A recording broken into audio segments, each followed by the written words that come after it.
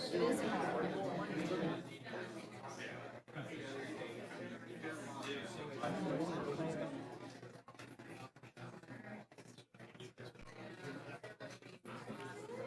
wrong with my car? Okay, you got stripes going this way, stripes going this way. No, red means any. Hey, how you doing? Good, how are you? They just appointed him, so I don't want to rush him.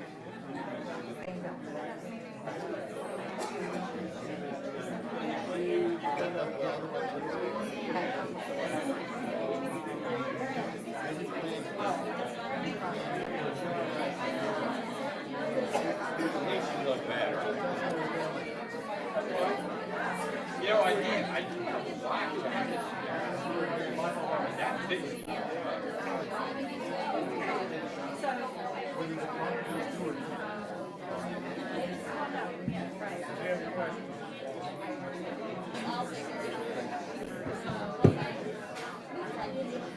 Go switching those name tags around. You saved me from doing that.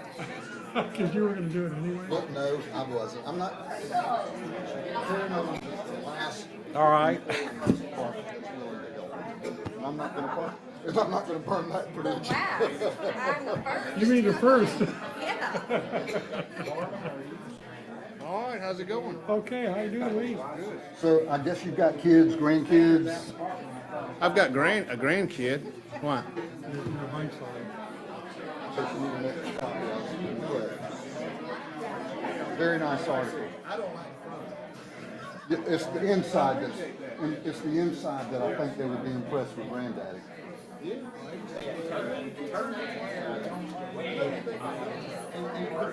know, when I read that, I was like, are they sure they got the right to leave there?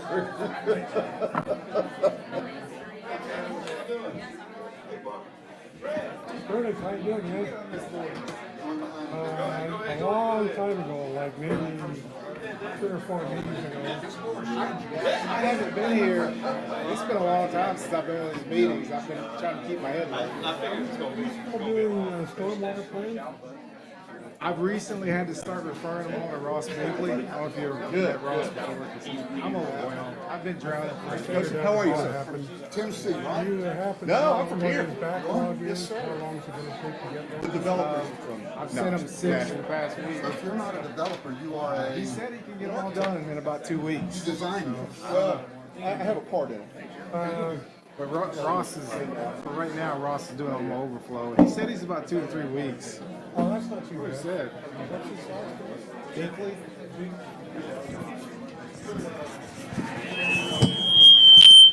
Oh, I think your mic's on.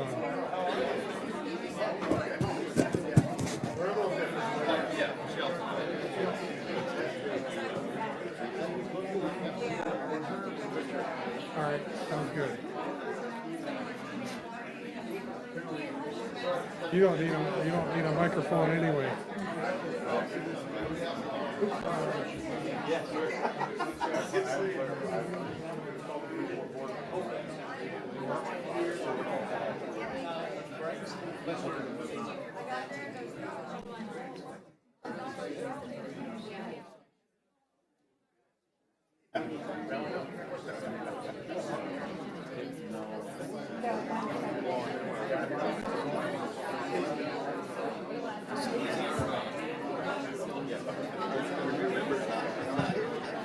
I don't think I asked Boots if he was going to be here, and he said he didn't think he got sworn in time.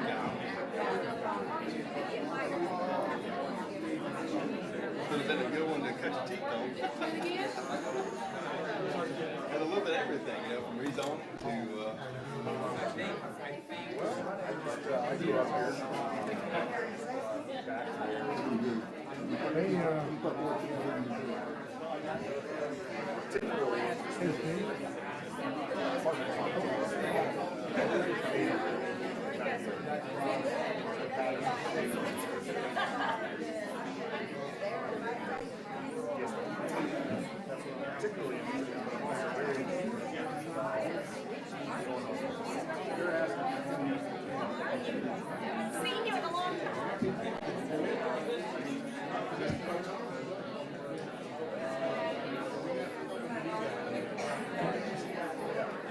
Heather's gotta do the work of two people tonight. That's right. You gotta fill in those shoes right there. It's horrible. All right, we're going to call the meeting to order, and we'll start by saying the Pledge of Allegiance and having the invocation. If you would, please stand. I pledge allegiance to the flag of the United States of America and to the republic for which it stands, one nation, under God, indivisible, with liberty and justice for all. Bow your heads, please. Lord, we just thank you so much for this tremendous country that we live in and for the opportunities that it affords us. We ask you to give us wisdom and discernment tonight as we make decisions that affect the citizens of Walton County. In Christ's name we pray, amen. All right. Everybody had a chance to look at the minutes from the last meeting? Make a motion that we accept the minutes as presented. We got a motion? I'll second that. Second. All in favor? Aye. Any opposed? Okay, motion carries. Mac? Thank you, Mr. Chairman. Good evening, Commissioners. Matt Carpenter for the Planning Department, CARPENTER. We have two requests to continue in the quasi-judicial section of our agenda. Would you like to take those at the beginning of the meeting? Yes, please. The first request is agenda number 6, the watercolor PUD amendment for beach ADA access. We have a request to continue this to the May 12, 2022 Planning Commission meeting at 4 p.m. in this location. Okay. Make a motion that we continue the watercolor PUD amendment. Any motion second? I'll second. Second, all in favor? Aye. Any opposed? All right. Thank you, Commissioners. The second request is number 8, the Bowline Apartments on Goldsby Road. There's a request to continue this item to May 12, 2022 at 4 p.m. in this location.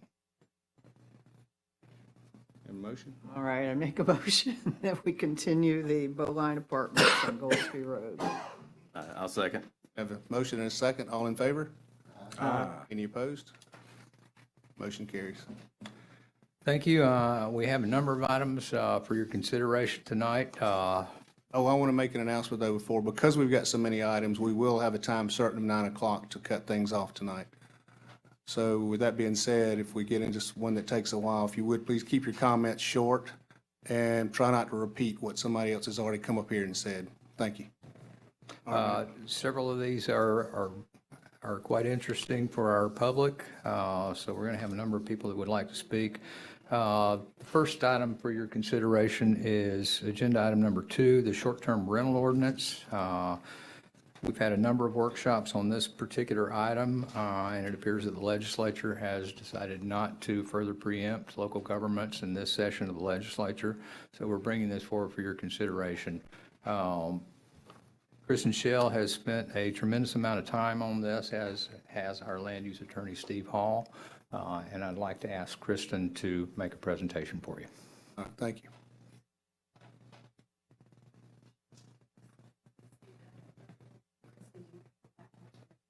Let's see here, I think I should be good.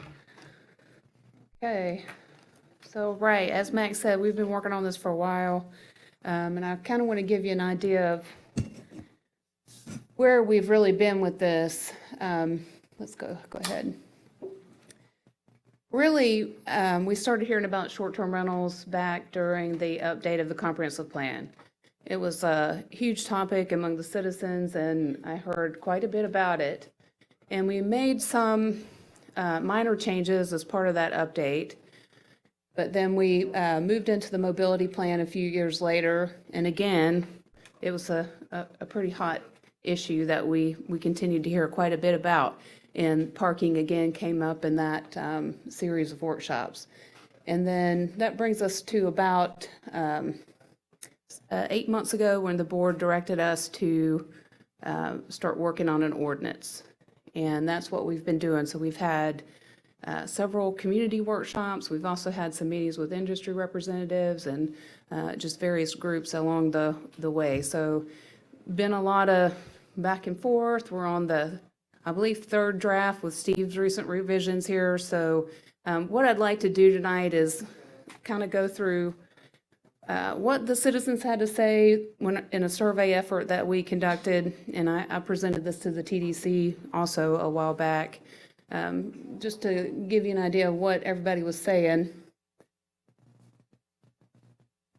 These are the big priorities that we had going into the project. Obviously, life safety, public safety, neighborhood compatibility, and that kind of changed as we went through to where we are today. And then host and guest communication and the site design, and that's where your parking would come into play, as well as, you know, the interactions between the guests and the community, and that's really about communication. Okay. So we did a survey about a while back, and this is not the total responses, but this is how big of an issue this is. That this kind of got cut off when it went in different directions, but this is the original survey that I sent out, and the responses that we got back, 3,842, 70% of those were registered voters, 74% of those were full-time residents south of the Bay, 66.8% said they lived near a short-term rental, and 27.5% of the respondents said they own or manage a short-term rental, just to give you an idea who responded. It was resident targeted. We were trying to get formal feedback from the people that live around the short-term rentals full-time, just to see what issues were most important. This question, you know, asked them sort of what the most pressing issue is, and 57% of them ranked parking as top one or top two, and then 52% of them ranked occupancy as top one or top two. Okay. When we asked them, you know, what's the answer to parking, or what should be done with parking, 64% of them said that the guests should limit the number of vehicles that they bring. This is something that I heard really going back to the original comp plan update, where everybody said, you know, it's just doesn't feel like a neighborhood setting when you have a home next to you that has 14 or 16 cars parked there. Even if they're all parking on the site, it just wasn't seen as something that's typical or compatible with a neighborhood. So that doesn't surprise me. 11% said increase on-site parking, and 25% said do both. We'll go back to this topic later. Okay. This one, we asked them about whether or not we should have a registration process. We had a really high turnout there. Over 70% said yes. And then when we asked them if we should have guest registration, most people didn't feel like this was as necessary, and the industry certainly responded negatively to guest registration. So there's, you know, kind of two ways that we could go about communication, and one is through the host to the guest, or directly to the guest, and most people did not feel like guest registration was desirable. Okay. Zoning controls was a big yes. That was the one that we skipped there, but a lot of people said we should have some zoning control related to short-term rentals and how they sort of behave and look in the community. This is just industry responses, totally. Interestingly, the industry also said limit vehicles instead of, you know, increasing parking on site. And they said zoning controls, yes. Post-registration, most said no, as well as guest registration, most said no. So that's not surprising either. Okay. That gives you kind of an idea of how we got here and what kind of input led into the current draft that you have before you. So I'm going to get started with what is a short-term rental, short-term vacation rental. It's any unit that's rented 3 times per calendar year for periods of less than 30 days, or which is advertised as generally to the public as a place regularly rented to guests. And the current Walton County Land Development Code does not classify short-term vacation rentals as single-family units. It hasn't since around 2018 when we did the update. That was one of the changes that we did in 2018 in response to the community. So this ordinance takes that a lot further. And I think this is a very key point as we move forward, that everybody understands that this takes us further away from us looking at those as single-family homes. So short-term vacation rentals, single-family homes, not the same thing, and vice versa. So the ordinance really would go target those single-family short-term rentals which are not in established HOAs or communities, that are not in condominium associations. Condominium associations are exempt. They're not exempt from having to collect TDT and register with the state and do all of that. But because the criteria in this ordinance really relates to life safety, occupancy that's established in current Florida law for single homes, the ordinance really applies to them. Also, condos have different parking and building code requirements and that kind of thing.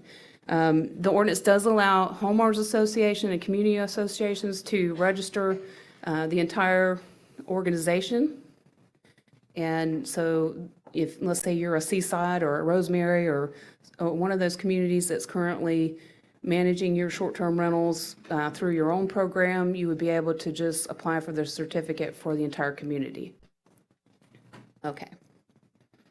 One of the things that we found as we went through this process is that there's a real gamut of rental management scenarios. You know, you have anywhere from the resident who lives in the home 6 months out of the year and rents it the other 6 months, and they manage that themselves, to smaller rental companies, rental management companies that may have a few homes, to really large vacation rental management companies. And a majority of our homes are in that framework of large company management. And we try to strike a balance in this ordinance where we didn't necessarily force everybody to have to use a large vacation rental management company, so that they would be able to do the things that the ordinance requires on their own. And we'll do further work on that if it's adopted, related to checklists and guidebooks and online registrations and what have you, to make that as simple as possible for them.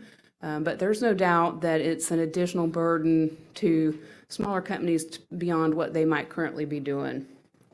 So the big three items that are included in here, one obviously is the host registration process. And this really gets at communication, standardized communication to the guest through the advertisement process, through the lease process, and through what information is posted in the home. So everybody's required to communicate a certain set of information, no matter what type of management arrangement you have. And it also provides them with an sort of an affidavit process where they can say to us, we understand what the life safety requirements are. We understand we have to have a fire extinguisher on every floor, you know, whatever those requirements are, and we comply. The second big item that is in here is related to site and building compatibility requirements. So there is a very large parking requirement for new construction that is included in this ordinance. Even though that is really inconsistent with what we've heard from folks, it's just seen as more enforceable. So it establishes parking at 1 per 600 square feet. There are some. Can I ask you a question? Yes. The ones that are already there, you said that's for anything that's built from now on? Yeah, this parking requirement would apply to anything built, you know, from the point of adoption forward, but also conversions. Versions, Yeah, so if you have an existing unit and you convert it, theoretically your occupancy could be limited by parking that you have on your site. Anybody that's already registered or will register and has been operating as a rental unit would be like grandfathered in? Grandfather, so yes and no. The occupancy limit that is established in this ordinance actually is current state law. So it exists today, and anybody, and has existed for some time, so everybody should be following that occupancy limit. So if there are some folks out there that are not doing that, the certificate process may bring them back to the state's occupancy requirement. Yeah, actually, you're talking about parking or occupancy in the? One person per 150 square foot I was is the talking about currently parking. adopted, yes. For parking, new construction would have to comply with the new requirement and new conversions. When you say new conversions, are you talking about converting a single-family home to a rental? Or are you Yes. talking, okay, so it's not just if someone makes a modification to the building that they have to, Yeah, no. It would be if you came to us and said, I have a single-family home that we've been living in and operating as a residence, and we want to turn that into a short-term vacation rental, and I need to get a certificate, then you would kind of go through that process to establish what parking you had available on site and what occupancy that would yield for you. and parking, occupancy and parking. Yes. So, Kristen, from a practical standpoint, so y'all anticipate that developers and builders would actually come to y'all and say, I'm building a rental house and? They do yeah. that currently. We at the BPR process, we ask them to identify whether or not the unit they're building is a short-term vacation rental or a single-family home. And we also kind of have a program over at the clerk's office where they scour the web using some technology to where we pick up all of their advertisements.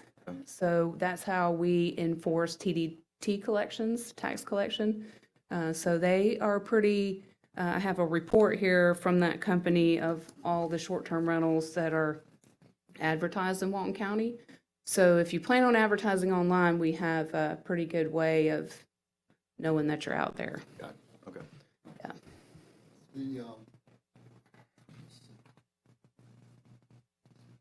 The parking, is the one space for 600 square feet, is that one of the items that's listed in this county ordinance, or is that state requirement? It's listed in the county ordinance. Okay, so instead of using square feet, let's just say, let's take, for example, one of the areas that's been the most problematic down on our Gulf Coast, and that's the monster houses with a capacity of 32 people maximum capacity with 2 parking places. And instead of having it per square feet, would you consider basing this on maximum capacity? For example, if you're going to have, It kind of is. If you do the math, it's 4 persons per car, that would be 8 parking places. and it's tied to the 1 per 150 square feet, so the occupancy. So that's how we arrived at the 1 per 600 square feet. It's tied to the occupancy and the ratio of 4 persons per car. So do you think that 8 parking places for the vehicles of the people that's renting that spot, and then they've got family coming from Pensacola or Panama City to visit, and then they've got the golf carts involved. Do you think 8 parking places for a maximum capacity of 32 people is accurate, considering they're probably going to have guests and friends and golf carts and all this stuff? So they can't park any non-licensed or tagged vehicle that they use in any of there's another part of the ordinance that prohibits them from parking trailers, golf carts, things in the garage that would take up those parking spaces. So that kind of gets at that, and also says they can't park in the street. But this is very difficult to enforce without on-street parking prohibitions. So like on a public street, that street has to be signed and enforced for no on-street parking. I think it's a massive parking requirement. I've never seen a more massive parking requirement in my life. 1 per 600 square feet, 4 people a car, yes, I think it's reasonable. If they have a party or something of the like, hopefully the occupancy limit will be what is enforced. So, if they have more than the 32 people, which is eight times 4, then you can enforce the occupancy limit through the fire requirements that are in this ordinance. Historically, and I'm sure you're aware of this more than anybody else, one of the problems that we're having all over the South End is parking, not just traffic, but parking. And with a maximum capacity of 32 and 8 places, Well, you guys can certainly Okay, recommend okay. a higher, or That'll give us- a bigger occupancy limit if you Okay. desire. The occupancy limit that's in here is the one that's currently adopted in a state statute. I think it's very defensible because of that.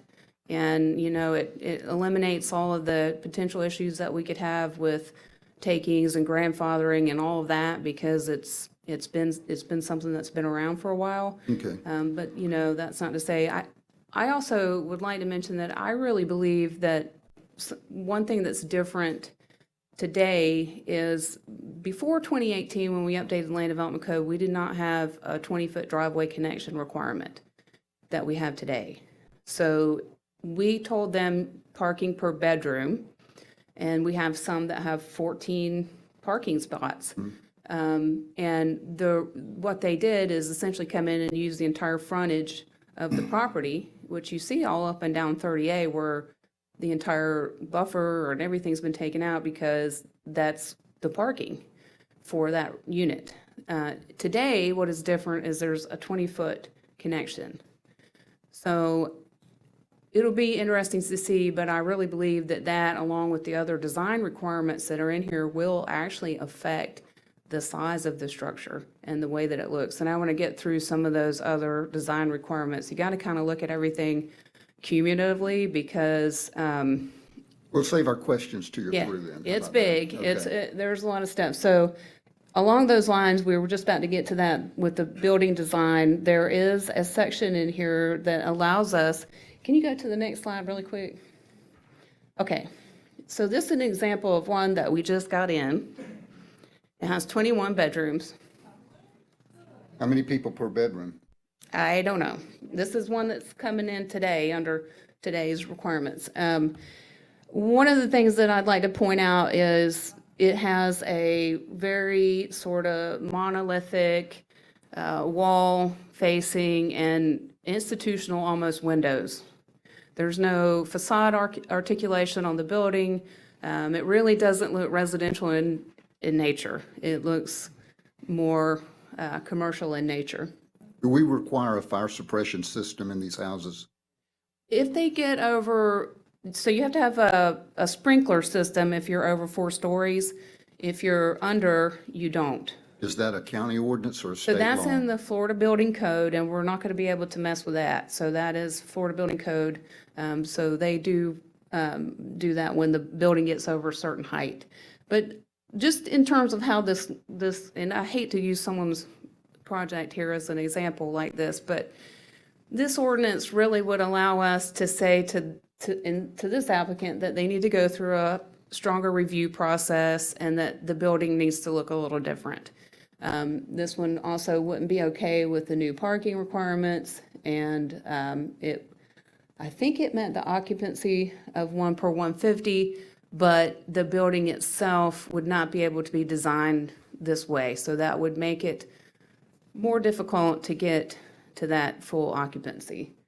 So some of the requirements that are in there that allow us to do things like step back from adjacent residential properties, if the adjacent property is a smaller unit, allows us to require residential windows, shared bathroom, other things that get it, making it shared common areas. There's some hard parameters in there that get it making things like this more residential in nature.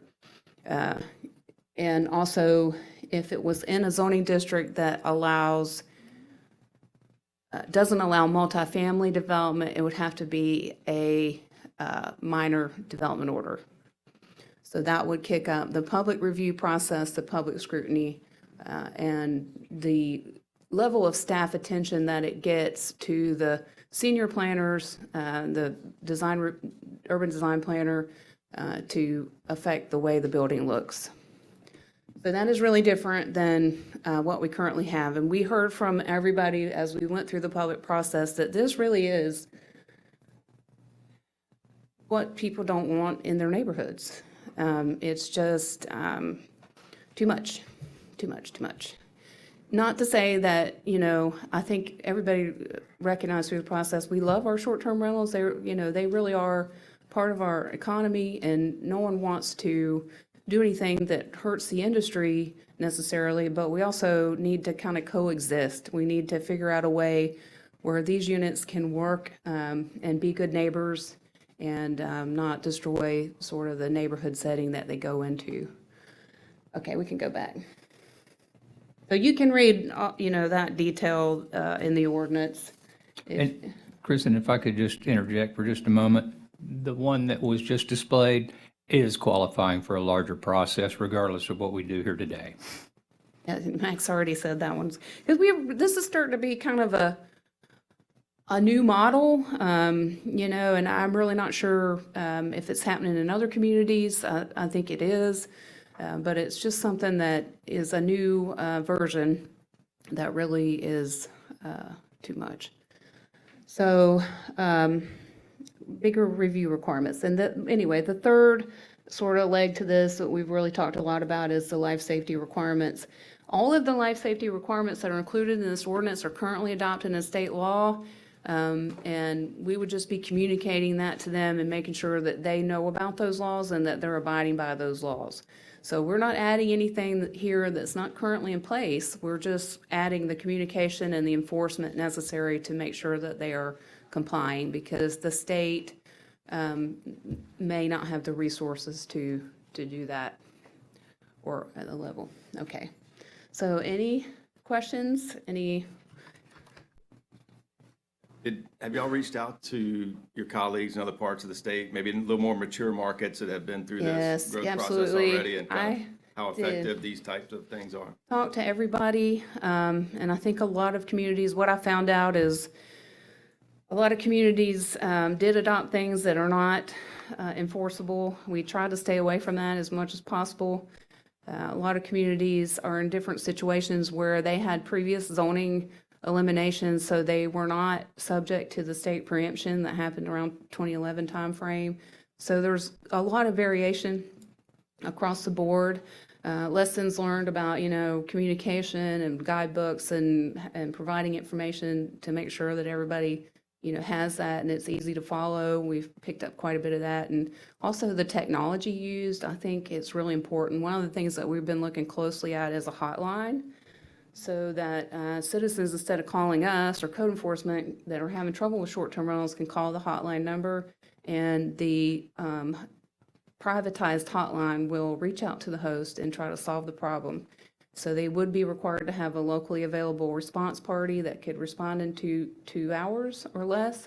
So that kind of gives everybody some recourse in terms of dealing with them that's more quick than what we have, and that's a technology thing that could be related to the company that we select to help with the registration. I have another issue, and I think they were to provide material to let people know what beach safety rules are. That is in here. Okay, yeah, I remember that, but I wasn't sure whether it covered. So condos won't get that because they won't be required to register, but everybody that's required to register would be required to communicate beach safety rules to their guests. Such things as no, restrictions on glass containers on the beach, pets on the beach, metal shovels, leaving no trace, removing trash, filling in holes. Those things are not being observed right now. And if somehow that could be part of the material they get, then they can't claim they don't know. I think so. I think that part of the purpose of the registration process is really to communicate what's important to the residents of Walton County, and so that when you come here as a guest, what everybody's looking for you to do. Of course, everybody may not follow that, but I believe in people, if they know the rules, maybe they will try their best, the quiet hours or whatever. We hope that communicating and making sure that they all get that communication will help them come into Walton County and be part of our community. That works good until spring break hits. Right, yeah, no. Well, that's when we have the, occupancy and the disturbing the peace and all that comes in. So that gets a little more complicated. Kristen, I think this is a really good effort, and I appreciate the work you put into this. I think it's really good. I think there are some areas where it maybe doesn't go far enough, especially in terms of development of big homes and existing neighborhoods. And I think that's something that we should work on as a follow-on effort. I don't think it should hold up what you're doing here. This needs to be passed as soon as possible, so. Are we, is this the end of your presentation where we can have discussion? Yes. Okay, so if I'm reading this Going to correctly. open it up and let the public I didn't mean to. comment too. Okay, So we will let the public comment too, but if you got any questions or anything, if you want to. this is a chance for us, can you put the Monster House back up there again, please? Okay. 8 parking places. Okay. No, That's- this one would not have 8. This one would have, what, 14? Yeah, no, this would not have 8. So what's the maximum capacity for this one? What, I forgot, I don't have the square footage. It wasn't a huge square footage. It was like 8,000, less than 8,000 square feet, which, believe it or not, we have single-family homes that are 8,000 square Okay. feet, but. I'm not really interested in square feet. I'm interested in maximum capacity, because that's what they're going to be doing. They're going to be Well, putting maximum what's, capacity in there. 8,000 divided by 150. I think it's in the, And is there a way to enforce that they don't take out single beds and put in bunk beds? I mean, this one is pretty much, Maxed out? I don't know where you would even want to put a bunk They bed. probably have the bunk beds already in this one. Yeah. Okay. What is it? 53. 53, yeah, in this one. There's 53 people. It could be. But I think it has 21 bedrooms, so, 53 people maximum capacity. Okay, so if, I think you're the architect behind this, right? it has been a collaborative effort. Okay. We've gone through lots of Okay. public meetings, lots of public Okay. input. We did not, So- occupancy is not, Okay, I think, we've been talking about this, if you want to get at occupancy, it may be, beyond the building and site controls. So we don't know right now what the market will respond to with these building and site controls. I believe that they will respond with smaller units. But if that doesn't work, let's say we still continue to get these huge homes, then you really got to look at something like number of bedrooms. We don't have a way to go in and count okay. the heads of the Okay. people that are in the home. Save the dissertation. I'm trying to give you a compliment. Nice job. But I also think we have an opportunity here to do something good by raising the bar.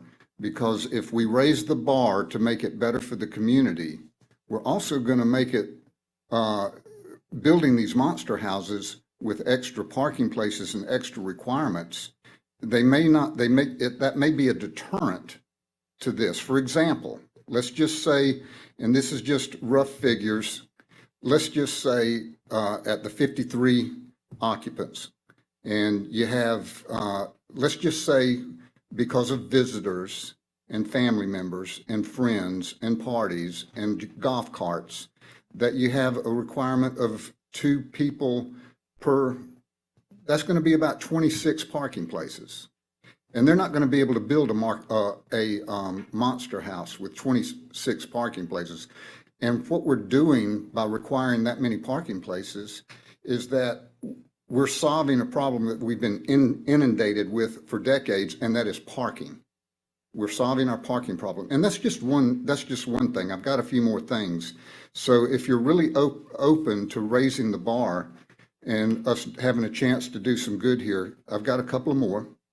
And, you know, on the front of rental vacation houses where it says like Ocean Reef Vacation Houses, okay, I've been to some of these homes at the request of residents, and they say, we would rather handle our problems if we knew who to call.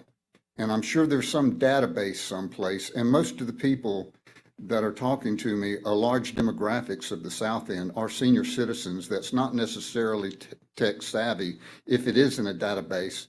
But say like Tim Taylor owns Ocean Reefs, and we got his sign up there. In case of an emergency, call and a phone number. And he said we would much rather call the owner and report a problem than tie up the police. And he said, I don't want to be the guy that's calling the police all the time. I'd rather call the owner and say, hey, there's a problem over here.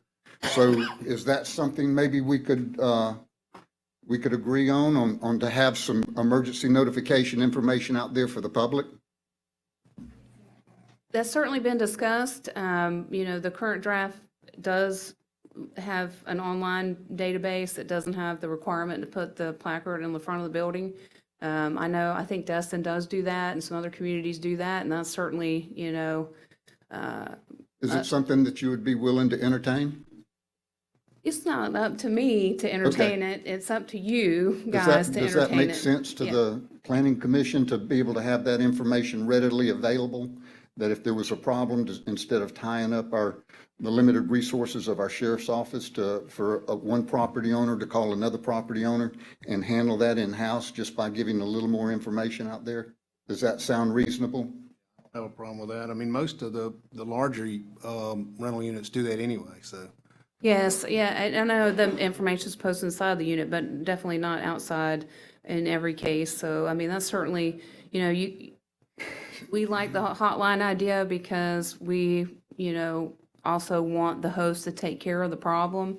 And that's another way to do that. Either way that the host is taking care of the problem initially is better for us.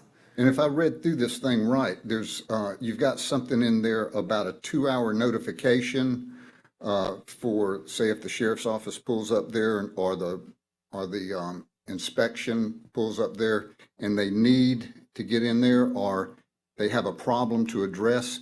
Did I read that right, where there said there's a 2-hour? No, you didn't read it right. We can either schedule an inspection or we can respond immediately based on complaint. Okay. So there are two, different scenarios there. So when you say respond immediately in reference to a complaint, are you talking about the sheriff's office responding? So we're actually been talking with them and with the code enforcement and with the fire department, and Sammy's here. And this is something that everybody's working their way through. So let's say there's a huge house party. Really, the only way to deal with that, code enforcement cannot go inside the house. Code enforcement cannot go in there. There's no scenario where code enforcement can go in there by law and count heads. Okay, gotcha. Okay, the fire department may have the authority to enforce the occupancy rule if we, set it up this way in the code. The sheriff's office has the ability to answer complaints based on disturbing the peace. But in my understanding of that, somebody has to make that call and say, it is my peace that's being disturbed. Like they have to, because that's how that statute's set up. So if they're not willing to do that, the only other route for enforcing the over occupancy house party is the fire with the occupancy. Okay, so correct me if I'm wrong, but from the time that the owner is called, there's a 2-hour window that they have to respond?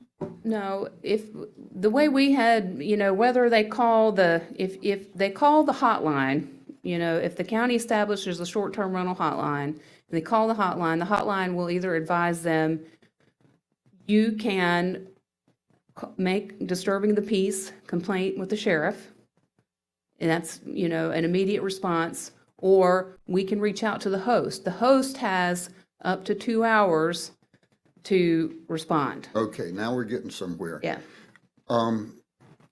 Just going to give you a real world scenario. State trooper out on I-10, got 2 lanes of traffic blocked.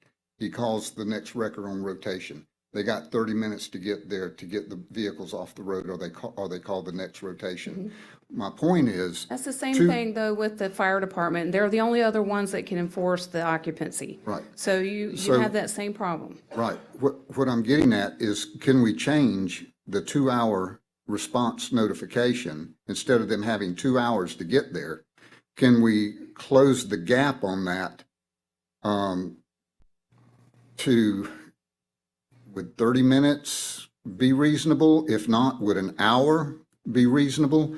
Because if you've got a deputy there standing there trying to meet with the owner and have somebody meet there, and he's standing around for 2 hours or even an hour, that is a waste. Oh, the deputy Okay. doesn't stand for 2 hours and wait for anybody. I'm That's trying not to- what that says.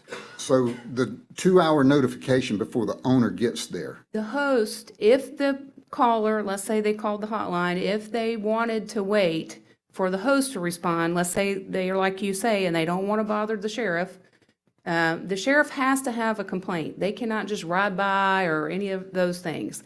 There has to be a bona fide complaint of somebody whose peace is being disturbed.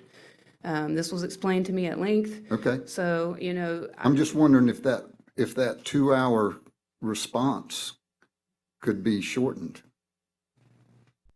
it could. I mean, that's certainly something you can consider. It puts, more burden on the industry. Like I said, we've really been trying to strike a balance here to get something that's adoptable and that is going to be able to get through the legislative process.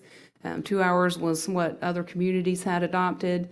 It kind of lets absentee own, let's say you have an owner that lives in Georgia or Alabama or somewhere nearby, it allows them to still manage their property and still respond. If you do that, it really forces everybody to have, to pay for somebody here that can respond. I would say, traffic is an issue, so I would give them, at least 30 minutes or longer. Some of them won't be able to 30 get minutes there. would be fantastic. I mean, that's really going to be tough for the industry to get through, but you certainly can make that recommendation. And if we just cut that in half to an hour, that would still be palatable. Well, I think it's got to do with what the complaint is too and what's going on. If it's a noise ordinance thing, somebody's trying to sleep, they don't want to wait 2 hours, they want to wait an hour. And the or noise something. ordinance And they need to ha- call the police yeah. on that. Has to be If it's enforced by other the sheriff. things like maybe parking or something, 2 hours not going to be that important because, they'll get there and get it done. So I think it has to do Or with they can what the call. complaint. Yeah. Yeah. I mean, they can always call the renter. It's not like they have to show up here, but they can always make a call to whoever they have on their lease and say, look, we got this complaint. We need you to fix this now. And We we've don't got some- have any of that now. I think we've got some rental agents in Yeah, the audience. absolutely. I'd like to hear what they have to say because they're dealing with it all the time. So we can listen to what they say and get a feeling from them. If you're ready, we'll go straight to public comment. I am ready. Let's do it. All right. Do we have anybody in the audience that would like to speak on this? Yes, ma'am. And I'd like to say a big thank you to Kristen Schell. She's worked with us. My name is Katrina Delott, and I am a full-time resident. I currently own a short-term rental, and we are building another one, which will be our full-time residence as well as a short-term rental, if that makes any sense. We're one of those people that lives in it for a large portion of the year, but then goes somewhere else for a different portion of the year. I think that we should include a provision that allows an owner to restrict occupancy further than the ordinance currently outlines, and thus by doing so, be allowed to have the number of parking spaces required also be more limited. For example, the house that we're building right now is 3,800 square feet. It has 4 bedrooms. I have 3 kids. With an additional bunk room, media room. It also has large common areas, and it has large areas that are designed to lock off from the public. So there's a good amount of the square footage that our short-term rental guests never have access to. According to this ordinance, 3,800 square feet, I think we would be able to rent out to a party of 24 to 25 guests, 24 at least. and I would be required to have 7 parking spaces. But as an owner, I don't want to rent to 25 people in my house. I'd like to be able to restrict my rentals to 16 people. This is what we currently do in the short-term rental that we own. In our rental agreement, we have it restricted to 8 people, which is less than would be allowed in the current, with this draft of the ordinance. We also manage it ourselves, so we enforce it. We don't want large parties coming in. We're very careful when we get our rentals to look at what the ages of the people that are coming in are, so that we're very careful about parties and kind of, is this 2 families that's coming in, or is it 1 adult and 20 kids? That's a problem. And we're very careful to manage that in a responsible way to protect our property. I don't think this rule requires you to offer that many places. It's a maximum that they can't go over, but you as Okay. the owner can limit to how many people can stay in your house. I guess my feedback is I think that we want the ordinance to be really clear and lay that out. Because the way I read it right now, if I'm going to get my short-term rental certificate, I have to, on the certificate, it would say it doesn't say anything in here about being able to limit it further. And that's what I'd like to see. Because I don't want to have 7 parking spaces. I'd like to have 4 because we want to rent out to 16 people. Is there a provision in there, Kristen, that says, when they register their house, how many people are going to be staying in there? That through the certificate process, and we would love that, and I think that we can work on the language a little bit more. I've heard this from some other people today, actually, because people like saying when the thing hits the agenda, right? Sorry. So that's great. It's fine. I think that's perfectly reasonable. Okay. Yeah. I think the other feedback that I have is we're kind of in a weird place because we're building right now. And so I think I'd like to see some more clarifying language around, you said that it would take effect, that the grandfathering would take effect when the ordinance is adopted. But for someone who has already designed and received a building permit, if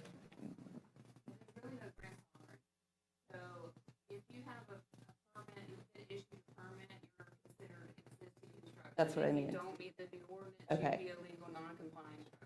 Okay, so I think just some language around that would be helpful. Thank you, that's it. Thank you. Anyone else? Yes, ma'am.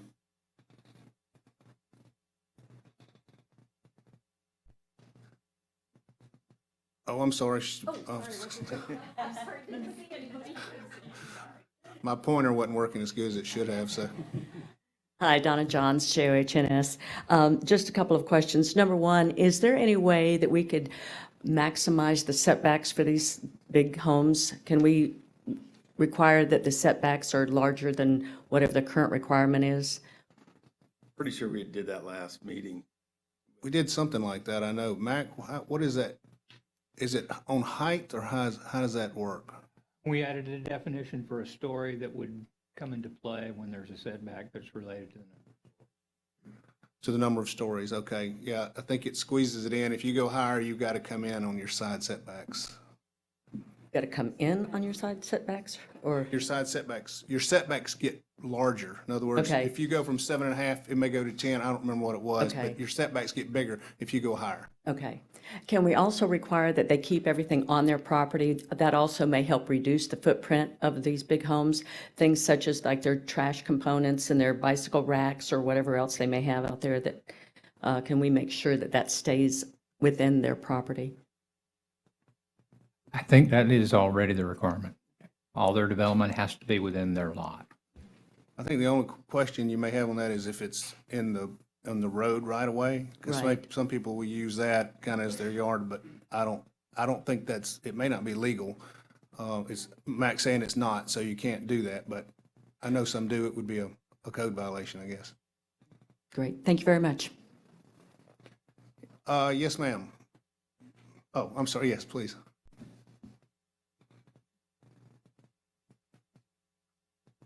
Hi, good afternoon. I'm Jeannie Daly with Newman Daily Resort Properties, and we've been in business in this area since 1985 and celebrate 37 years tomorrow. So excited to be part of the vacation rental business for all that time.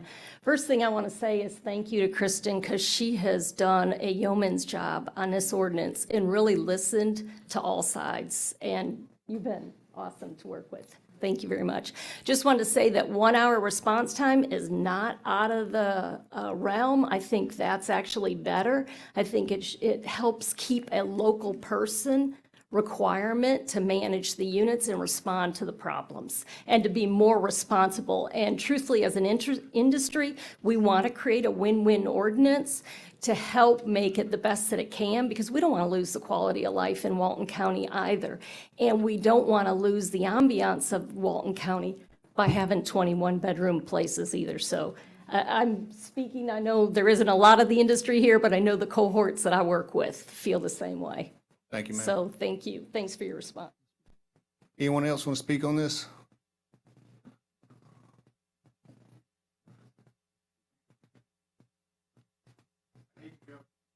Large group. My name is Bob English, to show my stupidity. What's the difference between a 24-bedroom and a hotel? Not much. I just can't comprehend, okay? And if we can do anything that would address that in the licensing and all that, just a suggestion. I'm going to ask Mac about that. Mac, is there, I don't know that we have the authority to take. Specifically, what the difference between a hotel and a 24-bedroom house is, each one of those bedrooms has a lockout. And each one of the rooms in a hotel can be individually locked and rented separately from everything else. Oh, I got you, yeah. In the case of a house, you don't get to rent each room. You have to rent the entire structure. Does the county have the authority to limit the size of house buildings in there? I know you can do it in the subdivision itself through the association, but does the county have that authority? We're proposing to do that through the impacts associated with these large houses. And over 4,800 square feet, they would qualify for a development order, and that's where we would apply all of those kinds of things. And this 21-bedroom house might not ever get built. So it's going to go to a development order process? Yes. Okay. All right. Yes, ma'am.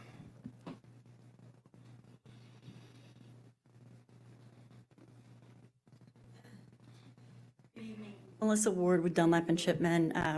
Dunlap and Shipman represents an owner who has some rental homes. And I would just very briefly, and Mac's description was excellent, and all the work that the planning department has done, specifically that Kristen has done on this, has been fabulous. So let me just say that right now. But one of the major differences, and I would say most of the people here would agree, is that the difference between that 21 or 22, 24-bedroom house and a hotel is on-site management.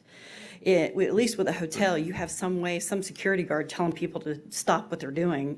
So that is a critical area that I think, and I do agree with, shorten the time for responses, because you don't have on-site management most of the time, not all the time. Our client, his major concern, and it mostly has been addressed here, has been to ensure he's got houses he's building right now, and that those are not going to be, that they will have to, in order to get their certificate, comply, but they're not going to be, they've already been approved in a certain way, and then he doesn't have to go back through another approval process other than the certificate. The other factor is, I 100% think that if you could record some sort of covenant or affidavit with your permit and in the public records relating to those particular parcels to limit the occupancy, that you should be able to garner that, through that certificate process, garner that lesser parking space applicability, because in a lot of cases, those extra parking spaces, when you're not going to have that many people in the home, makes it less like a community and more like a hotel. So that's the two comments I'd like to make, and thank you for your time. But you'd almost have to put like a deed restriction or something on Would. there. And so today, right now, and I'm actually dealing with it on another project, is that you've heard of people getting a building permit but using two parcels to build one house. To do that, they record an affidavit in the public records that is like a covenant restriction. It runs with the land as long as, and Matt can correct me if I'm wrong, it runs with the land.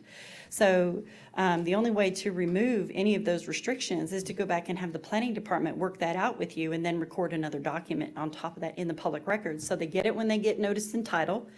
Before they buy the house, it's in the public records, and anybody doing a search will be able to look it up and say, yeah, he's only supposed to have 10 people in that house, and he has 32. Yeah, the problem is if they sell it later, if. They can still remove it. And They then have to go back to the county Yeah, and they say, have this to is go no back and bring it longer. up to the specifications to meet. That's correct. That, it's something that could work out in the certificate process, but I do believe it can be done. Yeah. A lot of people haven't seen the tracking system that the clerk's office uses, so it is mind-boggling how much data they have going back years in terms of what every unit has ever put on the web. So if they register for us with a certificate, that certificate occupancy number will go into that system, and anytime there's an advertisement that is not reflective of that number, we can know. So I don't know that you really need to record things, because let's say they want to, take it back to a single-family home, or that gets very complicated in the transaction process. But you got to see, it's mind-boggling. I was like, woo, you talk about Big Brother. They know. They got pictures. They got pictures of the interior of the unit going back like 5 years. I mean, they have a robust database on Walton County that they've been using to collect the TDT money. It's pretty cool. But would that cover if somebody, say you got a 5,000 square foot house, but you don't want but 8 people staying there, and so you don't need but, 2 parking spaces, and they limit it, and they have 2 parking spaces, but they've got a house big enough that will require many, a lot more parking spaces. Is there a way that they can do that so that they limit their occupancy so they don't have Yes, to I go think in? so. I think that's a good idea, and we can clarify in the language to do that. We can, but their certificate is what establishes their parking and their occupancy, and those numbers will get entered into the system that we can use for online code enforcement, essentially. Is there going to be a penalty for people that violate that and go above their occupancies? You could lose your certificate, which is your ability to operate. Lose the ability to make money. Okay. Anyone else want to speak on this? Yes, ma'am.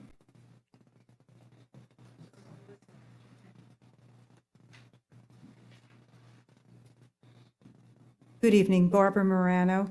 Again, we want to thank Kristen for everything she's done. I've been at, I think, every workshop she's had, and it's amazing how she has brought the community together on this one. A picture's worth 1,000 words, so that particular house really got a ooh and an ah in the audience. And in my opinion, we've got to move ASAP. This is a wonderful, wonderful ordinance or wonderful approach that we're going to be doing with something like this.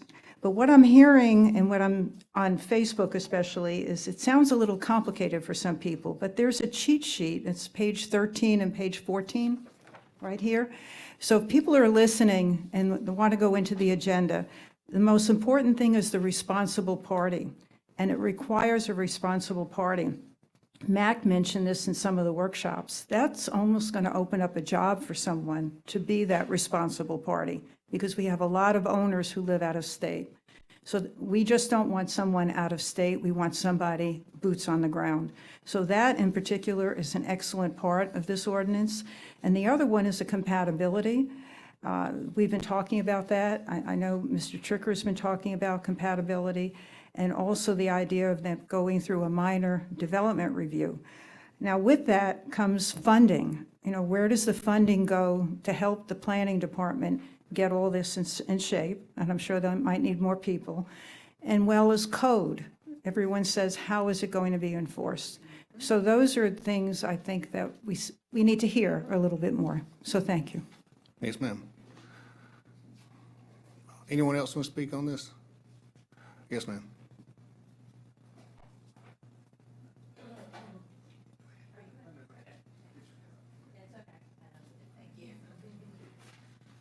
Good evening. Thank you. I'm Jennifer Green, and I am here representing Expedia Group. and Expedia owns Verbo and HomeAway. And want to thank Kristen and Mac for allowing us to give feedback. I've attended all of the public hearings and heard a lot and worked through some workshops. Would want to advise, and again, Expedia is available, has been trying to help both local governments at the city and the county level all over the country.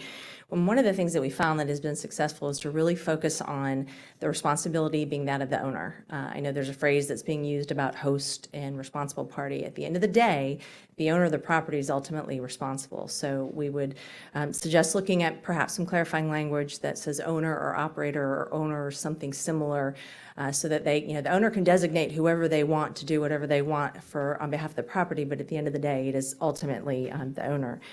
The other question that we have, and we'll certainly discuss this with staff as you all move forward, is treating different properties, single-family homes, different than condos. These are all residential properties, which can be a short-term rental, a long-term rental, or not rented at all at any point.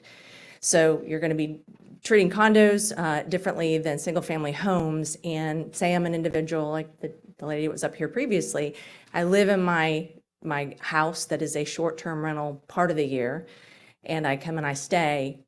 Am I subject then to the same complaints and requirements and inspections as a residential owner? I own that property. Does that mean just because it has been a vacation rental, short-term rental at one point in the year, does that mean anyone can come in and inspect my home while I'm in it? So I think the usage is something that we would caution, just have you all to look at as you move forward. But happy to be a resource. And again, your staff has been great to work with and very open to feedback. Thank you, ma'am. Yes, sir. Good afternoon, Stephen Tatum from Matthews and Jones. I want to start off by saying that the staff, Steve, Kristen, have done a great job writing this ordinance. It goes a long way towards protecting the county as well as the property rights of the citizens. I'm very impressed with the way they've gone about doing it. I was involved with the city of Destin's changes a few years back. Ended up filing, I think it was close to 40 Burt Harris Act claims based on the way theirs was written. And had it been written like this, I don't think there would have been near as many. So I do want to commend them on that. I do see some potential issues for Burt Harris claims coming forward. A lot of them having to do with multifamily residences, townhomes particularly, because they're not exempt, but they are still stuck with the same parking structure as like a condominium would have. You do parking's in place, they don't really have a whole lot of options. That said, I just wanted to commend staff, and I don't believe it needs to go any further. It needs to be more restrictive, because the parking standards in and of themselves are going to be enough to keep the houses small at this point. So thank you. Thank you. Anyone else want to speak on this? Okay, we'll close public comments then, and commissioners, discussion?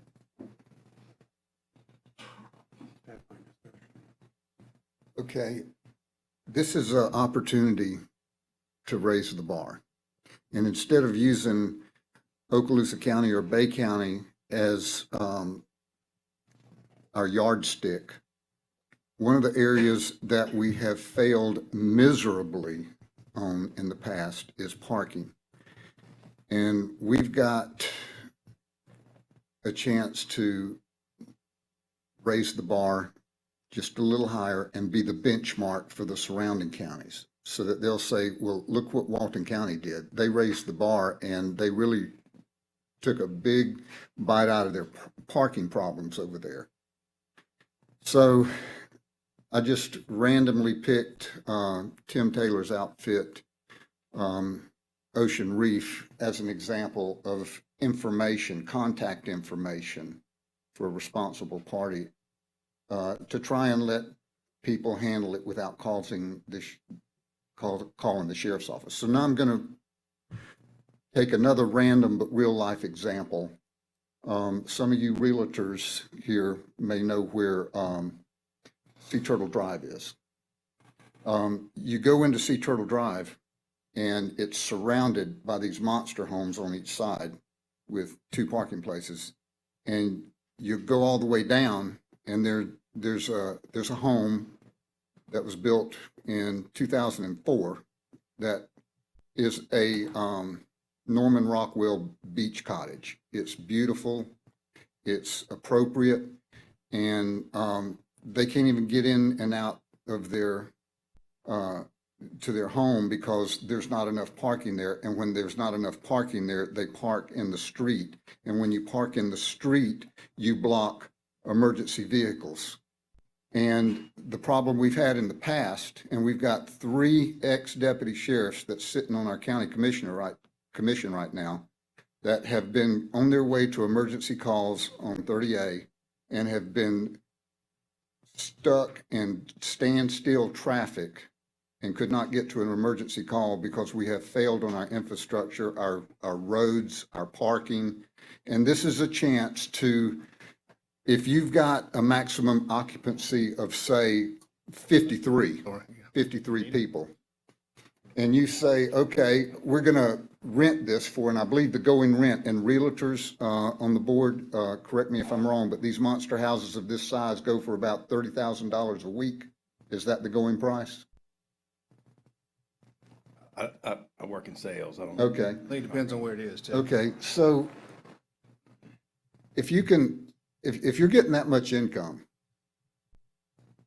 let's err on the side of safety and put in a few more parking places. And I believe Kristen is on the right track, but we can do better and go further. We can raise the bar and add more parking places. We can add signage. We can try and prevent the streets from being blocked because of poor parking opportunities for emergency vehicles. And I really am happy that one of the bed tax collectors was happy with cutting in half the response time. I have rental properties 2 blocks from the FSU campus. And technically, I could be there in 2 hours if I had to. But responsible landlords hire property managers to be within 30 minutes of their tenants and be the responsible party. And I'm not some big time operation. I'm a mom and pop operation. And that's just common sense to try and have the responsible party there as soon as possible to take care of emergency needs. And if we can't lower it to 30 minutes, I think an hour is a victory. I'll take that as a victory. But we do need to do better on parking. And I'd really like to ask y'all what you think is reasonable for parking. Well, I think they've done a lot of research on this and what they've done. And, I mean, Parking has been a sore spot in so many areas. You know, this is our chance to really do good on parking. yeah, but like I said, I think they've done some research on it and worked on it. I mean, I'd be guessing to try to figure out what would be the right number if this isn't it. So did you say 8 parking places for a maximum occupancy of 53 people? No, What did you say? No. It translates into 4 persons per car is what so essentially, I think that's pretty reasonable. The other things you get, and I don't want to give you a dissertation, but Walton County is unique in that we have single-family stormwater requirements. We also have a 20-foot scenic corridor buffer. We also have preservation requirements. We have a number of requirements to maintain trees on site, to maintain aesthetics, to maintain the 30-day buffer. And when you install parking, you lose those things. You know, it's not like everything can work out where you still have lots of trees and stormwater and massive parking. I think, you know, this is a pretty hefty requirement, and I would see how it goes. You know, if it's not going well, then you know, readjust. But we are unique in that single-family stormwater requirement. I can't find another local government that requires single-family stormwater. So as far as the drainage goes, there is permeable asphalt and there's brick layers. Engineers disagree on all that. I mean, they only assign a certain impervious ratio to those different materials, and all of the materials have sort of a set of ASTM guidelines that go along and tell you what that permeability is, and they're not completely impervious long-term.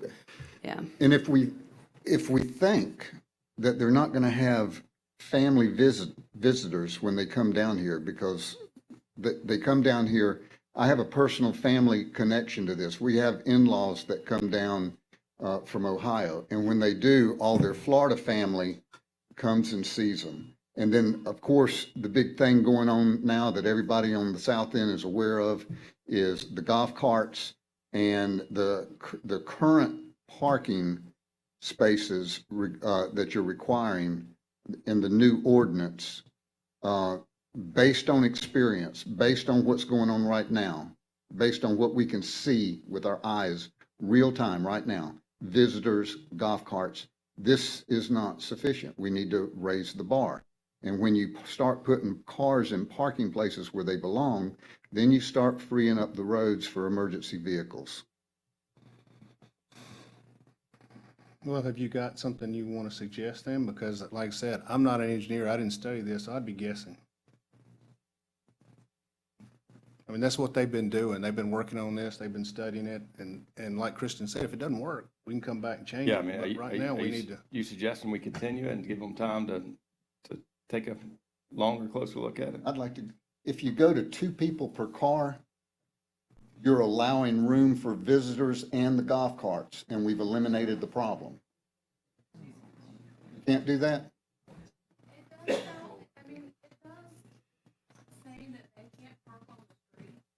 So that's difficult to enforce, but it does say that. And I also want to mention that private streets, like Sea Turtle, those people own that street. And at any point that they want to have those cars removed, they are at liberty to do that. That's like private property. Public roads, we have to place signs. The public has to be made aware that they can't park on the public right-of-way. And the county's looking at that. There's an ordinance going on along those lines. But this ordinance says they can't park in the street, and it tells them that they have to tell their guests that they have to use the available on-site parking. This is a step that we haven't taken. Okay, so let me ask you this, Kristen. That there's a lady out here that gave an excellent compromise. We started off at a 2-hour response time. Now we're at a 1-hour response time. We made progress. We agree. Okay. Can we up the bar on this parking? If it's not 2 per vehicle, can we go to 3 per vehicle? You certainly can, if if you believe that will result in something better or a better aesthetic or a better stormwater situation, if you feel comfortable with, kind of. Is that a step in the right direction to alleviating our parking problems? Professionally, I can't tell you that. I mean, just based on what I know about site design, I can't tell you that. Okay. But you certainly, there's more reasons than professional judgment. If the board wants to make that motion, you certainly can. Well, and also, this is a proposal to fix the problem. What they're proposing is that you're trying to take it to a lesser degree so that, or higher degree, but what they're proposing is a change, so. It's a change, but instead of having to go back and revisit a change later, if We don't know that we'll have to until we try it.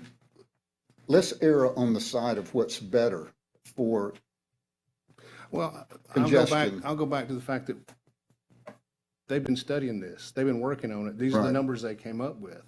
I'm happy with their numbers. Okay. For the time being. All right. So why not try what they've got? And like she said, if it doesn't work, we can come back.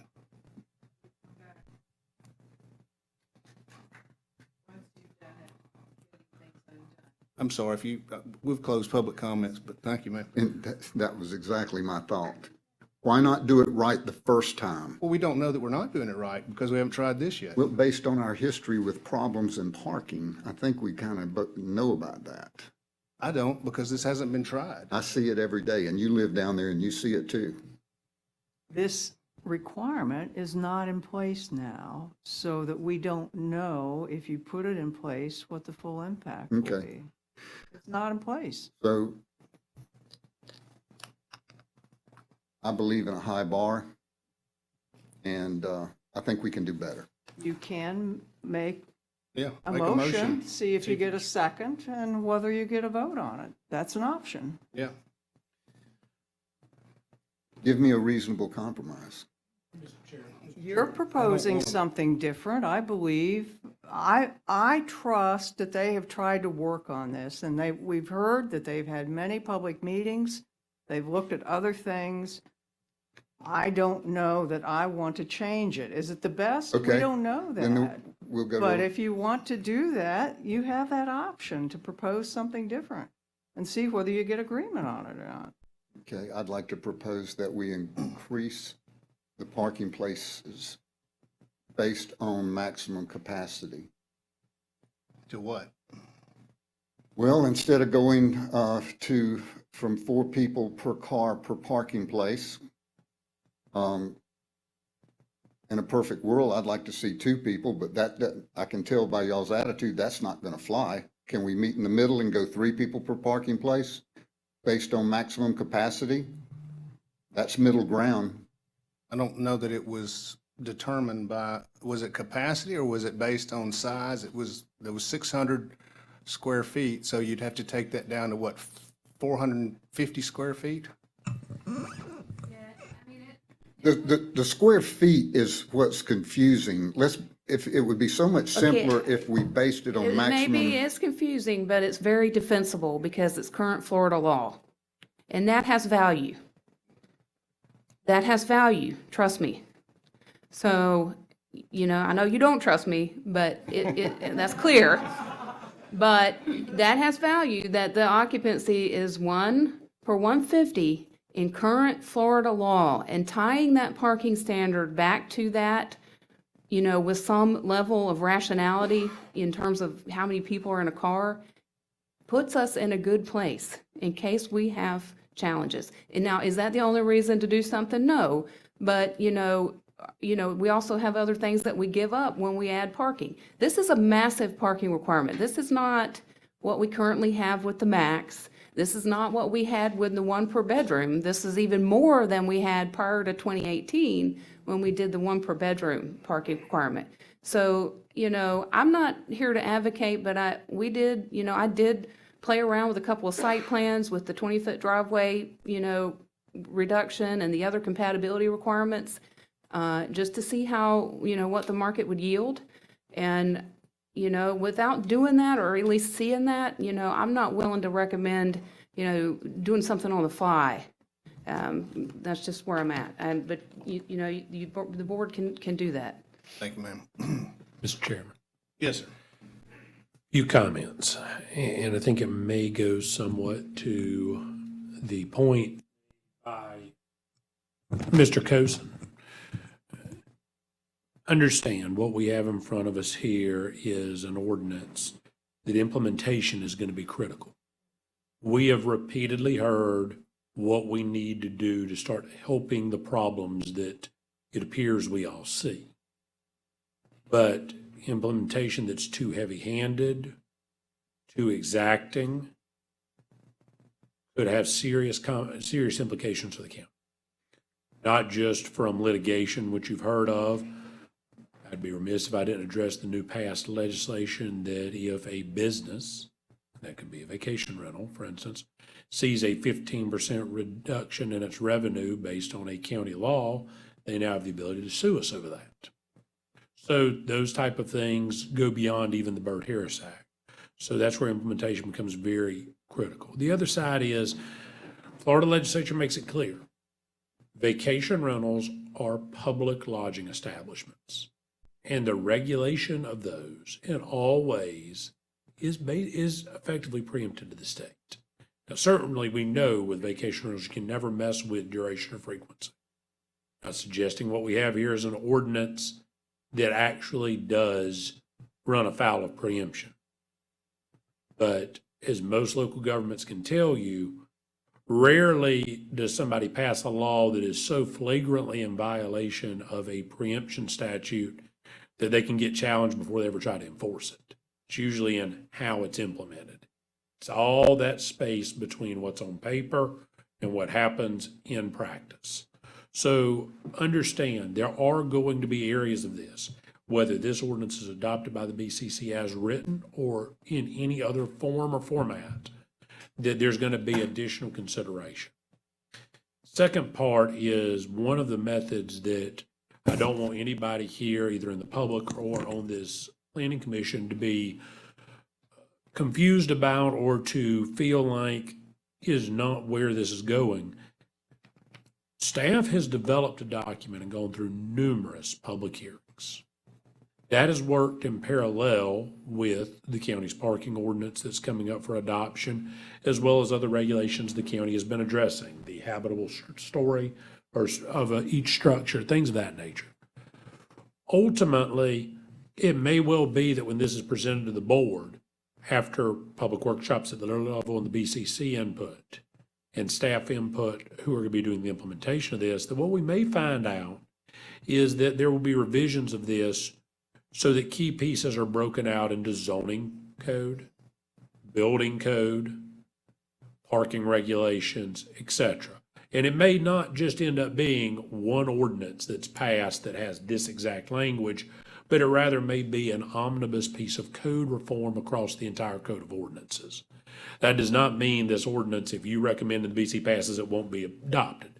What I'm saying is staff was given a very specific guideline to follow here. And I want to be clear about that. They weren't asked to go beyond it because parking was being handled elsewhere. Back brought forth the what constitutes a habitable structure, separate from this. He didn't try to roll this together. So just be aware of that. Lastly, the other point that I want to make is that no matter what we do with this, if this is passed verbatim, if it upholds against every legal challenge, it's implemented perfectly. Everyone recognizes in the county, I hope, that addressing redevelopment and addressing how existing uses conform or comply is not what this does. But it is going to be a critical part of that because at this point in time, that's the crux of our problem. We're trying to put a stopgap in place to keep it from becoming a bigger problem. So to some of the issues that you're addressing, Mr. Coase, and some of the issues that we've heard, this is not going to be a one-stop, one-time fix. There is going to have to be further consideration at staff level, at implementation level. Candidly, I hope not through judicial interpretation, but I can't say that we're not going to likely see some of that at some point. Yes, sir, Mr. Coase. I've always yielded to your counsel. I respect your opinion, so yes or no. Is my suggestion on the increased parking requirement too heavy-handed? Just yes or no? I think if you go outside of what's in the Florida building code and we attempt to attach it to vacation rentals, somebody's going to file a preemption bill day one, preemption suit day one, and we're going to be arguing this all the way up to the appellate courts. Okay, so. And I'm not going to give you the answer on what's going to happen there, but I do think based on the way the preemption statute exists, public lodging establishments and the regulation thereof is preempted to the state, and we're allowed to go in and do inspections consistent with the Florida Building Code and Fire Code. So I'm going to take it a step further than even what Michelle has said and what I believe Mr. Hall said at a prior meeting. I don't just think it is a safe harbor. I think it is the only way we get this off the ground without meeting a day one challenge. There may be other challenges, but if you don't do that day one and work through that, you're going to have a challenge day one, and we're going to be back to the drawing board, and we may well be enjoined from enforcing any of this. So 4 people per car is the best we can do. I think, let me say this, that's not how it's worded. And I'm not trying to be semantic, although that's what we attorneys do, as you know. I just want a yes or no. The simple answer is the regulation per square footage is the best we can do. Okay. And if somebody can give us an IT manual, staff, if you find something that is in IT manual, that's in the update, that's something that is being sourced at the state level in the administrative code to give us additional review, attaching it that way may be the solution. Okay, But starting it with per square foot is what I recommend. Okay, so I will yield to the county attorney's advice, and we will go with what was originally recommended. Now we're back to signage. Can we add the requirement that we have an emergency notification number for a responsible party that can address a situation in an hour or less, an hour maximum? Why don't you make a motion with that? And I'll tell you, that could well be an element of preemption or regulation. It is something that is much better to be encouraged than required, in my opinion. Right. Well, But it is something that we can ask. while it is not within your purview here today, Mr. Cosin, it is certainly something. I don't know if we have any TDC council members out there, but they may throw something at me when I suggest this. It may well be something that if the county deems this a policy that they wish to incorporate, much like they provide the beach flag safety literature and other things, that perhaps the TDC partners with that through a marketing and promotional effort to include information, here's who you need to contact, and it is a voluntary opt-in scenario rather than making it a strict regulation.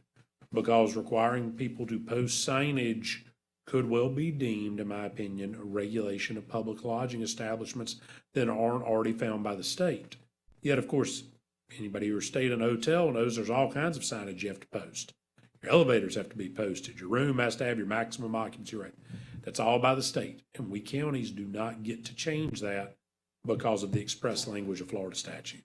In layman terms, if I understand you correctly, we cannot require, this body cannot require signage with emergency notification phone number on a vacation property. I recommend against doing that. If you want to put it on every property in the county, perhaps, but not on just vacation rentals. Okay. What else you got? I like that idea of putting it on every rental property in the county. I really do. I really do. I didn't expect anything different, Mr. Cosin. I mean, it's a safety thing. It really is. It's a safety thing. So do we need to talk about that or just? I would recommend you talk to Fire Chief Council to start with, because that and the Sheriff's Office would be the groups to push both those issues. Okay. I've gave it my best shot. And I'll gladly sit down with both of their attorneys with you if you want to schedule those meetings and talk about that, Okay. so. All right. Anybody else got anything? Do we, I'm struggling as far as whether or not I can support this tonight, simply because anytime you're adding extra layers of government and restrictions in the marketplace, I think it's important to think thoroughly through the unintended consequences that may happen. And there's obviously some issues and challenges that this ordinance will address, but I just I think it's important to think through the unintended consequences, and that's just something we've seen happen several times as things have been pushed down and recommendations. are you suggesting a delay on the vote? Yeah, personally, yes, I'd delay just. I don't know where Kristen went. Think through a little bit. Mac, is it, I'm sorry, Chris, couldn't see you back there. How important is it that we get this vote done tonight? You can certainly continue it to the next meeting if, you know, it has been out there for a while. I mean, we've been working on this for a while. But, you know, there's no, I haven't had any mandate to rush at all, so. Well, I know one thing, if we're gonna do it and delay, I don't want to go through the whole thing again. No. Okay, I won't do the presentation again. Okay, sorry, it was great. Promise. But I got it the first time. If that motion is made, might I perhaps recommend as a courtesy to the public, given the amount of attendance I've seen at workshops that I've participated in via Zoom, because of the crowding in the rooms, as well as at the TDC meetings, perhaps you consider, if you do this, to perhaps even consider holding this as a standalone special meeting in the south end. We have obviously still some parking issues in this complex that I know makes it a challenge. Yeah. And that's putting it politely, Yeah. but if that happens, that would be one recommendation I would make, is separating this from the agenda and doing it in that location. I think we need to take a vote. I really do. I think we're ready to put this thing to bed. And we can always go back and revisit parts of it if we need to. And I think there are some parts that we do need to, but that shouldn't hold us from putting this to a vote tonight. I'd like to make a final comment before the vote.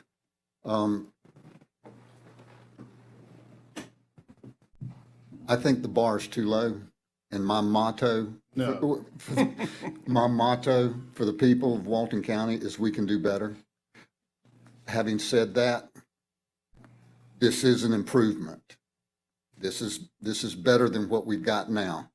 So as I've heard our county commissioners say on multiple occasions, I'll probably have to hold my nose and vote for this. So, Okay. Are you making a motion I'd like to make a motion that we pass this tonight. as is, or, because we did have the 1 hour change you wanted in The there. 1 hour change. Yeah, from 2 hours to And 1 I'd like to hour. have the signage, but council has overrode me. I'll second it. You can always say duly noted and go forward. All I'm here to do is give advice. I don't get a vote and I don't get to Can we at least override make you. a very strong suggestion?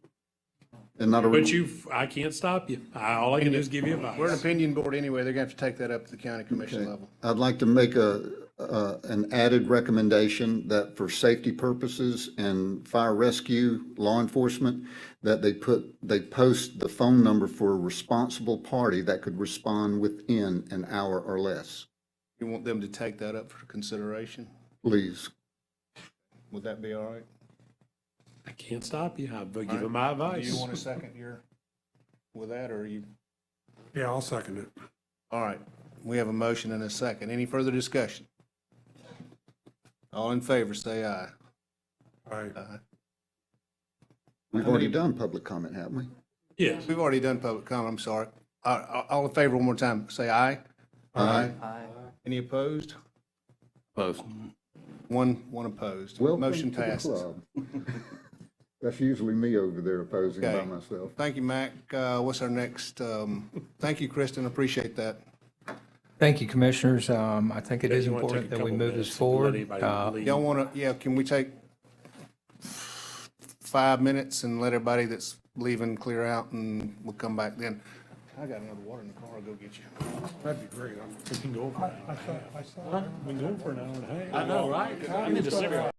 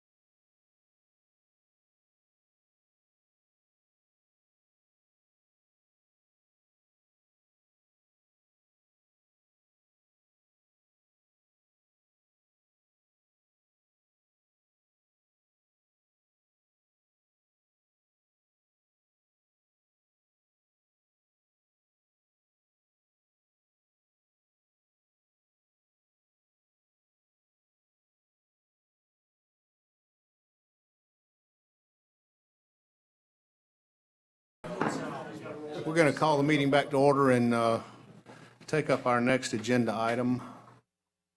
If we can, well, Mac was just here. We may not be, there he is. An administrative announcement real quick before we start. Okay, I was at a briefing at one of our county commissioner's office recently, and naturally, the discussion is the planning department. And during the discussion, one of the parties said, "Danny, is there anything you can say good about the planning department?" And I said, "Actually, there is." So I would like to share a comment that I made, and they said, well, you're not telling us anything we don't know, but if you want to share that publicly, the staff always appreciates a pat on the back. So somebody that's always been very professional with their presentation and somebody that's always been very, very courteous to the citizens, and that's very important. It hasn't been short, has been over backwards to help be a part of the solution and not part of the problem. Very good demeanor, a pleasure to work with. I wish we had more people like Steve and Sean. So I hate to embarrass you, but. Okay. All right, thank you. Mac, what's our next agenda item? Thank you, Mr. Chairman, and thank you, Mr. Costen, for the kind words. Item number 3 on our agenda tonight, the Dravinsky rezoning. This is a rezoning request to be approved by ordinance. It's been reviewed by Steve and Sean, and I'll ask him to introduce this one. Stephen? Good evening. Thank you.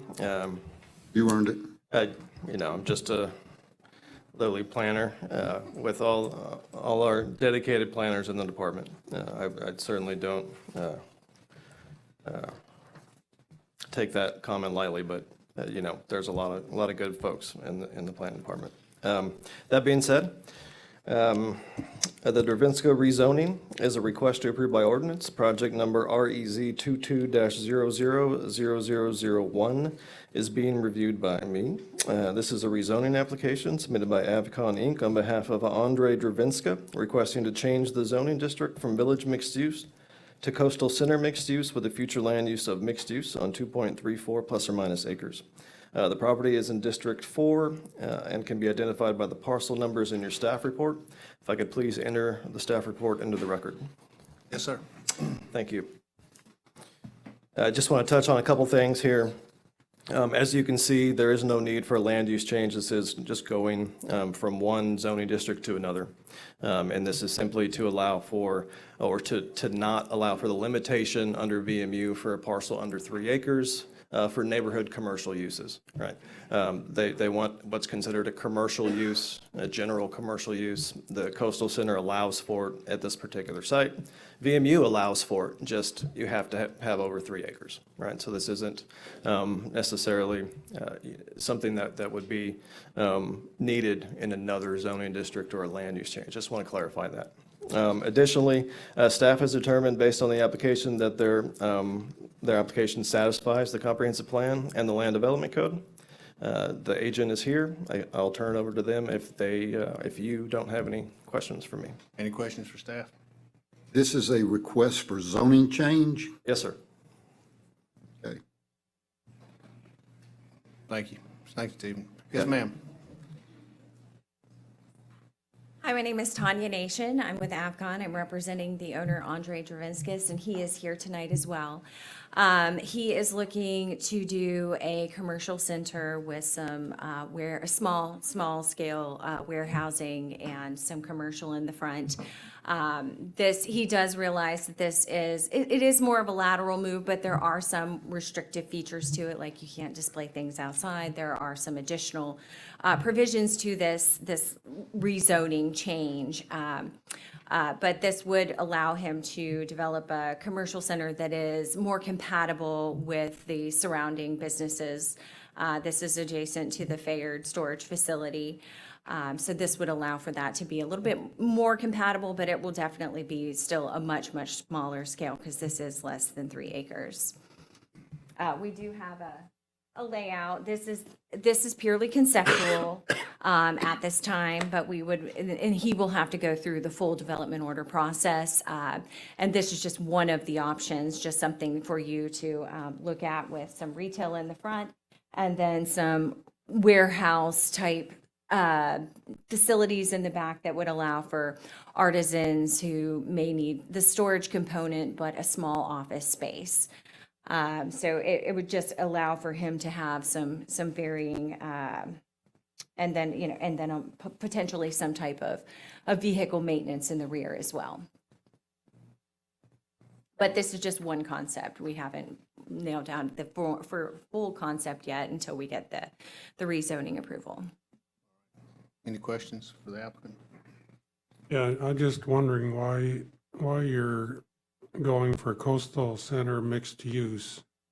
Because I read it, in the land development code, and that district is established to provide areas that support economic development by providing specific defined location where multiple opportunities may occur for working, shopping, entertainment, lodging, and living. And I just question whether CCMU is appropriate for the intended use. Coastal center mixed use was the recommended rezoning classification that the planning staff had recommended. Okay, well, maybe Based on planning those could comment uses. on that then. And very similar, the village mixed use that it currently has today follows that same, it has the same general provision. Well, I don't remember making that recommendation and generally don't do that. I will say, and just as the staff report says, that the use is necessitating this rezoning, right? Under the village mixed use, with a 3 acre or less parcel, you can't have the general commercial, right? So the coastal center mixed use allows for that without that constraint. The use, like I said, literally less than a half an acre more, we wouldn't be here. They could do the same use on this site right now. And it is compatible, as I've indicated in the staff report, with surrounding uses and the surrounding built environment. And it does in fact meet the code and the comprehensive plan. The current zoning allows you to do what you want to do. The current zoning, if it was 3 acres or more, would allow us to do what we want to do. But with the fact that this parcel is under 3 acres, it restricts it to more of a neighborhood commercial, which would not allow for these types of commercial activities. Okay, so did you think about asking for a variance? It's my understanding that we could not ask for a variance for the use, that the variance would not be considered an approved because it's not considered, it's outside of that neighborhood commercial designation. That was my understanding based on coordinating with planning staff. Okay, thank you. Any other questions for the applicant? Thank you, ma'am. I will open this up to public comments. Anyone in the audience like to speak on this? Yes, ma'am.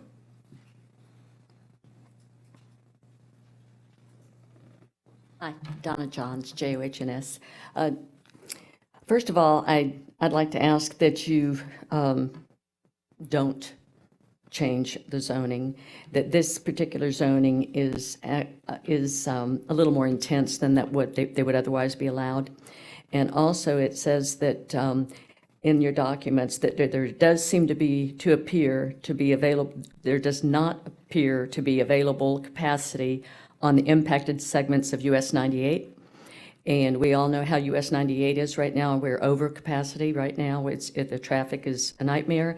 And to allow something like this that's going to further impact Highway 98 is something that we need to back off from right now. And we need to work with our infrastructure and I just ask that, that you do not approve this. And also in the documents, it says that on that property, the beach mice and gophers are on that property. So that's something to think about too. Thank you. Thank you. Yes, ma'am.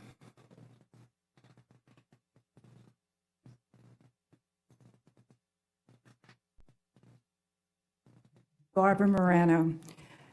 Commissioners, I know you realize the importance of rezoning. You cannot go back once it's rezoned. Of all things, we don't need more low-speed vehicles. That is what is proposed for this change. There's no denying that. It was in the report. They need to work within the village mixed use. And I believe one of the commissioners did say village mixed use is designed to serve the neighborhoods. There are neighborhoods surrounding this property. And why are we rezoning something for golf carts when we already have 2 businesses on 98? I believe the role of the commissioners are really supposed to look at the big picture. You know, the TRC talks about water, sewer, various things, but you need to look at the big picture. Is this really what we need? But you have the option. Rezoning is an option. We have village mixed use for a reason, and they bought that property knowing exactly what they were supposed to be doing and what's allowed. Why are we giving them a rezoning? Just so they can have a business? We all know that business is going to do very well, but we certainly don't need more low-speed vehicles on 30A. We all know that. We talk about parking being a problem. Low-speed vehicles are a problem. That's the business that you would be allowing in this site. I don't agree. I think with village mixed use, you can get a neighborhood component in there that would be useful for the rest of the area in there. There's more development going down on that road, and we just don't need this rezoning. You have a right to do that. And I think the more we rezone, the more problems we have. That's supposed to be a scenic 98. This building is not going to be scenic at all.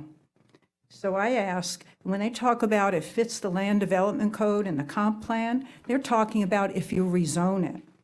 So it really doesn't fit the comp plan and the land development code because it's village mixed use. That statement always is very misleading. So I'm asking you not to rezone this property. You don't have to give a reason. You have a right to do that. It's going before the BCC, and I'm going to say the same thing to them. This is not something we need in South Walton. So I hope you seriously consider that. So thank you. Thank you, ma'am. Anyone else want to speak on this? Yes, ma'am.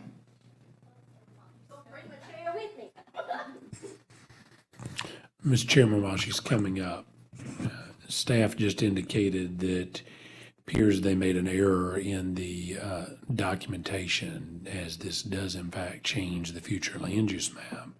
This would need to be noticed and heard as a quasi-judicial proceeding. So Accordingly, it cannot be heard tonight and needs to be tabled until they can re-advertise it. Okay.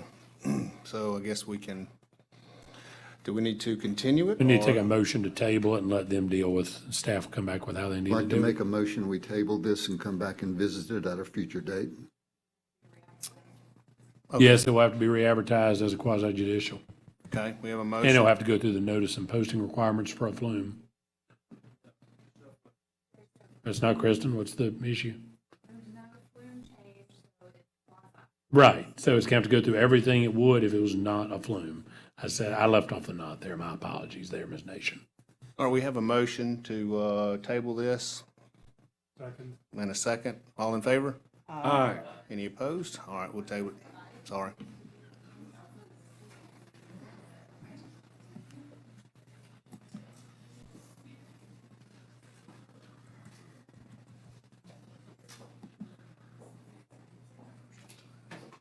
First Amendment. Question for you.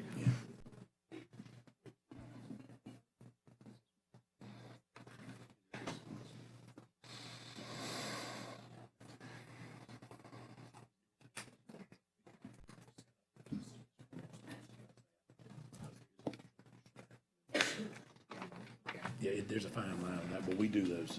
Y'all do these all as that, so it's fine. Mr. Chairman, we're at agenda item number 4. This is the Destiny Worship Small Scale Amendment. It's requested approved by ordinance. This is a change to the comprehensive plan. And it's been reviewed by Kelly Schultz, and I'll ask her to introduce it for us.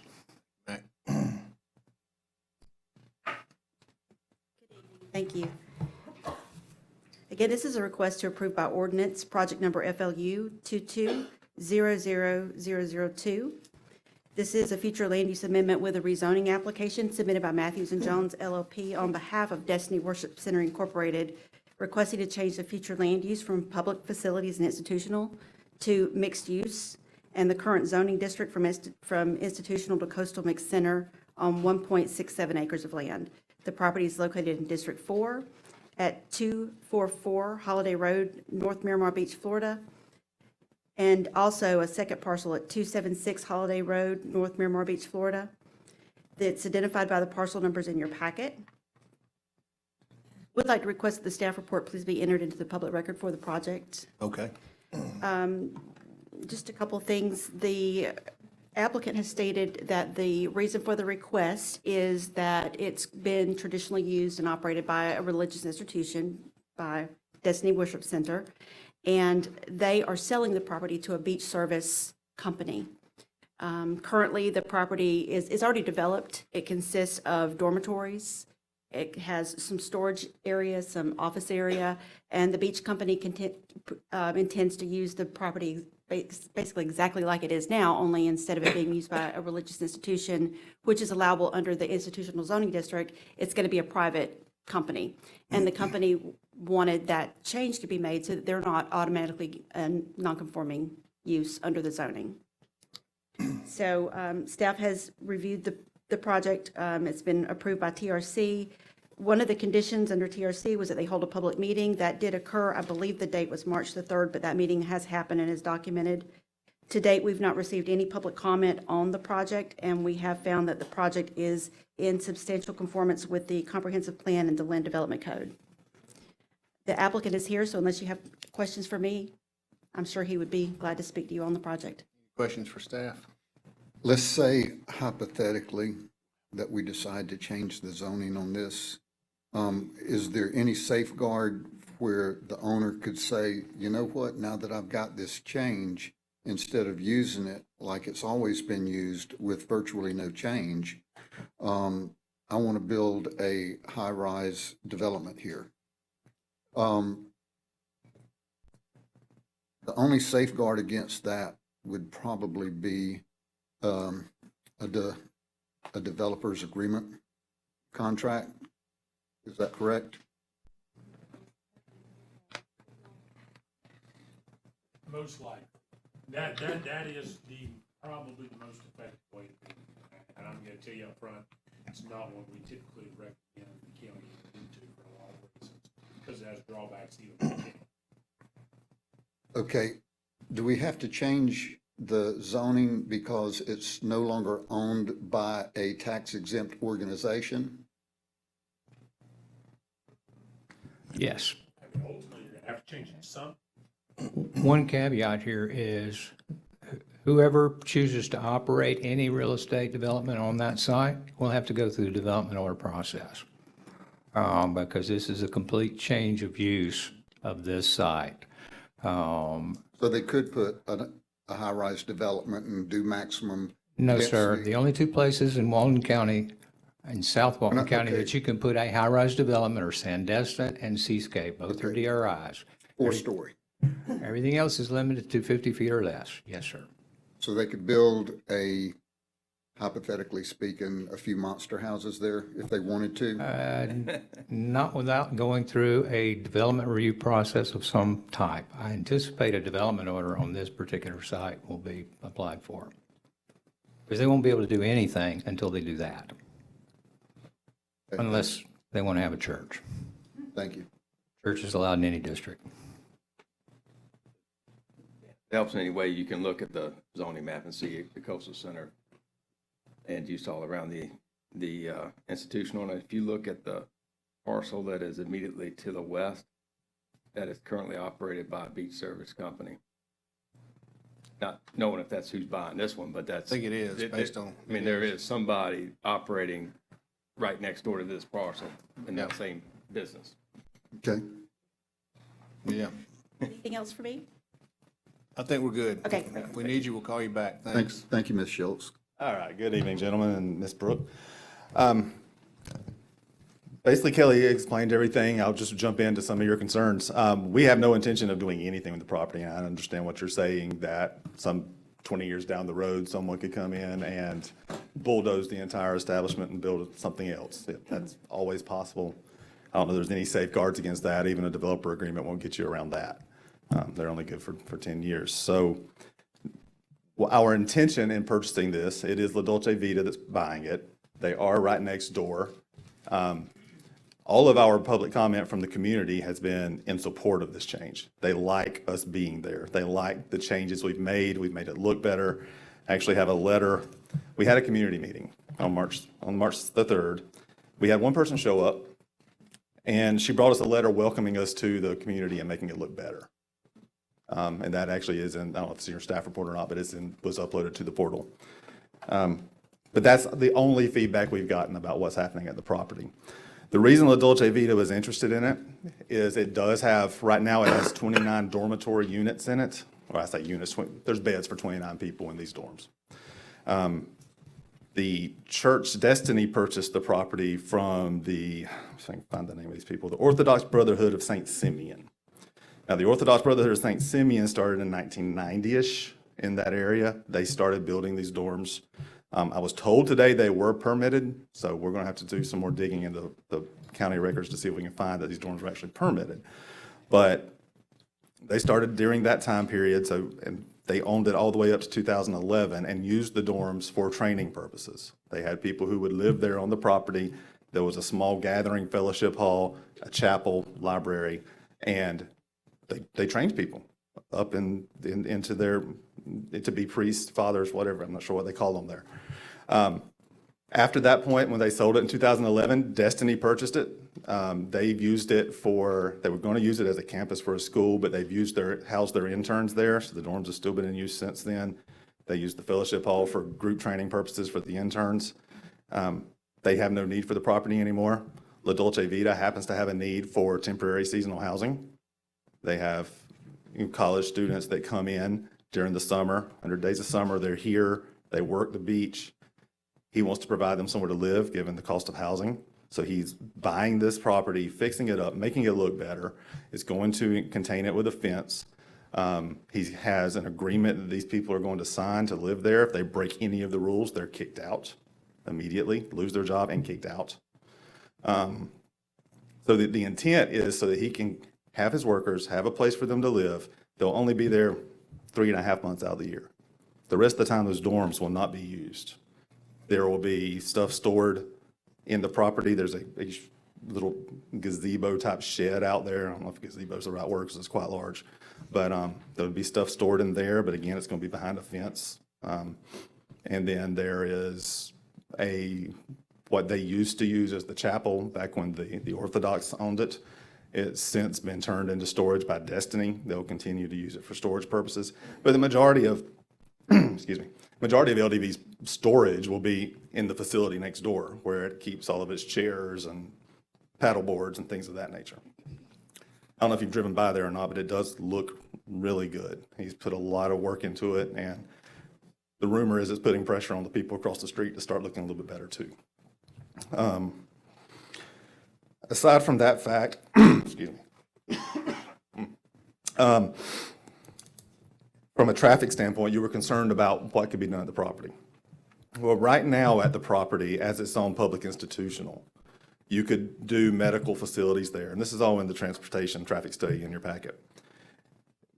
You could do a medical facility there on that property, and it actually would produce more traffic than if we maxed out the property under Coastal Center at what we can do on it as a shopping plaza, for instance. It actually saves 22 trips. As we stand today, if you take the maximum allowed usage on the property under public institutional and compare it to our present use, you're saving 500 and something trips. Okay, so I'm not concerned about what you say y'all are gonna do with this. But if you had any idea historically how many people came up before the Planning Commission and the BCC and said, we're gonna do all these wonderful things, and we're not gonna do this, and we're not gonna do that. And if they don't have a developer's agreement, the next thing you know is that they flip the property for a different use.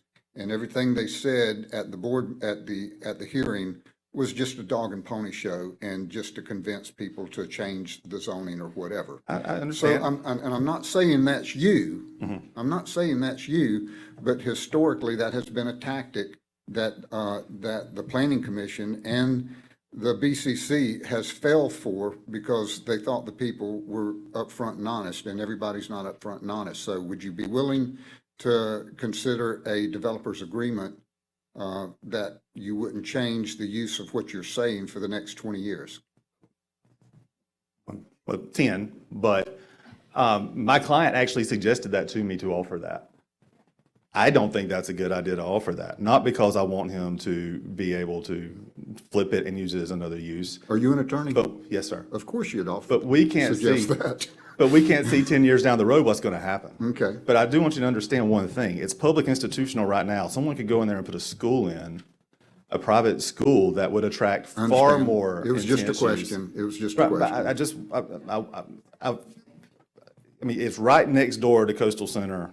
It's right across the street from Coastal Center. We're actually buying a lot that's included with this purchase that is a neighborhood infill lot that is not getting rezoned. So that property will provide a buffer between us and the residential house that is to the east of us. Okay.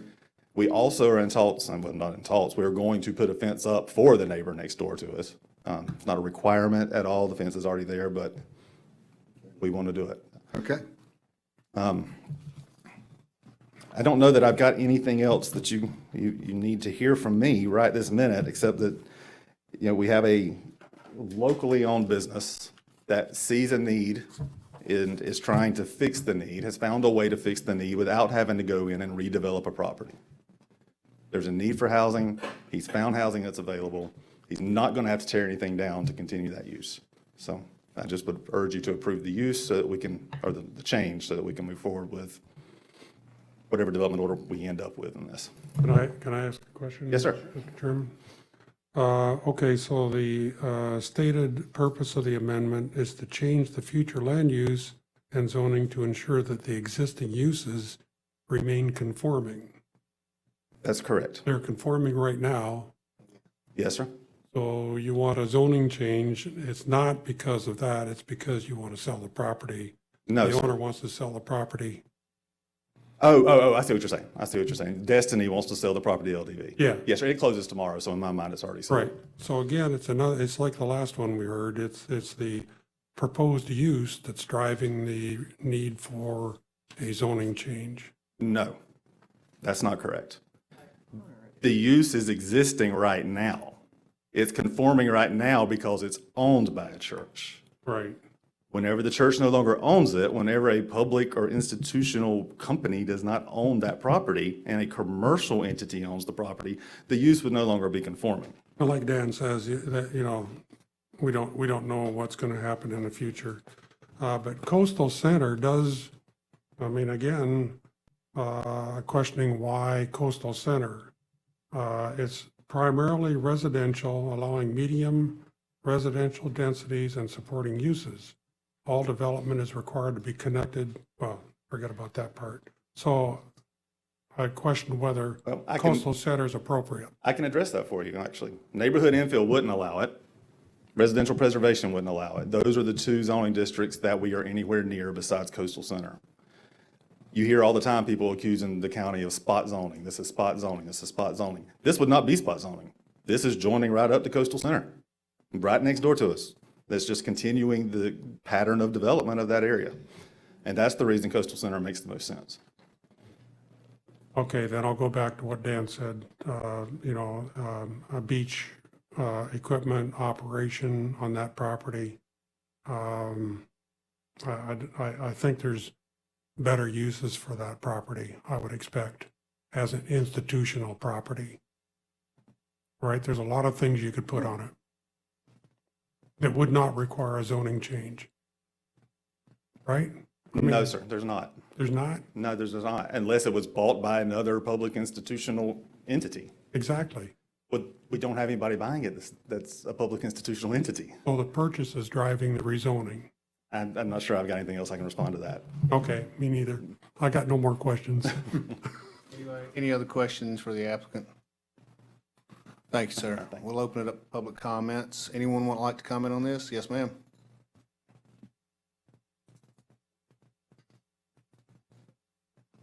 Hi, Donna Johns, JOH&S. I agree that they have done a really nice facelift in that area. They've done a really nice job of making it look very, very nice there. My only concern is if they're only going to be there 3 months out of the year, can we have a developer's agreement or something that says that it's not going to be used for short-term rentals or something like that the rest of the year? I mean, I believe you said you were just going to use it for storage, correct? That's correct, and I mean, that would be fine to be a condition of change of UCO.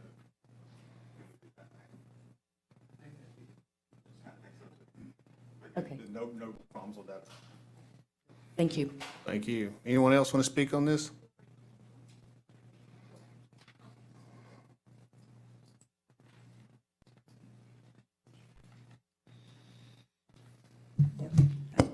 Thank you, Stephen. You brought up some good points, because when I saw that it was originally a dormitory, I thought, that's not allowed on that use. So I'm assuming when the church bought that property, it was kind of grandfathered in. Maybe Matt can answer that question, because I don't believe a church can have that kind of facility on it. Okay. We are still reviewing that. This is a land use change. I have a question about whether or not we ever approved a dormitory there, quite honestly. Thank you. That's what I was But regardless of whether we approved one there or not, under our new property rights element in the comprehensive plan, the ability to sell one's property is one of those things that's billboarded, both in state law and now in our comprehensive plan. In order for them to sell to someone other than a qualified institutional user of that zoning district, it's got to have a land use change of some kind in order for us to issue a certificate of land use compliance for the use that goes on there next, or a development order.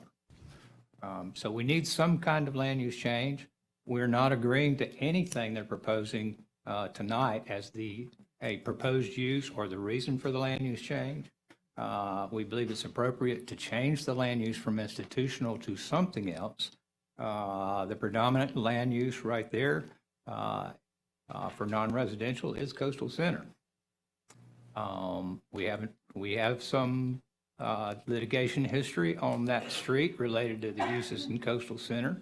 The Treasure Island Marina case is one that we refer to on a regular basis that does limit what can be accomplished within the coastal center zoning district. And we believe this is the most appropriate category to change it to. That does not guarantee that they will get the use that they're proposing. That kind of use might be allowed in that zoning district, but we're looking at how we got to where we are now. But we do believe that a zoning change is appropriate, and we think this is the most appropriate for this particular location at this time.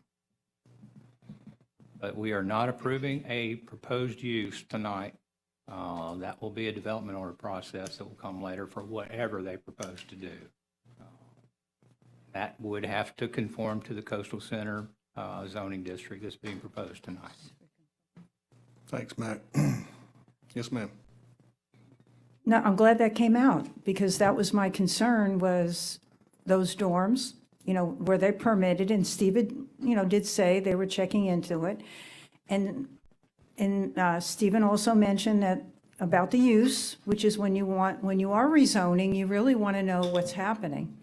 And right now, we don't know, according to Mr. Carpenter, because those dorms, he may not approve that on that particular zoning.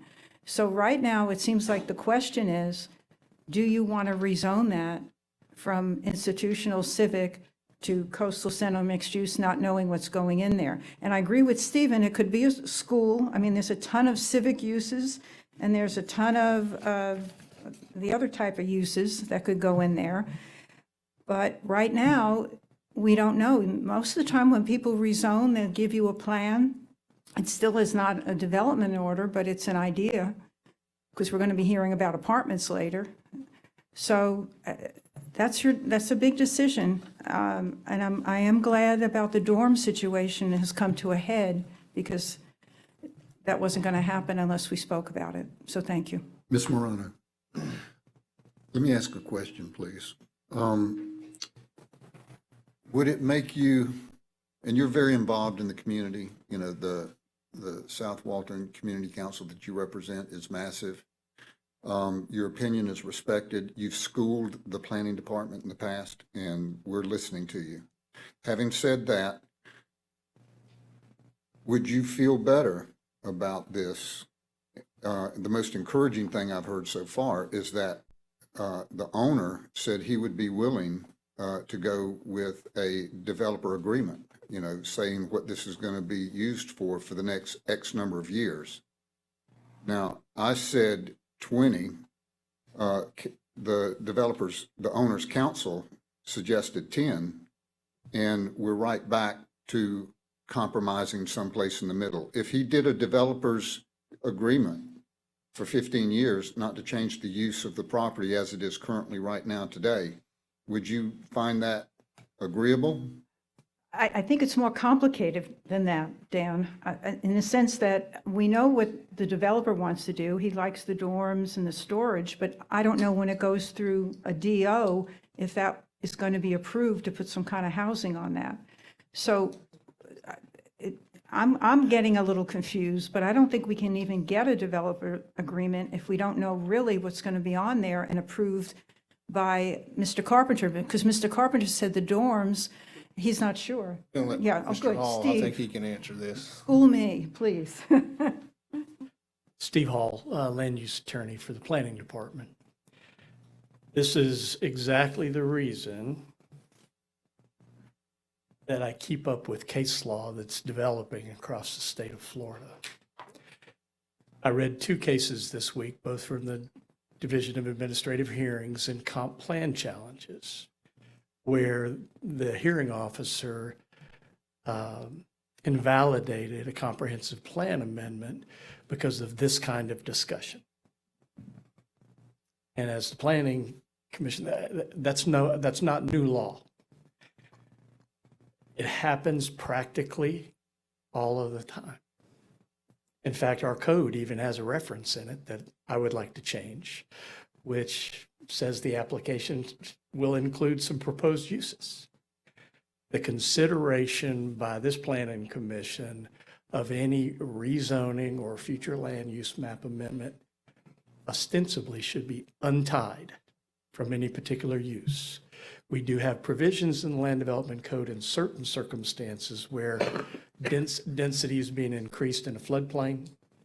Other very specific examples where the code actually suggests a development agreement.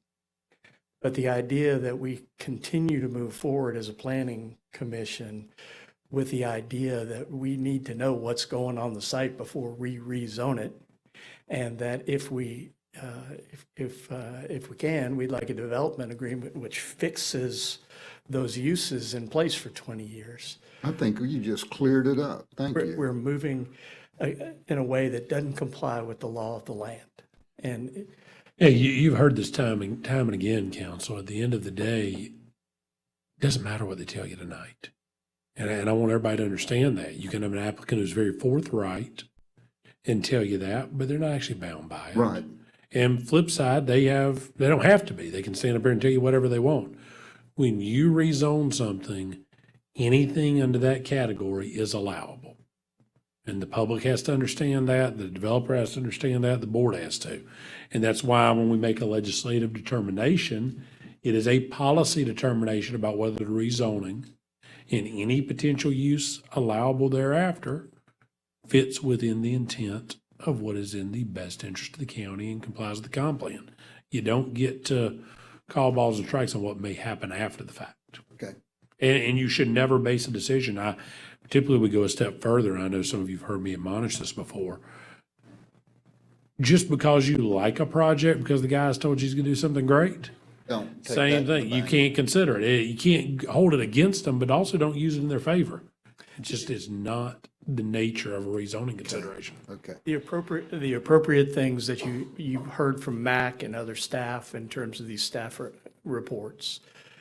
We have compatibility issues in terms of existing surrounding development and zoning and future land use map categories. You have infrastructure issues that you can consider. You have environmental issues that you can consider in terms of wetlands or floodplains or particular resources. Those kinds of things can support a legislative decision on whether a rezoning is compatible with the comp plan and planning principles or not. So I just felt like we needed to get a little reorientation on the discussion. I hope didn't go too far. Thank you, So sir. Steve, excuse me, one way to tackle that then would be to have a DO application in conjunction with a rezoning, if we handle them parallel. Well, in fact, there was a big discussion on my land use lawyer blog this week on exactly that subject, the idea of mixing or unmixing quasi-judicial and legislative consideration. Okay. Because the county has done it for years.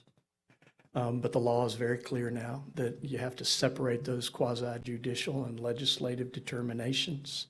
We don't run things concurrently the way we used to in terms of kind of chasing the package together, because we are getting more careful about separating policy, legislative determination, and then the application of the law to a particular parcel in relation to a development order.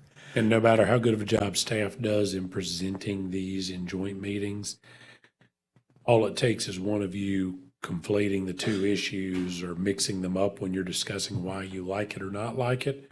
And now there's a legislative record for somebody to appeal to say that was not appropriate. You may have had every right to vote against it, but because you referenced the quasi part during the legislative part or vice versa, it's going to get overturned and sent back every single time. And I'll make a personal appeal. Unintended. I've written more cert appeal briefs in the last year after coming to work for Walton County than I wrote in the 20 years before when I was in private practice. It's because we are starting to deny projects, and we are starting to build records in a very different way in these hearings, planning staff and applicants. So we have to guard the record, and sometimes I'm gonna, I'll have these kind of speeches with you because my game is after everybody's done, I've got to look at a cold record and see if we have said the right things, entered the right evidence, complied with the law in order to explain it to a circuit court judge. And so that's what I'm trying to help in terms of my new position, helping staff and helping the boards understand that there's a bigger picture there. And we're not where I would like us to be yet, but we're getting there. And part of that is the good work that you all are doing. Thanks, sir. Ronnie, you've got another question, huh? No, every time I'm standing up here, it gets bigger and bigger, and that's good. Now, this discussion is excellent. And I think from what I'm hearing from Mr. Hall is when we're going from one village mixed use to coastal center mixed use, it is laid out in the code about what's allowed. It may not be what Mr. Tatum might want on the dorm rooms. You may have to go back and look on that. It says lodging and accommodations. It says live-work uses. I don't know if that's something that they want, but there are uses in that coastal center mixed use, and Steve's leaving. I think that, yeah, I need you. This would be something, the primary uses allowed, that could be discussed in the code when you talk about zoning from one district to another. if you just look at what's allowed. It's a legitimate question, and the question is, there's often a worst, the case law actually talks about staff making a worst case analysis, which is anytime you consider a rezoning, what's the worst thing that could happen under that list? And, Those are all the things. So if you're looking at compatibility, what is the most intensive use allowed under the rezoning? If that's not compatible, you have to approve just because the lease would be compatible. The answer is, what's the mid-grade? and you take that most intense use and then you measure it against what's going on all around it, how the infrastructure supports it, how the environment supports it. Those are all relevant questions. And it's what we should be considering in relation to rezonings. And end it. Maybe what we need is a better criteria going forward or in the future when we look at one project to rezone legally. And that would be helpful for all of us to have a little basic criteria. And I think Steve gave us an excellent lesson. I'm not sure I'm going to remember all of it, but I think we all need some help in this area. So thank you. I think that was an important comment that our council made, is that one of the options here is to look at the worst case scenario. So if you look at the primary uses allowed, maybe the worst case is multifamily residential.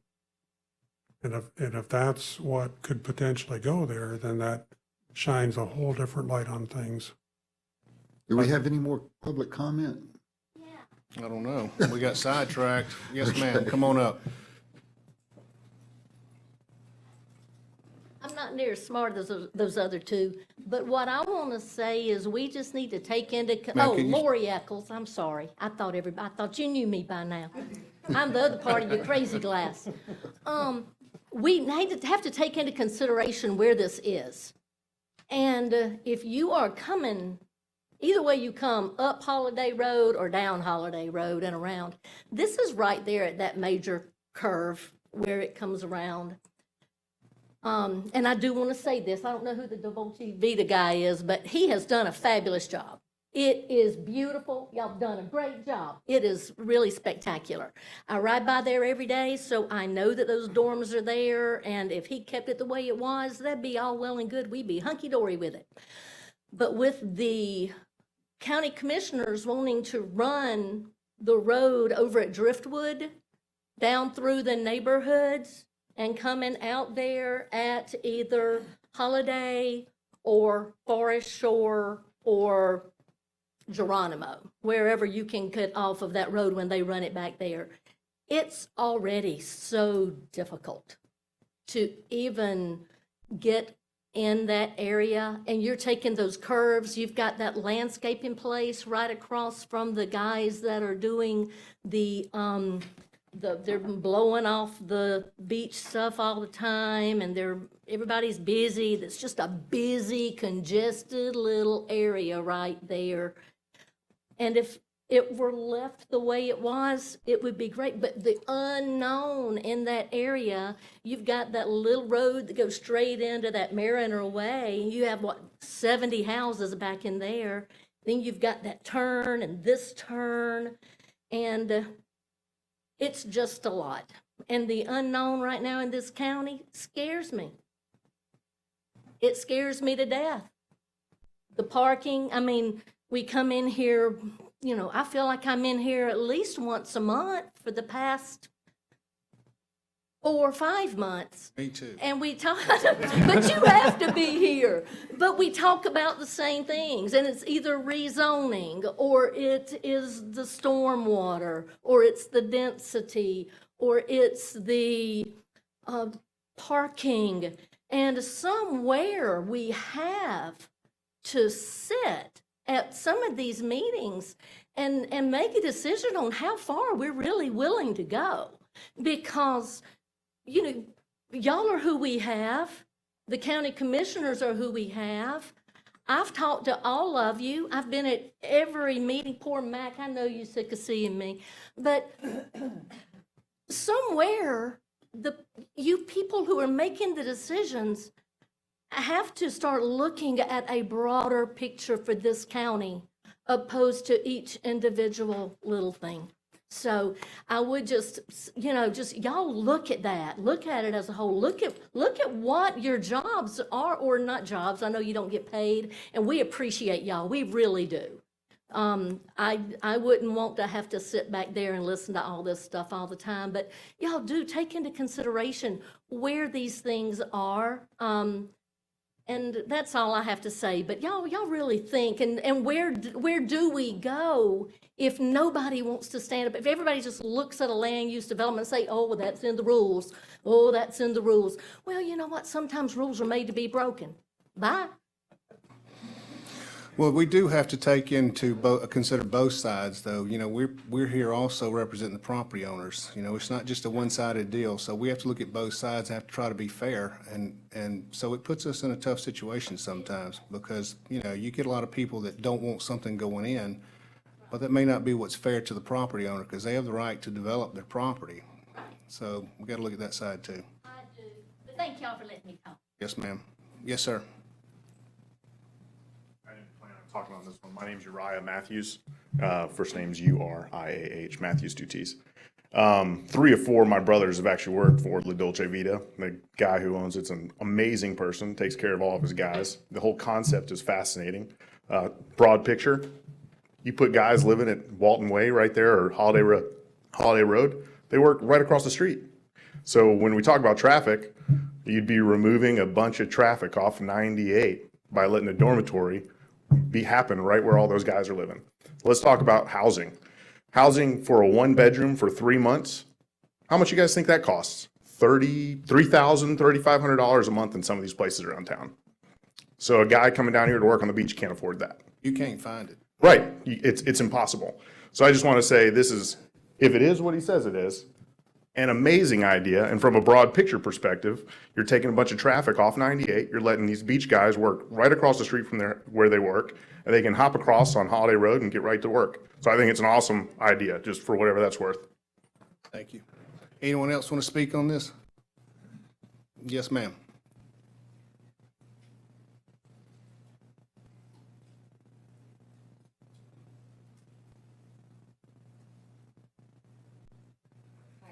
Deborah Townsend. I'm really new at this, so I'm not sure I'm giving you a good idea or if this is stupid, but what about a variance? A variance? Something like this. You mean, well, I think Instead of changing the zoning, some kind of variance that would allow them to have what they have there that's working. well, they have to change the land use on this because of the ownership changing hands. It's not an institution anymore. I think. So they've got to change it to something.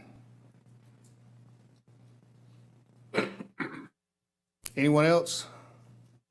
Okay, we'll close public comments. Yes, sir. Would you like to? I want to address one thing. First of all, just when you think you got an easy one.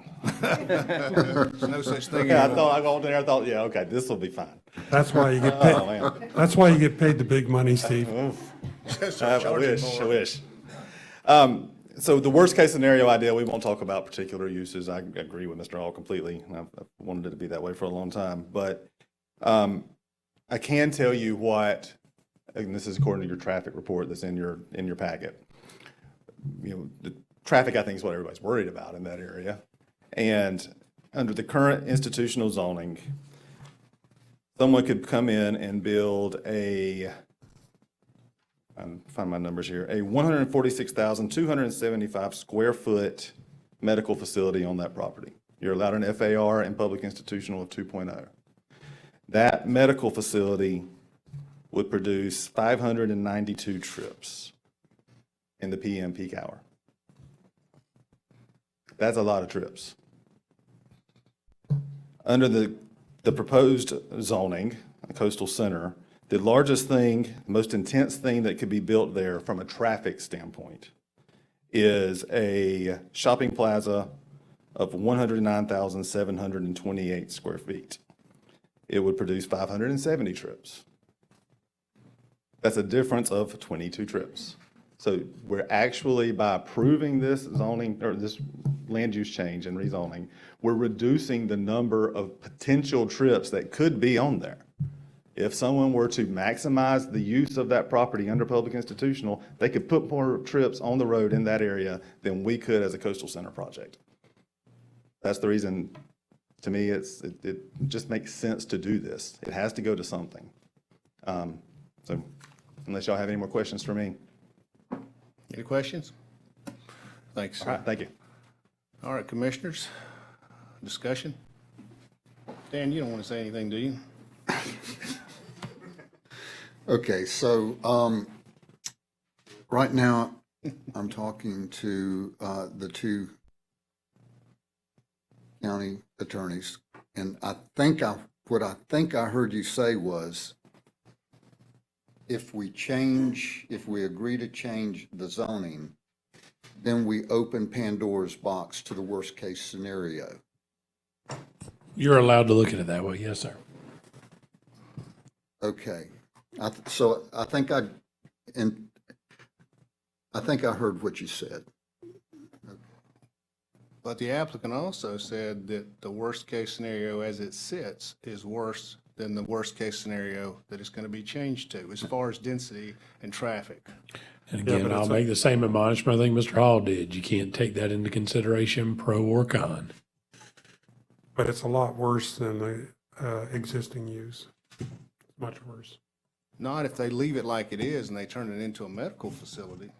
No, that's the worst case scenario. That's what we're looking at. You're comparing that against what's currently there, and what's potentially going to be there is much worse Well, from a wait a traffic second, you point of can't view. look at worst-case scenario on one and not look at worst-case scenario on the other. Because if they're going to leave it like it is, everybody says they're happy with it. Mhm. It's what happens if they don't leave it like it is. It can All go right. to the worst-case scenario in that land use. Okay, But the let's- same thing can happen in the land use that it's already on. Okay, so I asked the neighborhood whether they would rather have a medical facility there or a multifamily apartment. I don't think Go ahead. I don't think they're gonna want that much traffic in there. I think from what I heard, they're happy with what's there. They like what they've done with it, and they have said if it stays the way it is, they'd be fine with it. It's what happens if it potentially changes, and we always have this issue with anything in a particular land use or zoning category. And besides, everything around that on 3 sides is already zoned that way. So it's not like we're changing it to something that's going to be outside the area. It doesn't fit with the area. How about, I'm trying to learn to compromise, and I think I've showed that tonight. So how about, You compromised as soon as they gave you what you wanted. Exactly. we met in the middle. We met in the middle. So what do you, if he wants to change it, if we want to approve to change the zoning for what he wants it for, the most optimistic thing I heard, and I bet he regrets saying this, is that the man he's representing said he would be happy to sign a developer's agreement code saying that the land would not be changed from what it's currently being used for right now. I think for 10 years, is that correct? For he said 10 years. Okay. I said 20. So let's meet in the middle and go 15 years for a land development code to get what you want. Mr. Hall, do I you, thought I heard you. I'm sorry. on behalf of staff, would you address contract zoning briefly, please?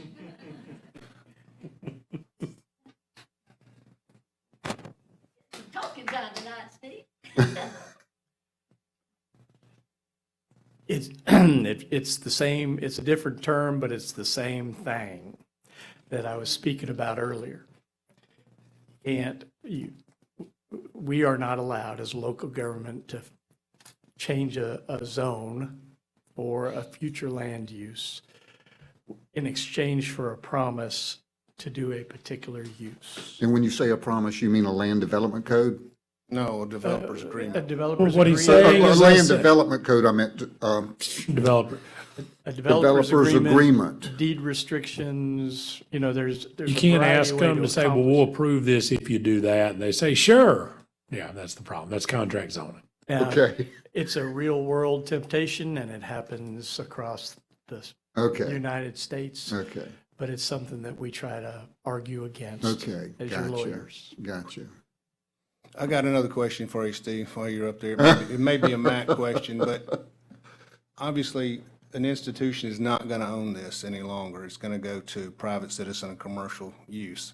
So the land use needs to be changed. Is that a requirement, or could, if we didn't vote and left it like this, I mean, at some point, obviously, it's non-conforming, but it's not in a land use that an institution owns anymore. So it seems like you almost have to do something there.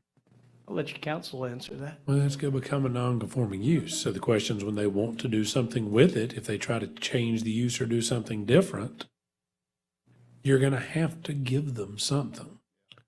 And the moment you tell them, no, I'm not going to give you what you're asking for, they're going to file a Byrd-Harris Act and say, you won't let me do anything with the property. I'm not institutional. I'm not allowed to do institution. And so what they're trying to do, and now, of course, the problem is the argument's going to be, well, you bought it knowing it was that. So we argue that back and forth. Unfortunately, the reality is that's why you have Mr. Tatum, and that's not personal to you, Mr. Tatum, but Mr. Tatum here before you tonight, because most people aren't going to buy something that they cannot use in any way, shape, or form. And typically, that's why you get to make the argument you do under legislative determinations that you bought the property, knew it was zoned, was your reasonable investment back to expectation of what you bought. That's the Byrd-Harris standard. You get around that. You bought it knowing it was residential. You didn't expect it to be commercial when you bought it. The problem here is this guy's buying it. He knows he can't do anything with it. His reasonable expectation is he'll get it changed because institutional is one of those categories. So you can change it now or you can change it later, but if you don't ever change it, you're going to pay him a lot of money and you're going to change it. If we don't change the zoning, we're going to pay him a lot of money and we're going to change it anyway. Is that what you said? Sooner or later, unless the county buys the property back. Sooner or later, So we're in a corner. whether it's right now or not, it'll happen eventually. Wow. All right. Now that we got that cleared up. Institutional zoning categories for another night. Mr. Hall probably would agree with me on that. So it sounds like we're going to be hurting the county if we don't agree to change this zone. At some point in time, if you just completely refuse to ever change it, I think you're subjecting the county to litigation. Or if it gets changed to something else that's more appropriate. You have to change it sooner or later. You Yeah, can but- deny the change, that's the concern. But not necessarily to coastal center. Yeah, but what would be more appropriate when It's it's surrounded by surrounded coastal the same? center. Yeah. On your map, everything in red is coastal center. And there's a third parcel that they're buying that is not included in the zoning that would remain residential, that, unless a house is built on it, would be a buffer. Okay. All right. Does anybody want to make a motion?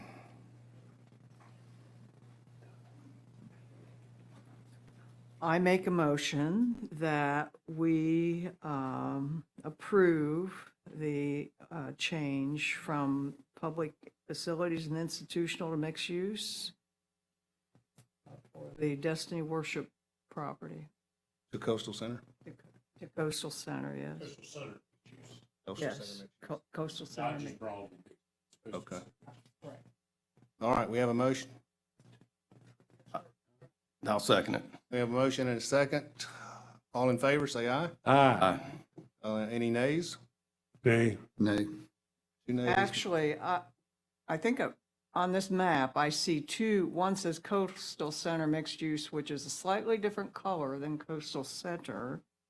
And they're actually asking for Coastal Center. So yes, it's going to the Coastal Center. So approving the application as. Thank you. Moving the application as filed. Do we need to revote that? No, as long as Madam Clerk has it. I did. Tanner? And we had 2 nays. All right, motion carries. Thank you. Matt, we got anything else, or we need to adjourn? Oh, yes, we have plenty for your consideration. But no, yes, we have other items. We better take up at least a few more. This moves us to agenda item number 5, the Patterson Small Scale Amendment. It's been reviewed by Kelly Schultz, and I'll ask her to briefly introduce it for us. All right. Ms. Schultz, you're up.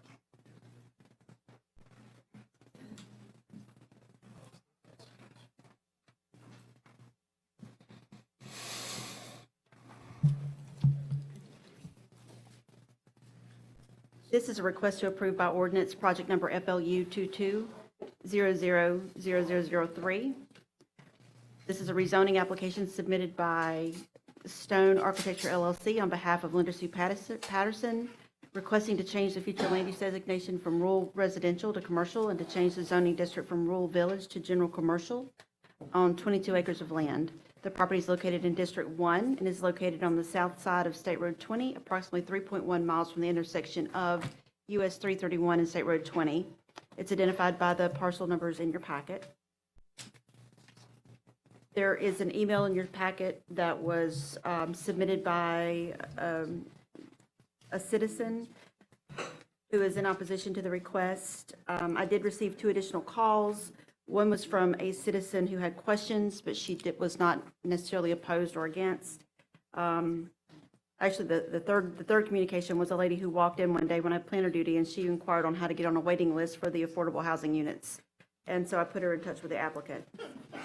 In reviewing this request, it is in conformance with the requirements of the comp plan and the land development code.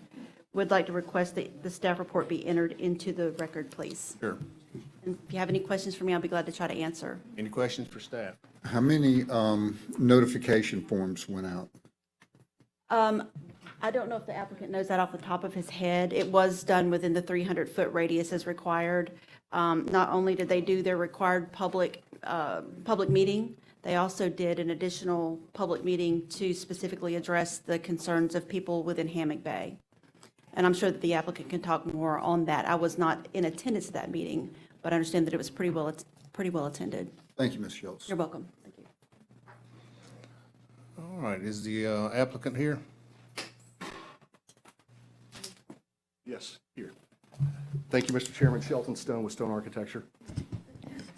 I'm also joined tonight by Melissa Ward, with Melissa Ward of Dunlap and Shipman. I represent the property owner, who is Miss Linda Sue Patterson, who has owned this property for 31 years, since 1991. I'm also representing the multifamily developer, who is Bristol Development, based in Nashville, Tennessee, and we have representatives from Bristol here this evening.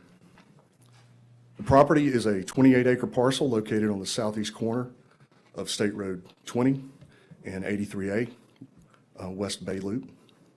Our request today is only to change the land use and zoning of the property. The actual project will come before this body during the development or approval process. We are requesting a land use and zoning change from rural village to general commercial to allow for the development of 96 townhomes, 296 apartments, for a total of 392 units, with 20% or 78 of those being designated as workforce attainable housing. And I'll talk about some of those housing requirements in a minute. The townhouses are located, as you can see, I think on our site plan here, on the west side of the site, while the apartments are located on the east side of the site, all south of 20. The townhouses will be 2 stories, while the apartments will be 4 stories in height. The townhouses and the apartments will look and feel like 2 smaller, distinct projects. And we will also, if you've seen the site, you know it's heavily vegetated, and we're going to use that existing vegetation on 3 sides to provide that natural existing buffer to the project. You can also see the rendering of the clubhouse here on the floor. in the apartment building in the back, illustrating the quality and style of the architecture and how well it complements the existing architecture both in Freeport and in Hammock Bay. The project also has some commercial uses fronting State Road 20, but these, as the zoning exists right now, Rural Village, does not require a zoning change. The commercial uses include from west to east on the site plan, a convenience store with fuel on the corner of 83A and State Road 20, an 18,000 square foot neighborhood retail center, and a 1 acre out parcel. Let me understand that. Did you say Yes. that those two parcels are not requiring a The change? commercial use, and we'll get into that next, but the zoning map, which I think we have up now, and I think you all are following along with the packet that I handed out. So, and Mr. Perry, if I don't answer your question here, let's come back to it. But rural village zoning, what is it and why are we requesting to change it? It is a mixed-use zoning category, which allows both residential and commercial uses. While the residential density is only 2 units per acre, the commercial density is actually quite large. I got you. At 50% floor area ratio, which allows, you're not going to believe this, but allows for over 600,000 square feet of commercial buildings on our 28-acre site. So to put that in perspective, that equals 4 super Walmarts or 14 small marts, like we have at Santa Rosa Beach. A lot of commercial area that's already allowed by right under the rural village zone. Rural village also allows for shooting ranges, RV parks, and campgrounds. Rural village, however, does not allow for apartments, and that's why we are requesting the change today. In fact, Walton County's Land Development Code does not have a residential zoning category for apartments. Apartments are only allowed in the general commercial zoning district with ground floor commercial. And this does really not make economic or even, practical sense in most sites in Walton County. And the only one that really comes to my mind is Gulf Place, where you've got a real urban kind of condition. You've got commercial on the ground floor and condos, or could be apartments above. So instead, traditional apartments without the ground floor commercial are only allowed as a conditional use within general commercial zoning. But for that concession, so giving up the commercial on the ground floor, you're required to put 20% of the units as workforce attainable, affordable housing. That's exactly what this project is trying to achieve, and why we're requesting the land use and zoning change to general commercial. Also, there's been a little talk about density bonus. There's no density bonus for the workforce attainable housing component. It's 17 units per acre, just like the requirement for commercial with the apartments. So there's no density bonus. The existing zoning map, let's take a look at what is zoned rural village. I think that's right, Grover. Residential. Okay.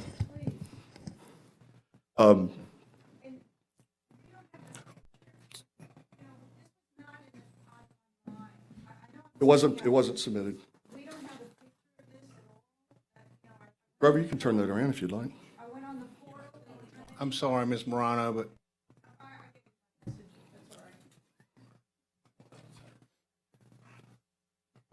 go ahead, Mr. Stone.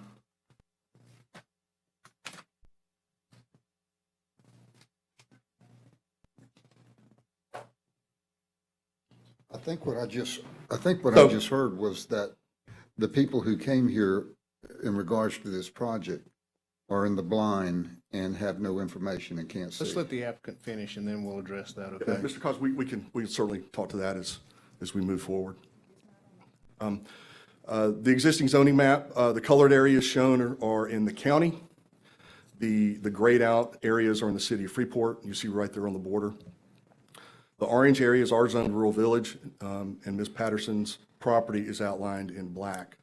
You can see that on your handout. The red parcel on the west side of County Road 83A is already zoned general commercial. And the purple areas that you see, they are zoned industrial on that corner. These zoning designations were established in 1996, 26 years ago. And remember, Ms. Patterson's on her land for over 31 years. The land use and zoning maps are not a master plan for growth. 26 years ago, rural village, 2 units per acre, was the only logical residential density for this property because there was no city water, no sewer, right? Everyone had wells and septic tanks, and many still do. Freeport was a rural village, but it's not now. The city of Freeport is now the fastest growing city in the 4th fastest growing county in the United States. It is no longer a rural village. And as the zoning map also shows, there are many non-conforming uses that have been allowed for whatever reason in rural village. And you can see these on the top, these photographs here. So within sight of Ms. Patterson's property, these include the old Waste Pro landfill on the top left, metal recycling center in the center to the west. These uses should be zoned heavy industrial, but they're not. They have the same rural village zoning designation as our property. And you can also see Mrs. Patterson's property from these sites. And if you'll notice the large red arrows, that is her property from those photographs. The 5-acre general commercial, which is shown in red to the west of the site, is currently a mobile home park. Mobile home parks are an allowable residential use in general commercial. So we already have an existing general commercial parcel directly adjacent to our property that has a residential use on it. Next, we want to talk about the attainable workforce affordable housing component. Specifically, what it is not. It is not Section 8 housing. It's not subsidized or voucher housing. Instead, the rent rates are set annually by the state of Florida based on the AMI of Walton County. AMI is the area median income. Walton County's AMI for 2021 is $80,900 per year, the 3rd highest in Florida. That begins some of our housing cost issues. With this project, we will use the 120% category to determine the rent limits and income requirements for their tenants, for the 20% of the units. And you can see this chart. The maximum income for a 1-person household to qualify for the reduced rents is really a staggering $58,560 a year. So any single person making less than $58,560 would qualify for these apartments. A 2-person household is $66,840. A 3-person household is $75,240. But so for reference, we do talk a lot about teachers here because it's an important comparison. The starting salary for a school teacher in Walton County is $47,500. In fact, if you look, you would have to be a 19-year veteran of the Walton County School District to exceed the maximum income required for the reduced rents in these apartments. Let's look at apartment rents in Walton County.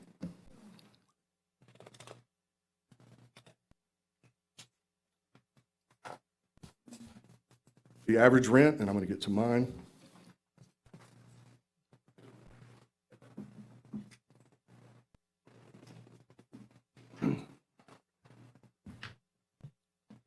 These are the market rate rents for 5 apartment projects that are completed. The top one is in Hammock Bay. That is Infinity at Hammock Bay.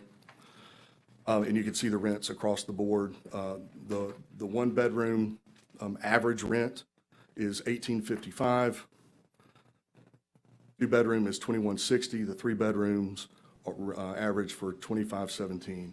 And I want you to also note that the Freeport rents are basically the same now as South Walton.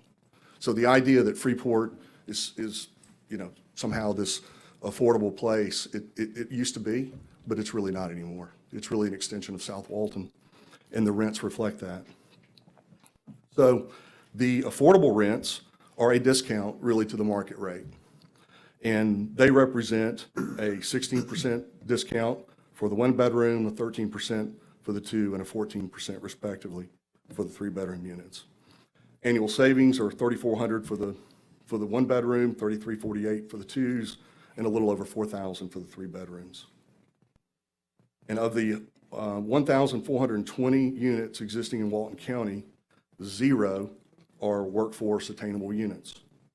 At 20%, this represents 284 sort of lost opportunities for affordable housing in the market today. Also to point out, the city of Freeport, in its land development code, does not have an affordable housing component. Sorry. So we're going to talk about schools next, but with the new middle school and elementary schools planned in Freeport, where the new teachers going to live. And I've heard stories of teacher recruiters that have signed teachers up. They come to Walton County, try to find a place to live, and can't take the job. This project will give them an opportunity they don't currently have in Freeport or Walton County for somewhat of affordable rent. While the project is not just for school teachers, of course, it begins to illustrate the seriousness of our problem with affordable housing.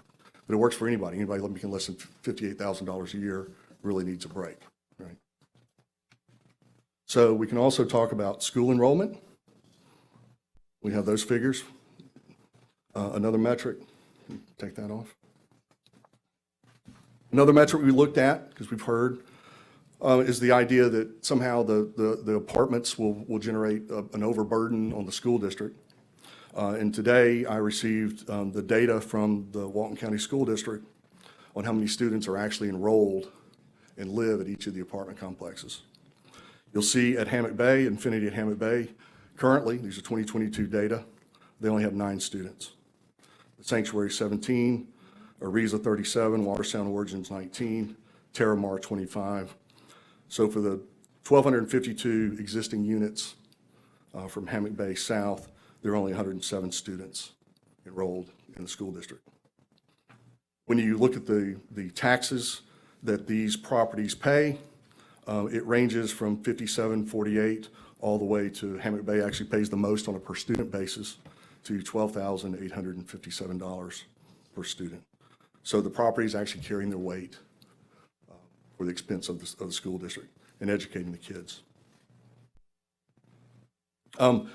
Just to let you know, so Watersound Origins has an anomaly for the amount of taxes they're paying, and so we did leave that off, but it is shown. Traffic is our next issue, and it's a big one.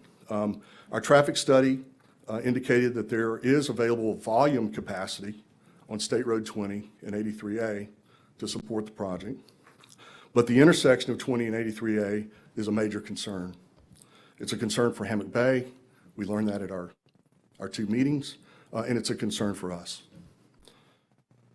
The county has also identified that intersection as needing improvements. We know that FDOT is in the planning stages of 4-laning State Road 20, but that could be 4 to 5 years. I've even heard tonight it could even be 10. As Freeport and Hammock Bay continue to grow, this intersection, as we all know, will only get worse. We are prepared to make the necessary intersection improvements as a condition of the development order of this project. Additionally, at the 2 community meetings that we had, I made the commitment to begin those improvements as soon as possible after the issuance of the development order, and to complete those improvements before our first building receives a certificate of occupancy. And these improvements, I think they're significant, but a list of them are lengthening the turn lanes east and west, adding a new right turn lane from 83A onto State Road 20. That's probably the main issue right now. Reducing the speed limit from 60 to 45. I've been out there putting those white signs out, and it's rough crossing the road and taking these pictures. So, moving onto that highway with a speed limit of 60, and people are going 70, it's a tough thing to do. So reducing that speed limit would be appropriate. Possibly new street lighting, and ultimately a traffic signal if it's warranted. Water and sewer infrastructure. The city of Freeport has water capacity for this project, and they're expanding the Hammock Bay sewer treatment plant from 600,000 gallons a day to 2 million gallons a day. This expansion will be completed next summer before the completion date of this project. Also, Bristol Development will pay over $3.8 million in water and sewer capacity fees to the city of Freeport.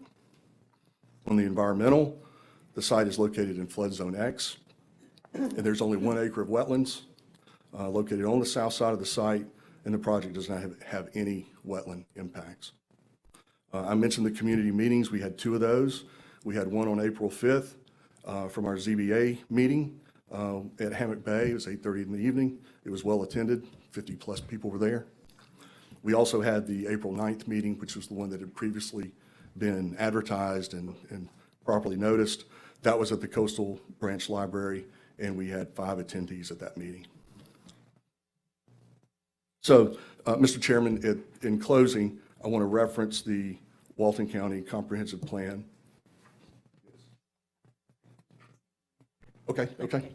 Melissa? Okay. So particularly the housing element of the comp plan, and I think it's in your packet. The housing element of the comprehensive plan is only 7 pages long, but it mentions affordable 25 times. The title. The first goal of the housing element reads, ensure the provision of safe, affordable, and adequate housing for all current and future residents of Walton County. And the first objective under that reads, develop a market that provides ample, diverse housing types for various resident income levels. So, Mr. Chairman, in closing, you want to speak to that now, or you want? Yep. Go ahead. Melissa Ward, certified planner with Dunlap and Shipman, representing the applicants. I just want to make some clarifying statements, and before it gets in here and gets sort of ongoing. The property has a future land use designation of rural residential. The property has a zoning district of rural village. There is some confusion, and I want to clarify. In the Land Development Code, under a zoning district, rural residential allows 4 units to the acre. Rural village does not. And you heard him briefly speak about the affordable housing component, and I would just like to say that the only place that apartments are mentioned besides the general commercial category allowing for the affordable housing component is traditional neighborhood, which is a much more dense project type. So I just want to make that clarification on the record while you're making that determination. And unless you have any other questions, and I'll let Sheldon get back to it. Thank you. Yeah.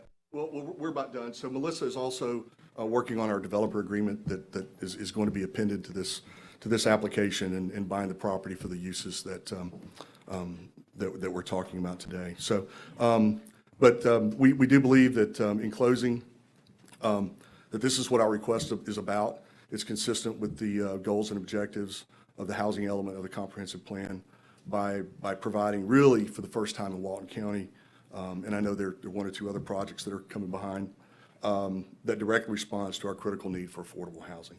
So with that, I respectfully request your approval. Melissa and I and the Bristol team are here to answer any questions. Any questions for the applicant? Yes, I have one. Yes, ma'am. I thought in passing, I heard you say that actually under some of the rural residential already in place, that there are actually other uses that the property is being put to use for that are not in what it's zoned for. Did I hear that correctly? Yes, correct. So if we can go back to your exhibit with the photographs on top.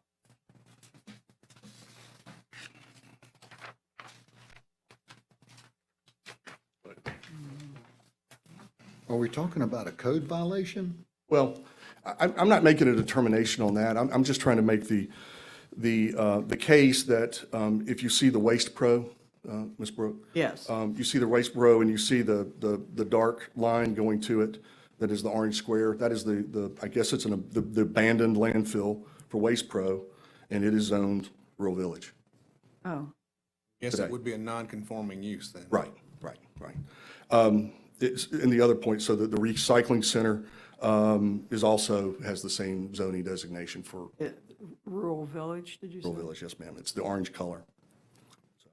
The red color, which is the general commercial zoning, which you see there, that's the zoning that we're applying for. Okay, thank you. Does that help? Yeah. Yes, ma'am. Thank you. I've got a question for you. The piece of property that's directly across that is in rural residential, this little triangular piece, what is that? Help me, which one that is, Mr. Perry? A little bitty triangle that's right across 20. Ah. And it's, the north side of it's the industrial. Right, so it's the nursery, the little, It's it's a a nursery. commercial activity there. It is, yes, that's right, that's right. I could have put that on there, right, correct. Okay, any other questions for the applicant? I've been racking my brain trying to figure out, you look familiar, and I think you've been here before, haven't you? Yes, sir, yes, sir, and I told you this project was coming. Okay, I think I'm also representing Christian International. okay. And we had that project, and. So is it the same builders or developers? It is the same developer, Bristol Development, out of Nashville, Tennessee.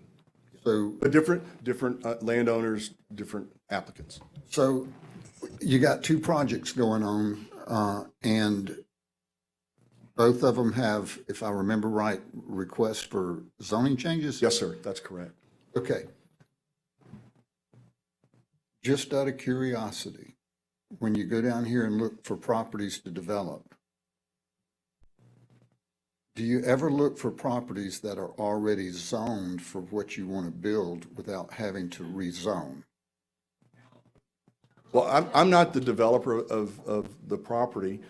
Ms. Patterson, much like Christian International, she owns the property that she owns. And so certainly it is a consideration.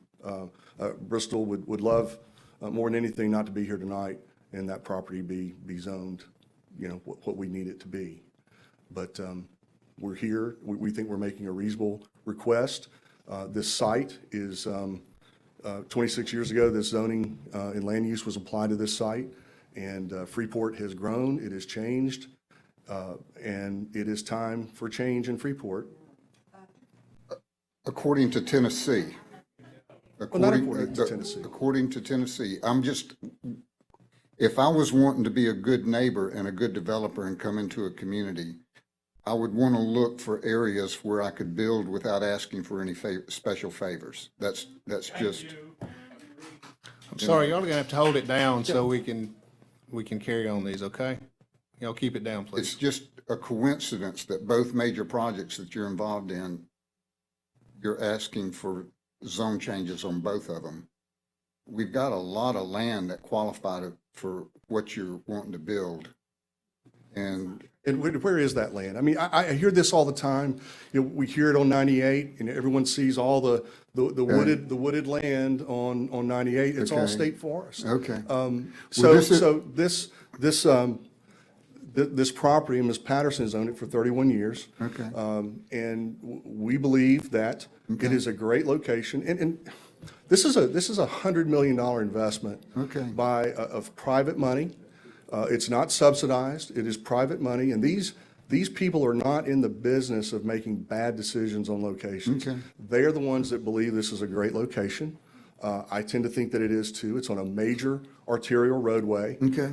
With a collector road, 83A, connecting to it. All right. It is a textbook planning site for a multifamily and commercial neighborhood this use, which is what we're Highway doing. 20 and the Yes. intersection of 331 and 20 has been subject to more road rage and shootings and traffic problems. Right. And it's all headed right down to this project that you're talking about. And this is public safety is already at risk here without even this project. And this project's the way I see it, it's not going to do anything but amplify it. So if you really wanted to be responsible, and this is just, I'm a layman, okay? Everybody up here are, just your common average people. Would there be any consideration as far as public safety goes to wait until after the road was 4-laned? Well, the issue with the traffic on 20 in that intersection, my client, Ms. Patterson, had nothing to do with any of that.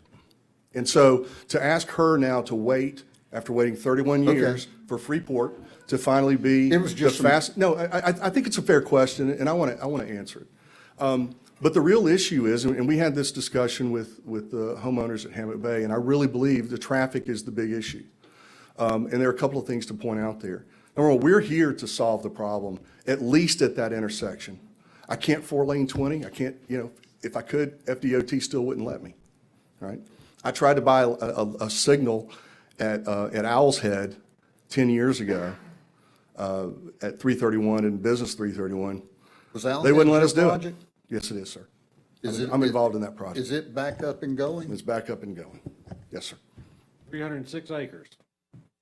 Well, there's an apartment project going there. Okay, so good for you there. Well, Good for you there. Well, we stuck with it, and but I am not from out of town. I'm from here. I moved to Walton County in 2003. I started Alice Beach. I'm a practicing architect. All my work is in Walton County, 100% of it. So I know Freeport pretty well. I've been here through the good times and the bad times, and we're back. But we've got, I want to be clear, we've got outside investors all across the county that want to be here, and we're blessed for that. Ms. Patterson's blessed for that. Okay. There was 5 years ago, maybe, certainly 8 years ago, 10 years ago, we couldn't give Owl's Head away, and I mean it, you know. So now that we have an investor, a professional, development firm that's willing to put $100 million on that corner with these as your neighbors. Kind of remarkable to me. Okay. But it states how strong they believe the market is, and we do too. So and I want one more, my second point about the traffic. So the traffic in Freeport, my understanding, Freeport development projects do not have to pay into the proportionate fair share for impacts on roadways in the county. Right?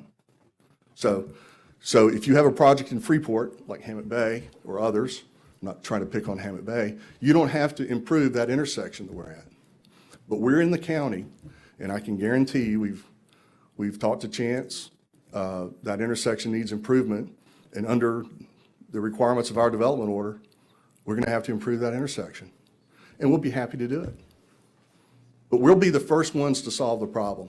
If you're going to wait on DOT to solve it, they haven't solved it. And apparently the county hasn't solved the problem at the intersection either. But we believe we're the first ones to step up to get it done as part of this project. Thank you. I'm glad to do it. Thank you. Any other questions for the applicant? Chairman, I have one question for the county attorney. Thank you, Mr. Stone. Thank you. Sir. I hate to do this, but going back to the last proposal we had here, are we not to consider the proposed use of the property? Very, very good question. You have to understand, he can put in whatever he sees fit to put in. And that is absolutely true.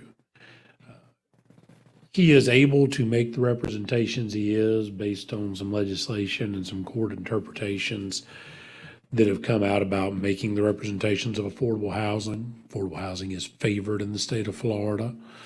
As of the moment, it is not mandated that if somebody hands you an affordable housing project, you simply must approve it. But you also don't have the ability, if somebody's presenting a true affordable housing element, to deny it because you don't want affordable housing. That's what Florida's moved us away from. So applicants are allowed to advise that a project will be affordable housing in nature. Some of the newest legislation that will be going into effect, assuming the governor doesn't veto it, appears to be that will allow people to do affordable housing in certain areas, even if they are not zoned for it already. So those are separate issues. But as it is now, understand, he gets his land use change. He can put anything he wants there because he is not bound with what he's presenting here to put affordable housing in or not. Thank you, sir. Thank you. Okay, we'll close, we'll open it to public comments. Anybody want to speak on this? Yes, ma'am. Can we take those panels down? While the public's coming up, Mr. Hall, do you want to add anything to that? I know you. Donna Johns, JOHNS. First of all, let me say, I ask that you do not change this zoning. Do not. Do not turn Freeport into what you have turned South Walton into. We have a nightmare down there, and you're going to have a nightmare in Freeport. And as Mr. Cosin said, That is a terrible corner. It's very dangerous. You can sit at that light sometimes 2 and 3 times for the turn lane before you can turn. You've got to get your infrastructure in before you start building all this stuff. It's absolutely imperative. If you don't set that infrastructure down before you start allowing all these, and 392 units, I mean, that is extremely high density. You're talking 800, 1,200 cars at least on that road that we're already having so many problems on. If you allow this to happen, the safety of the community is gone. It's up to you. You can look at me like that if you want to, but I'm telling you that the safety of the people that live there, it's just going to be horrible. There are going to be accidents because that road is a terrible road, and 20 is not going to be widened for, 4, 5, 10 years? We don't know. It's going to be a long time. We don't have the infrastructure there. So please, whatever you do, don't turn it into what you've done to South Walton. Thank you. Thank you. Thank you, ma'am. I got a question on, we get this a lot, but from my understanding, we can't turn a project down based off the lack of infrastructure in the area, can we? You have to consider in legislative determinations all the factors that go into it. You cannot hold it against an applicant that an obligation of the county, should it be a county obligation, has not been filled.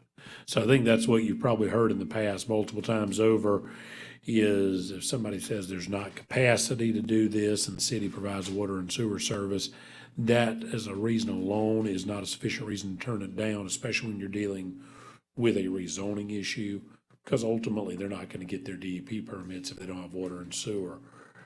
Traffic's a little different.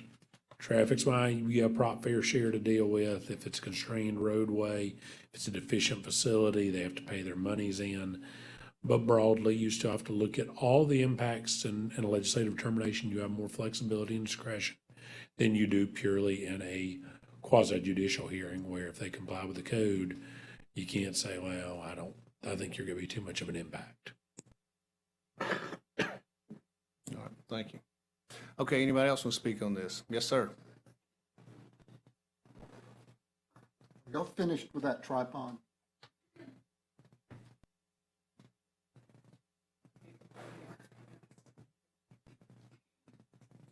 My name is Gary Adams. I'm a retired law enforcement officer from Miami-Dade. I mention that because I am concerned about traffic safety. There's already been one death at that corner of 83A, a traffic death.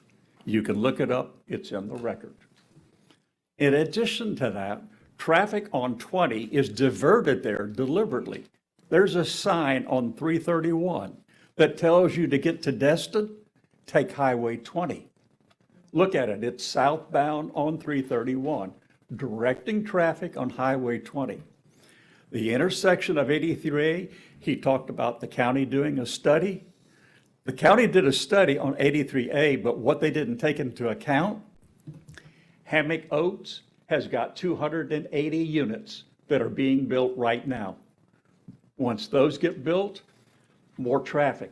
Around the corner further on 83A, J. Odom's got 680 units going in. That's going to come in on 83A. In addition to that, there's another apartment complex being built. Over 200 units will be built in Hammock Bay.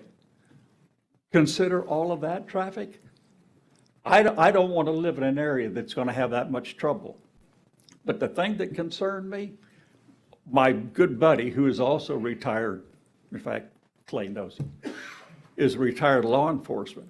He was talking to a lieutenant one night, Walton County, and he said, why doesn't Walton County enforce the traffic on Highway 20?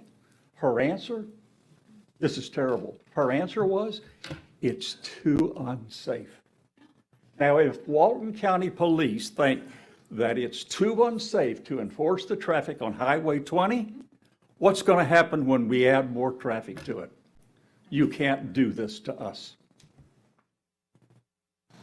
Anybody else like to speak on this? Yes, ma'am.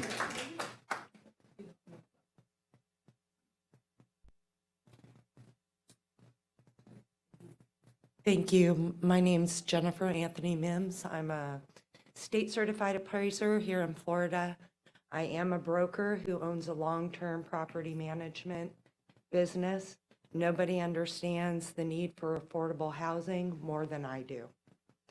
I spent a lot of my time and my expertise helping the city planner of the city of Freeport, writing the land development code, enticing investors to do just that, with bonuses of increased density, different things. Something that we've been screaming for a lot in Walton County in order to support development is infrastructure. 3 basic pieces: pie, population, income, and employment. We don't have a lot of that infrastructure here. We've been lagging behind not only on utility services at the city level. Our water and sewer impact fees have increased dramatically. The strain of multiple developments in the area has it needs expansion.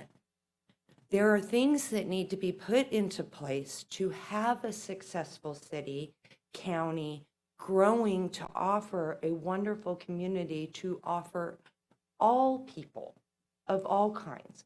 So I do understand, I am a proponent of affordable housing. However, at this time in the city of Freeport, there is not infrastructure to support it.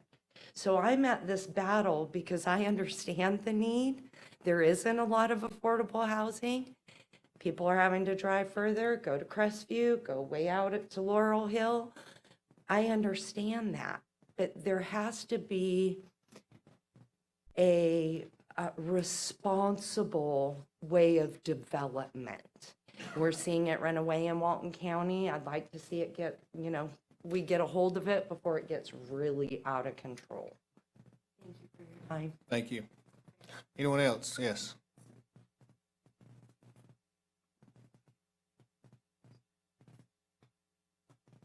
My name's Elizabeth Hafner, Haffner, and I do serve on the board for the city of Freeport, but I'm obviously here as a citizen of Freeport. A few things about this project, I've followed it along since the beginning, is it impacts all of my constituents in this area, and I live right here in Hammock Bay. This parcel at the corner of 83 and 20 is already extremely congested, as has already been discussed. The future land use for this is not commercial. It was zoned that way for a reason. It doesn't go with our current comp plan, as commercial was not there. And the Waste Pro was mentioned, that was shut down by the city of Freeport due to a public health concern. We worked very hard to get that shut down, as it was a major public health concern. Talking about the Waste Pro landfill? Yes, sir. That has been shut down. The city worked very hard to get that shut down, so It was it's shut down no because it's longer. full. Well, It reached capacity. Now, the other one, Coyote landfill, was shut down for violations. Clay, I thought that we worked to shut that down due to issues with it. You may have some issues, but it's not because the capacity was full. They've had some erosion issues over there that they've had some problems with. Not what this project is. In some, the issue was there had some lightning strikes out there. They did not, triggered some fires, got DEP to investigate on the Waste Pro side of things. The city prevented some remediation, additional work, and post-closure work that they were trying to do, which would have increased the capacity of the plant, that Waste Pro proposed to alleviate those issues. And so that did happen post-closure. But either way, not on this project.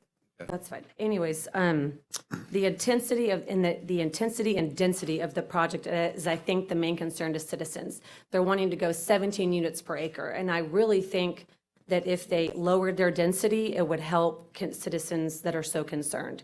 I'm not against development or growth at all. I just think we have to be smart with our growth, smart with what we're doing.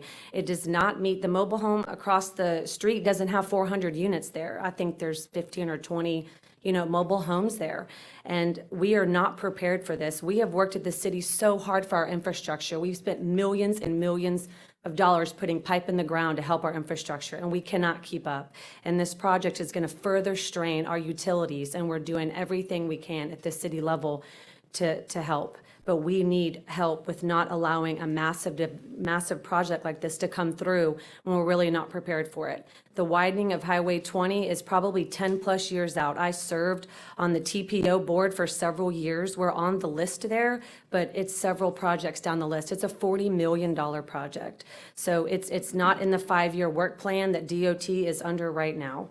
And the developer has offered to pay for a light and do road improvements and all of that, but I just don't feel that that's enough for the magnitude of this project at that corner.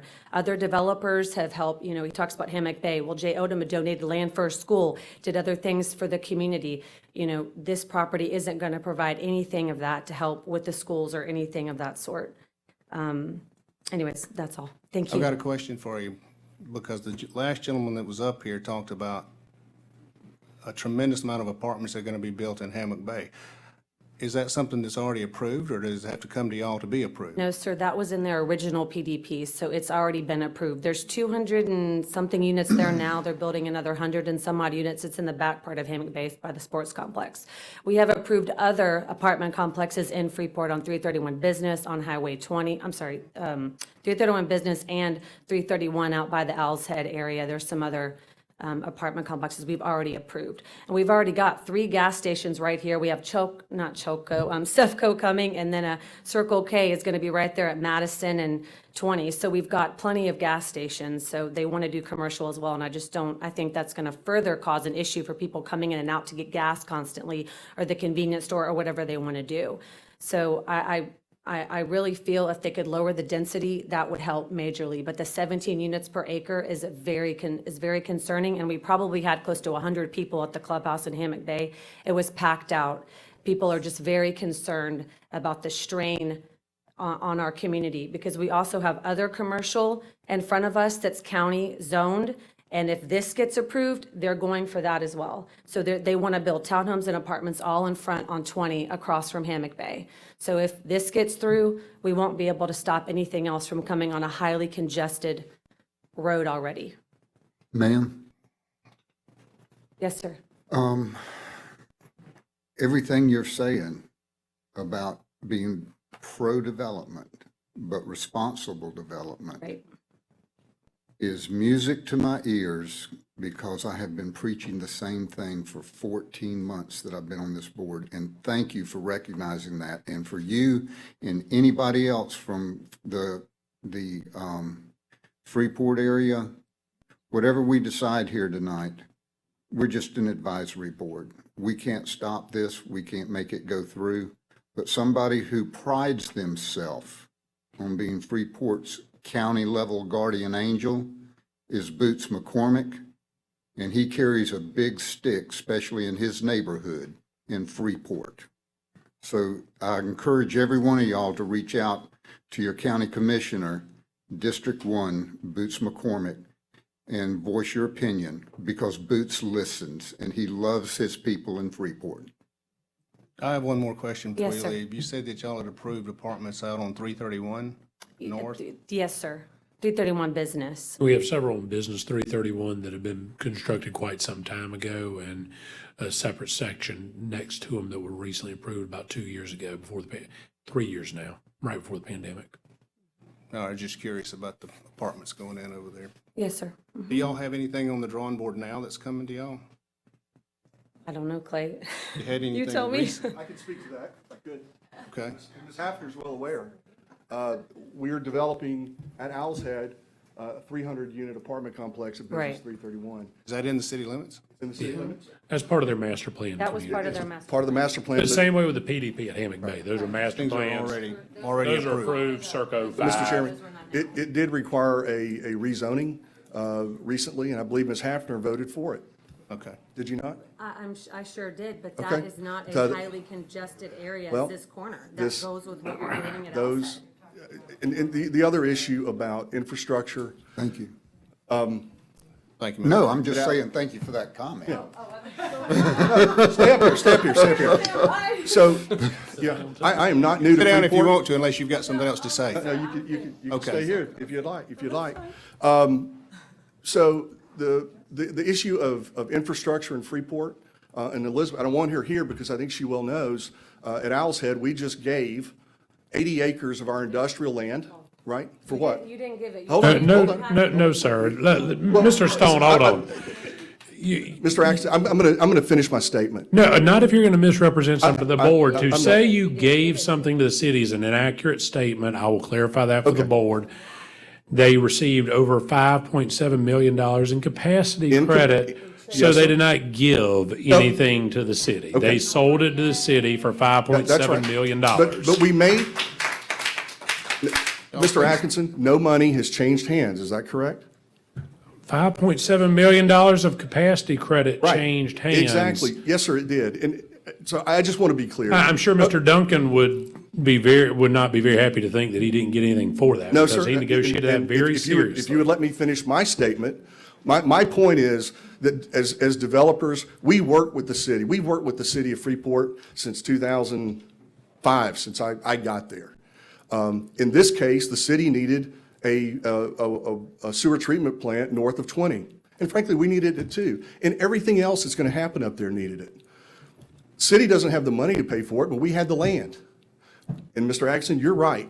We didn't take the money, but we're beginning the value of that in capacity fees once the city builds the plant. I was not trying to misrepresent that we gave it for nothing, but we did. The land is not in our ownership. And since the city has since, in an economic development measure, given 10 acres of that land away to attract a business, which is great. But as developers, we assist the city. We work with the city to improve infrastructure. And that's a I don't great, believe anybody in the city of Freeport disputes that Owl's Head, Hammock Bay, or otherwise have not worked with the city very diligently. And the council has repeatedly taken that position. the other thing that we've done, extending the sewer line up 331, we prepaid our capacity fees and are assisting the city on, right, Mr. Atkinson? There's no dispute on those Okay. developments. But that's not what we're here on either. They're separate, but they're not. These Okay. kids, Okay, we're good then. We're going to go back to public comments if you don't mind. Okay. We'll get you back up here to answer questions afterwards. Yes, ma'am.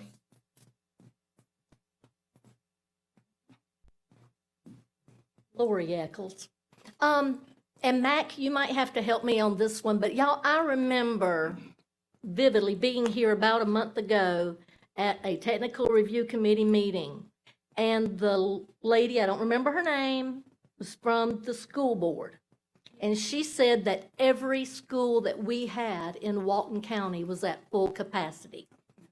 That we had a lot of people and a lot of developers that were giving land for schools to be built, but not one school is actually projected to be built. I think she said something about the fact that they don't do anything until they reach capacity though. So they're always behind the 8 ball when they do things anyway. Well, then what do you do with those kids that are here? Hey, I don't run the school board. That's poor planning. That's poor planning. I'd go to the and school that's- board meeting and talk to them. Right, I'm just saying. I think they need some of you, Miss Eccles. Do what now? They need some of you at I'm the school gonna board tell you what, meeting. I ought to run for that dadgum school board position. I ought to.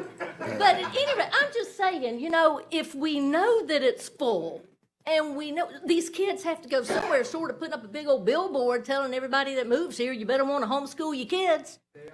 Well, I agree. I don't think that's probably the best way of doing it, but I haven't been on a school board. I don't know why they chose to do it that way, but that's how they do project what they're gonna do. And they wait until they get to capacity before they start building stuff. So Well, I know Dune Lake, and I don't even have any children, but I'm just saying, I know that Dune Lake Elementary, they already had trailers out there before they ever even that's opened. because they do everything late in the game. It has to be at You know what, capacity. so somebody needs to be better, that's all I'm saying. The voters can fix that. Somebody give her a schedule for the school board meetings. You know, the voters can Yes, fix sir. Are you that. next? I'm sorry, I was talking to him, but that's okay. I'll get you next if you don't. All right, well, come on. My name is Jose Flores. I'm a resident in Hammock Bay in Passages. And while I'm not a trained civil engineer, I am a retired program manager for the Air Force. And in looking at projects and programs, you don't do it willy-nilly, where you drop something in the middle and then, well, we got to rush to catch up with that. That's not the way it's done. You build up, starting at the baseline, and start working towards something. We're not anywhere near having this project built on that corner. We already know that the traffic here is horrendous. And during the summer, especially on Saturdays, when the people are coming in and trying to get their weeks on the beach, Business 331 backed up all the way to 331. 20 backed up completely. This place is not ready. It is absolutely not ready to take on a project of this kind.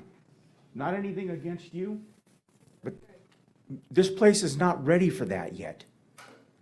83A, we watch as we go out 20 to going towards Niceville or Destin, and you watch, and the cars are built up there 10, 15 feet deep, or 10, 15 cars deep. We've had a couple of occasions where we've almost gotten into an accident there. Fortunately, we didn't, but I know there has been an accident where somebody died. 83A, and you look at the development all around on Hammock Bay Loop. I've actually driven out to Hammock Oaks. What a huge development. 83A is not going to even be able to take that much development. I think that we as a community have to take a step back. And as you've already said, we need to do this sensibly. 20 needs to be 4-lane, but I'm hearing it's not going to start until 2025. 83A, there has been nothing. I hear nothing about it being developed or turned into a 4-lane road with signals and all that stuff.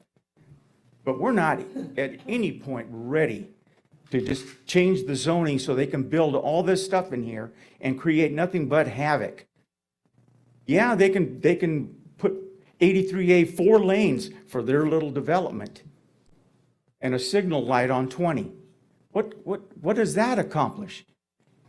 You got to step back, way back, and look at the big picture and understand what the goal is. Yes, we need development here. We need Responsible development. responsible development. That's exactly right. We need responsible development.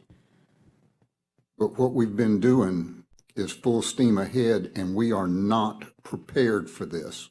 Oh, absolutely. Because our development has not been fueled by responsible development. It's been fueled by greed and trying to make a buck. Trying to make a buck. So that's what it's been. Yes. And I think we have to be careful with that. Yeah, if I was in the development business, that's exactly what I'd be doing, trying to make a buck. I'm not in the development business. I'm a retired, like I said, program manager for the Air Force. And I want a nice community, not one that you're going to be sitting there and your face is all red because you're stuck in traffic trying to get to Niceville, for Christ's sake. Real developments add to the quality of the community, and we don't have real developments right now. I agree with that. I agree with that statement, and I've heard other people in here talk about exactly the same thing. We need to have responsible development. You're being heard. Unfortunately, we're not there yet, but if the people keep talking and you speak at the precincts, at the voting polls, maybe they'll start listening then. And somebody said Boots McCormick? He is really good. He's born and raised in Freeport. His heart is in Freeport. And he is the Freeport Area District 1 County Commissioner. Is he local? He's born and raised here. He's local. No, what I'm saying, is his office local? Yes, in this building. He's right there. He's in this building. Yes, sir. Excellent. Yes, sir. I will go and talk to him. Thank you, sir. We appreciate it. Who else wants to speak on this? Anybody? Yes, sir. You want to go, Sandy?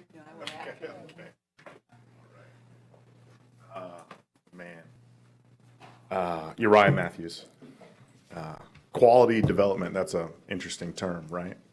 What is quality? I want to know what Dan's description of that is. Yeah, I'd love it. Responsible I'm development. kidding, I didn't really want, that was a No, rhetorical I think it's a fascinating topic, right? It's an easy Well, definition. Absolutely, I Really. 100% disagree with you.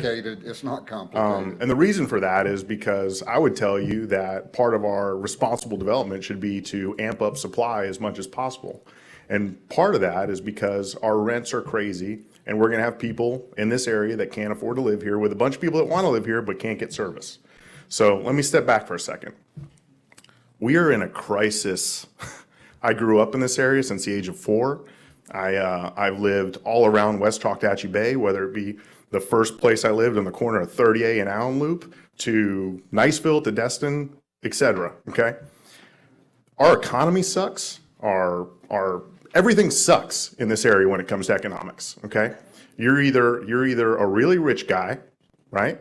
Or you have to leave the area. All the kids I graduated with, they're gone. Some of them are here. One of the guys was out here earlier, his son's still here, but they're all gone because you can't grow up here and work and live here. You have to go make money elsewhere, and then you have to come back here or carry a military retirement. That'll help you out real well. And then what ends up happening is you have to leave, okay? So I had to leave. I went to LA first. That was the first place I was offered a job. Real nice, high-paying IT job. I went to look at rent. I was used to paying $900 in Destin at the time for a 3-bedroom place. That same complex now is charging $2,100 for a 1-bedroom. And mind you, that's these prices he's talking about are 12-month contracts. If you want to rent month to month, my brother, who's building a house in Riverwalk, month to month at Infinity was like $2,800 a month for a 1-bedroom. So he's bunking with my parents in Niceville. That's a fun one. Anyway, if we want to talk about quality of life or responsible development, we have a major problem because we don't have supply. And if you want quality of life, you have to have supply because guess what? Everybody in the country wants to move here. And this is a problem. It's a hard one to tackle. I don't envy you. But with that said, now we have another problem. And that's you guys do one thing and somebody else has to do another. Are you guys responsible for roads? All right? It's a weird problem that we're in right now. Everybody that's up here voicing their opinion is voicing it to the wrong body, in my opinion. All the energy behind me needs to be dedicated to going to FDOT meetings and everything that has to do with transportation. Because if we want to plan, that's where we should be planning. Okay? So anyway, I am in full support of a project of this nature. I pay, for a 5-bedroom house, I pay a fraction of what they're going to ask for a 1-bedroom. This is a problem. I have 3 months to get a veterinarian appointment in Freeport. I go to Destin because I can get one in a week. Because there's nobody here. We don't have services. It's a crazy community. And it's top down, a bunch of retired people, a bunch of people with incomes that don't work in the community are going to be moving here. And that's going to happen from around the country. So we need apartments and we need people that can afford to live here. And the only way to fix it is supply. So that's my piece. Build. Can I ask you a question? Yes, sir. When you all talk about traffic issues in Freeport, are you really talking about 2 intersections? I personally 83A and 331? I personally think that a traffic complaint at 83, especially from a Hammock Bay resident, is a ridiculous complaint, and they should be going out the main entrance because not only do you get a longer vision of sight, that it's also a better intersection to turn left. So if somebody in Hammock Bay is turning left at 83, that's their problem. Sorry, I'm sorry, listen. All right, y'all gonna have to hold it down now. So I live in Hammock Bay, and if I use that 83 exit, I know it's the wrong choice. Does that make sense? I should be using the main exit, the main entrance, because you get a longer line of sight to the traffic coming on board. That 83 entrance, which by the way, all the roads are public, so anybody from 83 can go through there too, right?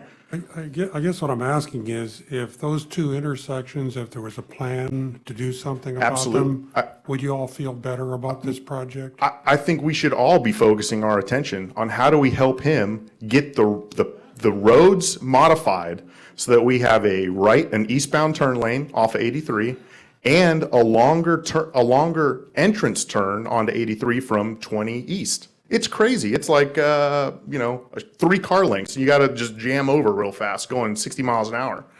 That needs to be greatly extended. And I would even suggest that, there adds to be a turn in right there so you can also allow left-hand turns at the same time coming off of 20. But again, are you approving roads? No. Right. This is the problem, right? So I think a lot of energy. Well, we're making recommendations to the And thank DTC. you. Yeah, I think a lot of people need to be putting focus into how do we get roads completed, and when it comes to development, we need more of it. We live in a gem of a place, and everybody wants to be here. Okay, we've created this problem. When I say we, I'm talking about the people that have put current and past leaders in the place that brought us here, okay? What's wrong with pumping the brakes, calling a moratorium until our infrastructure and roads and schools get caught up? Because that will not stop people wanting to buy here. And supply and cost of a home is directly related to the demand for homes. And yes, they will. There are people leaving all 49 states, maybe 48 states if you take Texas out. A lot of people going to Texas. But everybody, when I was touring homes in Buxton Mills, the guys from New Jersey, they're all coming here. We've entered a crazy paradigm. COVID changed the world, and everybody wants to be in the free state of Florida. And guess what? They're coming. It's all relative. We're not prepared. We are not prepared. But it doesn't matter. They're coming, and they're going to continue to drive up the prices of homes because they can afford it, and the people that live here can't. This guy right here, right? He's a sheriff. We all know the deputies' salaries. We are destroying the people that live here. The thing about it is that deputy can't afford to live in this place called affordable housing. Because it's a that's a state issue. It's being sold as affordable housing, but our first responders and our police officers, our correctional officers, our school teachers, our nurses, they can't afford to live in something that is being falsely advertised as affordable housing. But that's a state issue, if I'm not mistaken. And in addition to that, it's directly related to supply. I can't say it enough. This is about supply. We don't have it, and the people that are moving here don't care. They have the money. They're selling their houses and paying for cash.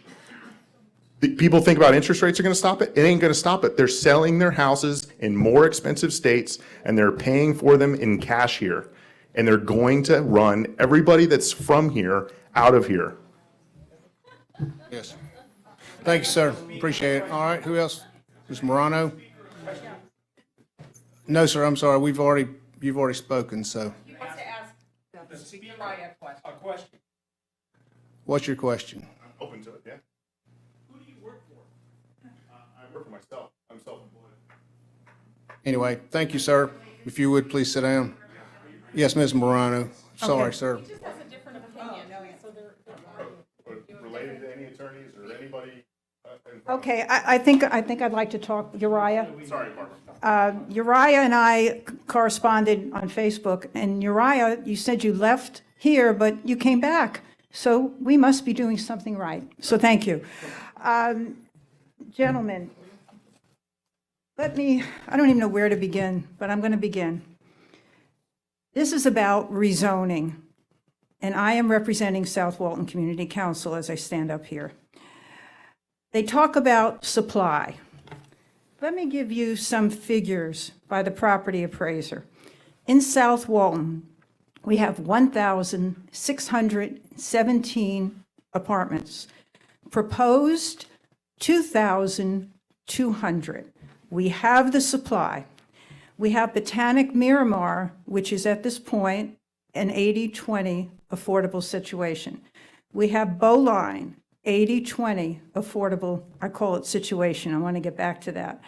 We have Christian International, which Mr. Shelton shared. He's representing down on 98, and that's almost 600 apartments. But none of these are approved. Excuse me? None of these are approved yet. Approved? With the county Botanic, commission. well, they're getting close, but you know what is approved? Encore on Ramsey Road has already been through the ZBA, and they've gotten a conditional approval, and they will come up. And guess what? In Encore, it was already zoned commercial. South Walton Community Council is not against affordable housing if it is in the correct zoning. And please let me finish, Mr. Perry. I have a lot of other things to say. Freeport, you've already got the figures of how many apartments are coming into Freeport. Let's talk about the myth of affordable housing. I think this is where you were going, Mr. Cosin. The myth of affordable housing. The one bedroom that Mr. Shelton shared that's in Hammock Bay is $1,855. So if this proposal, if this apartment was approved 2 years from now, Mr. Shelton, how much would your one bedroom be? I would imagine with the cost of living, $2,100. And you're telling me you're going to almost take 10%? So how much would really somebody pay at a $2,100 fee? Maybe they'll pay $1,800, $1,900? Is that affordable? All right, you want to come up and talk about that? Both answer the question. Go ahead. Okay. Oh, we. Wait a second, we're gonna let wait, public she's- comments Let her finish. finish talking. You can She's asked answer. the question. Yeah, I'm gonna let you answer that question after you're done. All right, After we that sounds finish, good. close the public comments. All right, well, look, well, I'm glad you have these posters because you all saw those posters. We did not. This audience did not see one poster. We didn't see anything on that screen. I think that was totally unfair. It was not on the county portal at all. Nothing like that. So I think we have a lot of myths of affordable housing. I'm going to read you something from the Florida Housing Corporation. The issue of whether housing meets the technical definition of affordable ceases to be societal concern when the income of the occupant exceeds 80% or 100% of the area median income. Bristol Development Company is using affordable housing as a strategy to come in and do their 17 units per acre. They are not going to lose money on this, of course not. They have never gone into an affordable housing complex at all. This is the first time. Why is that? We are wide open in Walton County. We are giving these incentives for everything. We don't need it. We're giving incentives in Mossy Head. We're giving incentives here. We don't need incentives. And when you talk about the affordable housing, I believe there's a lot of myths to that affordable housing. So I gave you the data. And I want to say to the people here, this is Freeport, and it's also the city of Freeport. This development is right a block away. Let me share something. I heard the heartstrings of the Pattersons. Well, on March 18th, 2020, they did a lot split. And this is in the information in the in their application. The property owner is seeking a lot split to prevent an enclave when annexing the parent parcel into the city of Freeport. The property will be given to her 2 children, and at this time, there is no intent to sell or lease the new lot. I only share that because that was 2020. They've made another decision, that's fine. But rezoning is still a choice for the county. It's still a choice for the BCC. They can come in with affordable housing on this project. They don't have to rezone it. Go right ahead. We're not stopping them. But Tallahassee has not taken away from rezoning. You can say tonight you don't want the project. You don't have to give a reason. No reason at all. And that's what I want you to do tonight. That's what the people are asking you. It's intense. It's dense. It's just not applicable. And it's truly not what we really think it is.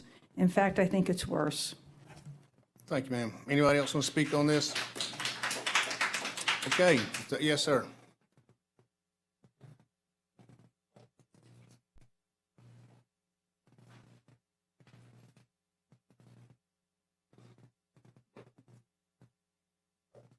Sorry to keep you waiting. My name is Trevor Dean.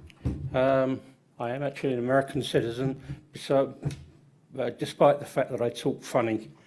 I'm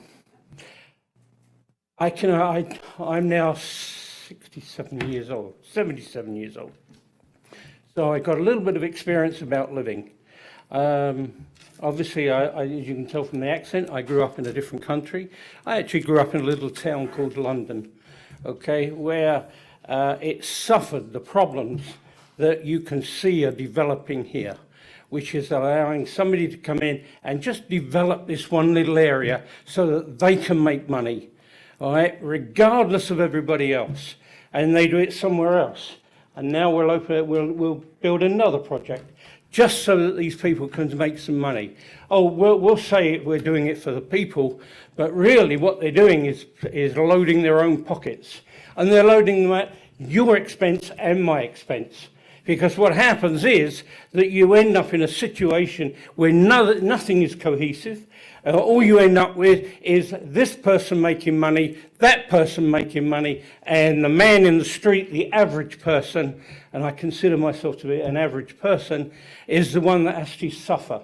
Because no, they've got their big project going and somebody's making money out of it. Now, I'm not in the least bit suggesting that anybody here is involved in that. But it's interesting, isn't it, how these small companies come from almost nothing, and then they build one little project, and then there's another project, then there's another project, and you and me as ordinary people just get pushed out of that. Now, I came here, as I say, from London. I moved here to Nashville, and I watched the mess that Nashville got into and is in. From there, I moved to 30A, okay? I mean, I've been other places as well, let me not kid you. I've been around the block a couple of times at least. I moved to 30A, and I thought, oh, this is wonderful. You know, it's near the sea, it's this wonderful area. And then, of course, I discovered all these big buildings being put up, and the only thing they're interested in is making money. Now, I understand everybody has to make some money, okay? But I don't see why I should be robbed of all the facilities here just so that a group of people can make money. And they're still doing it on 38. So I thought, that's no good. I can't do this. Too much. Moved here to Hammock Bay, which is a very nice development. It wasn't my first choice, but it was a very nice, and I'm very pleased that I'm here. Okay, and now what I'm seeing, and it's growing, is 20 on Highway 20 there. You can't get out from Hammock Bay, and it was great to suggest, well, if you want to go down that way, you should take a different entrance. Have you ever tried to do that? That's as bad.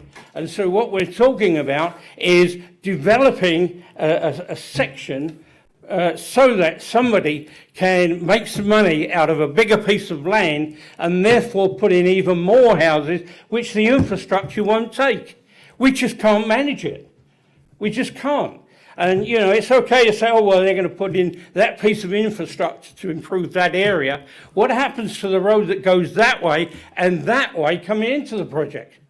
You know, you end up with this improved crossing, if you will. We're going to put in a set of traffic lights. That's great. That solves everything in the world, doesn't it? Put traffic lights in. And what they do is you just create this bottleneck. And now we're saying, oh, well, how are we going to get over this bottleneck? Well, if we allow Joe Schmo to come in and he'll develop that piece up there, all right, and then what he's going to do is he'll improve this piece of road. You know, and before you know where you are, you're living in the hodgepodge that I ultimately seem to end up in every time, which, as I say, started in London in a very small town, well, not a very small town, which takes you 8 hours to cross it. Why? Because there's traffic lights everywhere, developments everywhere that are not for you and me, the ordinary people. It's just making big people more money. All right? And I'm sorry if I sound a little bit passionate about it, but I really am, because I thought this is where I was actually going to ultimately die in rest and peace. And what you're doing is just turn the whole place into a mess. I'm sorry. Thank you, sir. We all feel the same way, sir. Anybody else? Yes, ma'am. No, the lady back in the back. Yes, yes, ma'am. My name's Carolyn Harville. I'm not great at public speaking, but this gentleman said he was from Nashville, Tennessee. I grew up in Nashville. Bristol, I don't remember Bristol, but I worked for Harvey Freeman and Sons there in Nashville. Probably heard Brent Hurd, Rudy Thacker. Yes, ma'am. Some of those people. I worked for them in property management and the apartment business for many years. I can tell you, this is a bad deal. I wouldn't do it. It's too dense. This gentleman's correct. They've ruined Nashville. I wouldn't dare go back there. We don't need this type of development coming in here. I live in Hammock Bay. I moved from Navarre in 2017 to over here. The traffic was horrendous in Navarre. I work in Destin most of the time, and I can tell you, this is not the type of development we want. We do want responsible development. I love Freeport, but you've got to build the infrastructure. You have to do that. Thank you, ma'am. All right. Yes, ma'am. You want to speak?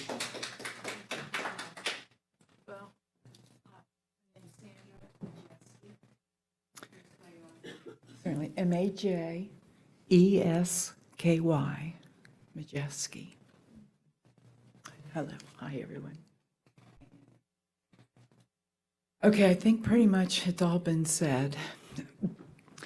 I definitely, development's coming. That's obvious. I've been looking and learning quite passionately.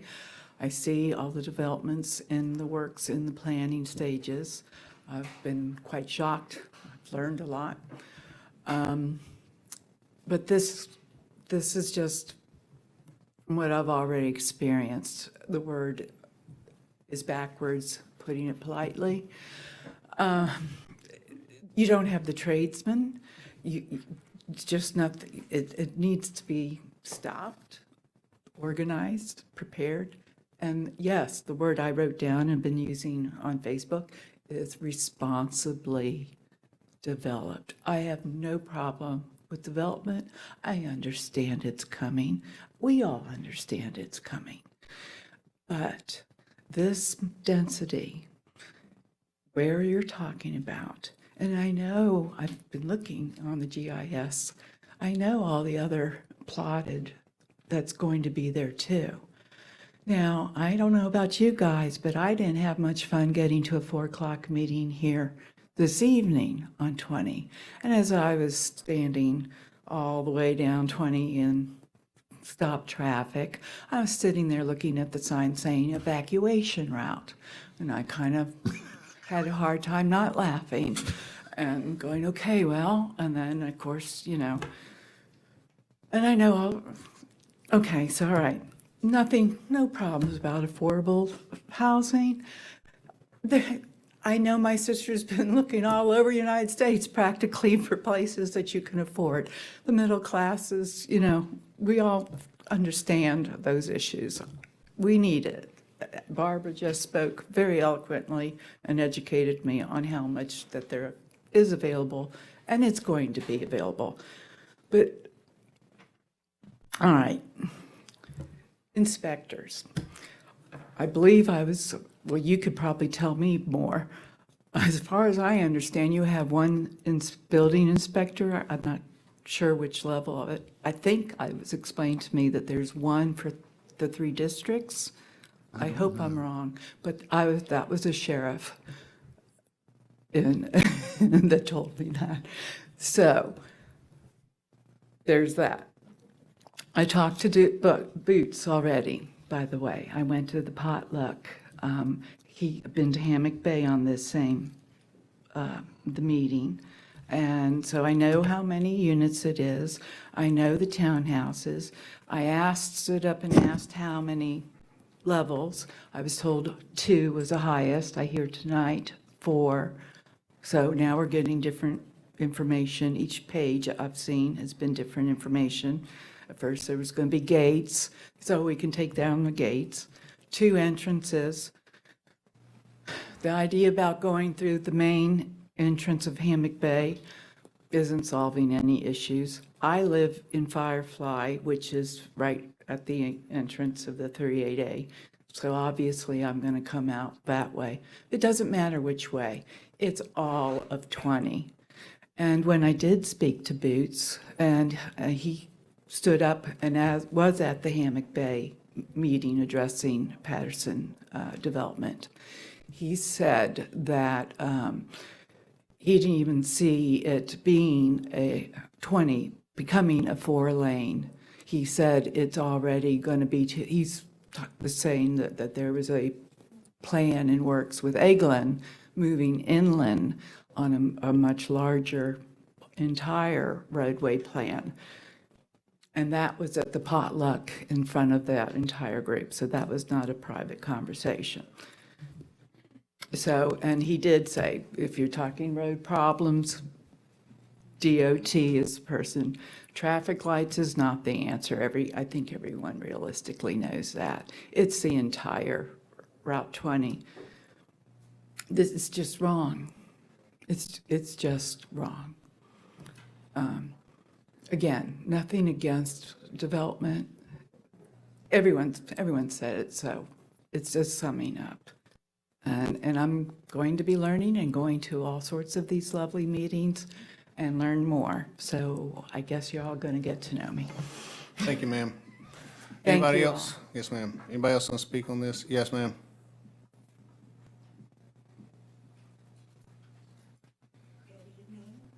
My name is Katie, C-A-D-Y, Wert, W-E-R-T. I just wanted to confirm, like the last woman who spoke, is it 2 units per acre for land use currently, or is it 4? Because we've heard conflicting. It's 2. And they're asking for 17 per acre. Is that not the max density for commercial? It may be, I don't know. I think you're dead on. Doesn't seem responsible. And as far as our issues for roads, we're being kneecapped by being forced to be commingled with Okaloosa County on the TPO. Okaloosa County has 13 members that vote. Walton County only has 6. So we will never win any state funding for any road expansion without those votes. Well, we don't have any control over the TPO. True. Still an issue. Still an issue that should be heard. But I don't think DOT is who, I mean, who would we ask about getting Walton County separated from Okaloosa County when it comes to getting the state funds for our road expansions? State legislature. State legislature. Sorry. Okay, well, with that being said, 2 units per acre, maxing out at 17, that just doesn't seem very responsible. Traffic on Highway 20 is no secret, clearly. And that's not going to get any better, especially with Highway 20 not being widened for a minimum of 10 years because we can't get funding for it. So if we can't solve the funding issues for expanding the roads, which is the biggest issue, then we'll never be able to develop anything responsibly. Thank you. I saw another hand up. Yes, ma'am.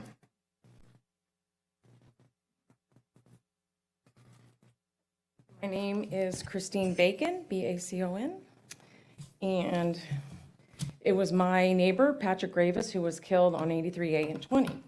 So I want his life to mean something. I spoke at the original meeting over a month ago, and I don't want it to be profits over people. So with that, I don't know if there's any way we can bring this into this, but Freeport area median income is $54,243. We are penalized because of 30A. So I don't know if you can work that into your magic system there. I'm sorry? I don't disagree. Okay. I think what Uriah was saying, we need housing. We do need housing. So I'm not really sure how to affordably do this. I know we had a military friend who left on maneuvers. He left. It was $1,400. He came back. They were going to save him an apartment, and it was $2,300. And that's just over a 4 or 6 month deployment. My question, or let me just say that, yes, Hammock Oaks, Hammock Bay North, Hammock Bay South, Hammock Bay Apartments, Harbor Bay, all of those are coming along 83A. So there's going to be a lot of traffic. So I have 2 questions for you, Mr. Stone. One, have you considered lowering the density? I know it's 17 per acre, but if I did my calculations right, you are actually asking for approximately 14 per acre. I could be wrong there, but also I wanted to know when and if it is completed, is Mrs. Patterson projected to sell it immediately, or how does that work? So, and one more question is there an additional entrance? So you have one from 83A, is there one from 20? So is the traffic going to constantly be coming from 83? We'll get you to answer them. Oh, sorry. Anyway, that's actually it, so. Yeah. Well, we're You want gonna my bring you notes? up. I can provide those answers. It'll go Okay. faster if we do it all at the end, so, Okay. yes, go ahead. Anyway, that was That it. So, Okay, so. thank you, ma'am. You got it? Okay. Thank Did we you. have anybody else that wanted to say anything? Okay, then we'll shut down public comments. Shelton, you can answer some questions. I'll do my best. So we talk about responsible development. I've heard that word batted about a bit tonight. I want to get back to this map, which really distinguishes the area of Freeport, which is gray, the area that is in the county, which is mostly orange here. All of the development that we see here is basically Hammock Bay. It's been around for a long time. All the traffic, all the concerns, all the problems on 83A, Mr. Cozen, you talk about responsible development. Why didn't Hammock Bay widen 83, put an intersection, put a light in, when we all knew what was coming in 2006? That is not true. That's not true. It is a county road. Again, my experience in Freeport now, you are about to see an interchange or a median cut and a connection to US 331 at Owl's Head. That is a state road. That is FDOT. And do you know who's paying for it? It is not FDOT. It is Owl's Head. It is a $600,000 improvement. C.W. Roberts is doing the work. FDOT is overseeing, but we can improve county roads. We do it all the time. Developers do it all the time. In the county, they do it. And I'm here tonight saying that I know that the intersection is a problem and is part of our project because we're one of the first, if you'll look at this, back to this map, this is one of the first big pieces to be developed on 83A that's in the county. Everything else has been in the city of Freeport, and they do not have a requirement for the greedy developers to contribute to the roadway that they're impacting. And that, Mr. Cozen, is why we have a problem at the intersection at 83A and 20. That was not responsible, but I'm here tonight to say that as part of our project, we can fix it. And because we're in the county is gonna make us fix it. They just will, and we want it done. We want it to be safe.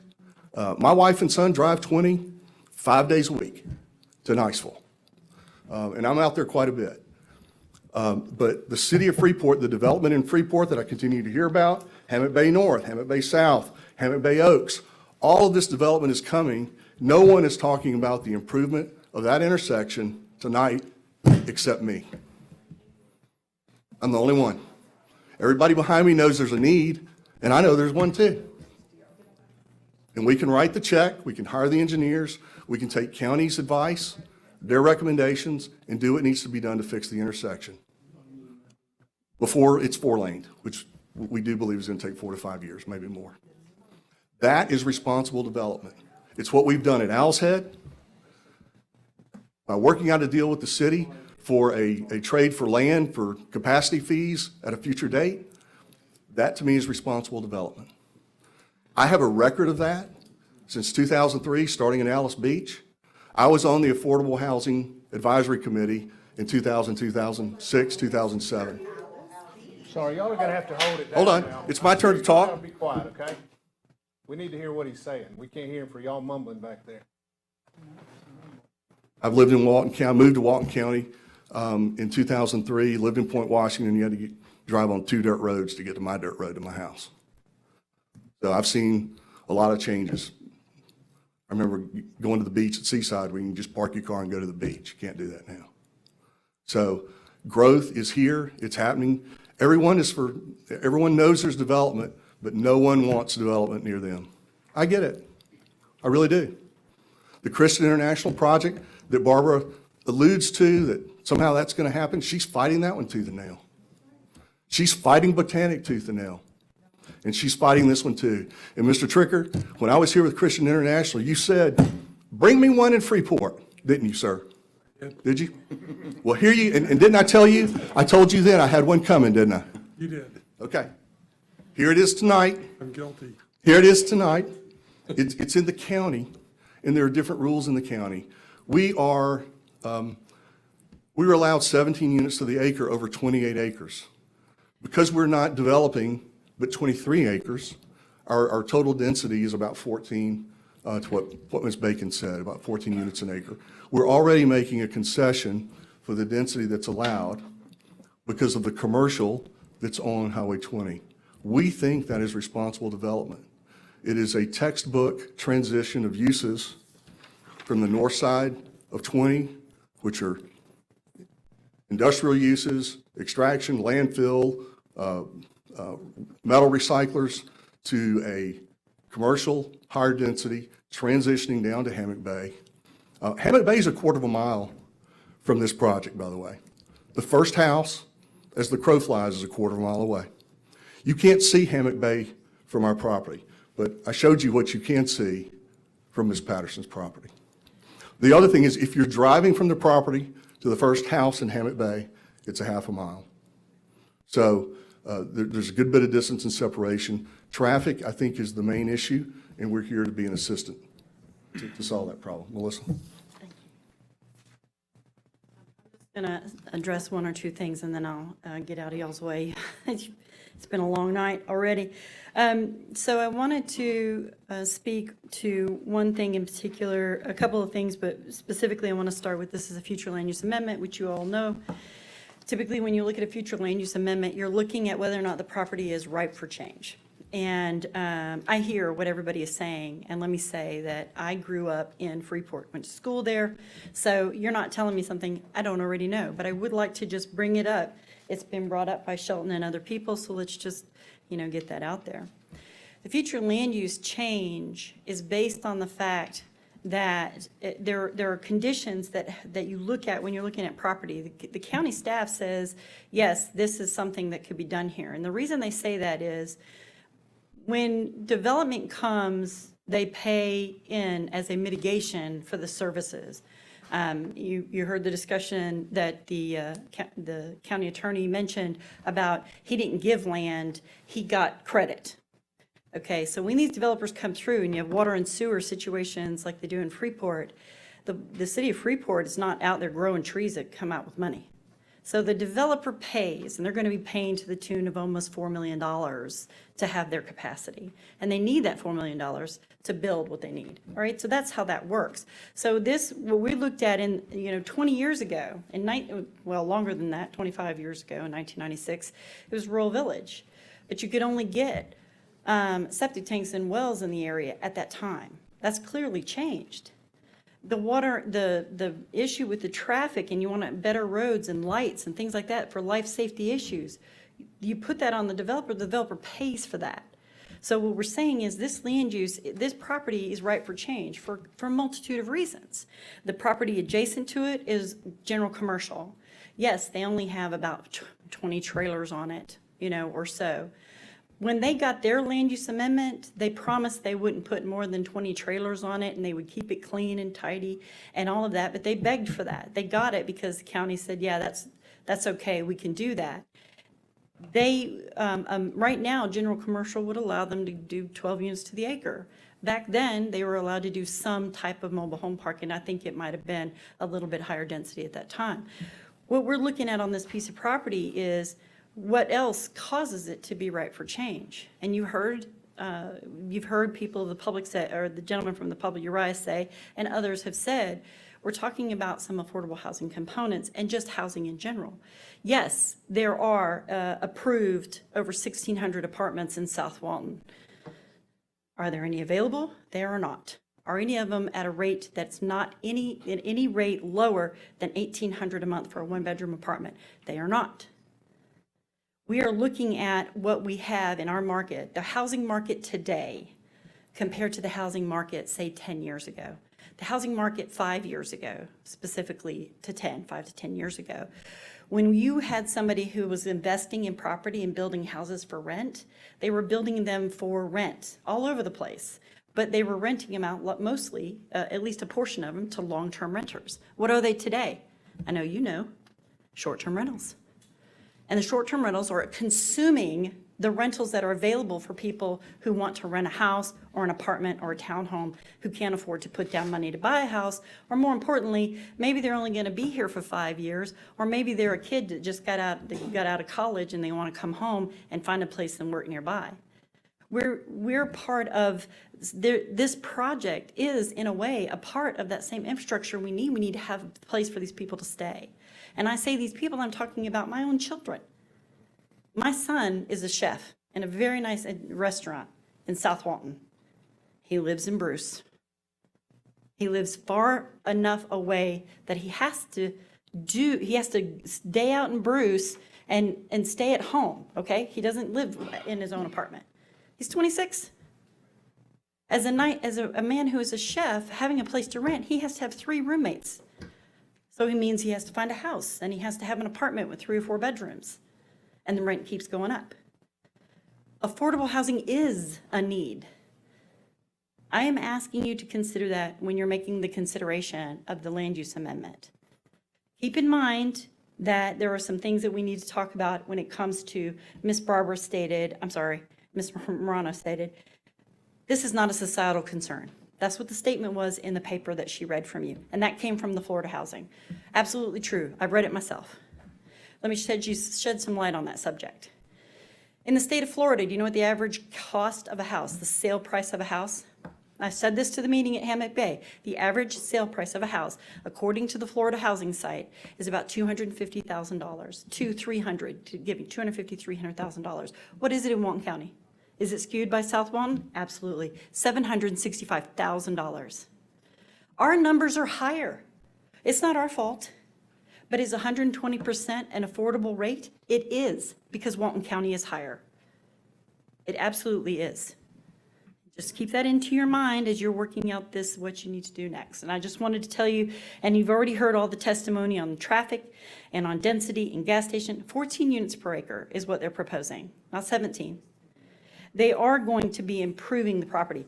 The gas stations in front, if you have too many gas stations, we'll try to find something else. This is a proposal. But we are required to give you a commercial component. The water and sewer capacity, this is what the developer is going to handle. School capacity, not as high as they think. Also, we're working things out that way too. Land use from 96 today, that's what you're asking. Rural Village, before it was Rural Village, it was, several of you here have already heard me say, you should have been here in 85 when it was 35 units to the acre. Had a much higher density, but not in Freeport, you're right, because it was no sewer and water. Everybody had to have a septic tank and well. This will improve the area and will improve the living conditions of so many people. Thank you. Thank you.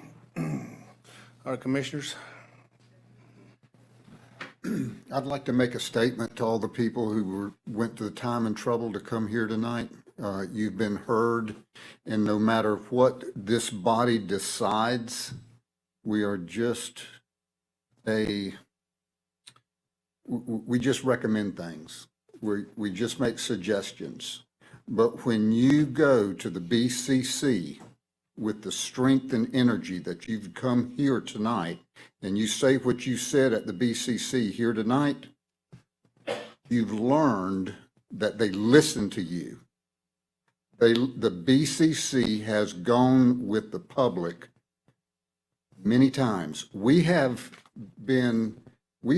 approved zoning changes here. And the BCC said, no, we're not going to do it. So if you get voted down here, this is not the final answer. The final answer is going to be at the BCC. And I know recently they have overturned several zoning requests that has been handed up to them from the Planning Commission. So don't walk out of here if you don't get what you want, you get another shot. Don't lose your enthusiasm. I make a motion that we deny rezoning. All right, we have a motion. We need a second. Okay, no second. We got any other discussion? Anybody else want to make a motion?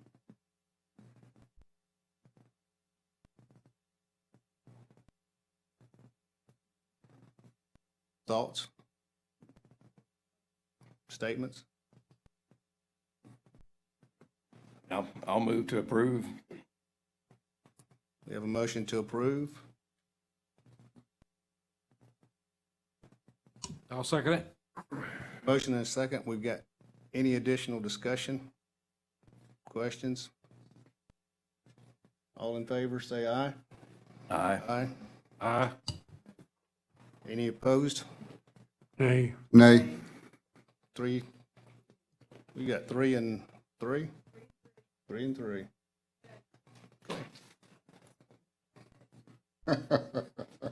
That's it. It don't pass.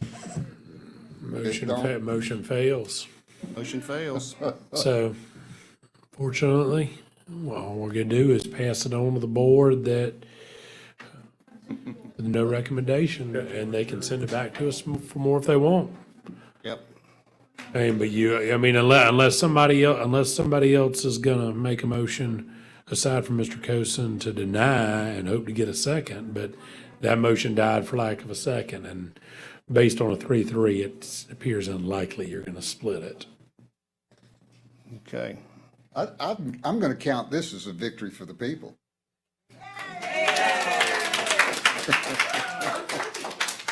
And they may be back here hearing your speech again, though, when we have our another appointee, if the board decides they want a recommendation. Thank you. We'll give everybody that's leaving, would you please go ahead and exit, because we don't have much time. We're going to try to get one more in. If you would, please go ahead and exit.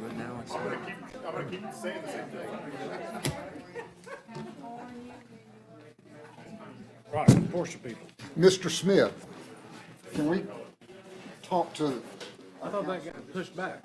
Yeah, that got continued. We're going to hear one more. I think we've got time for one more, so it's going to have to be quick. So I don't know what you're up to, but. All right. Y'all would please exit so we can get on to the next agenda item. No, we're in a live meeting.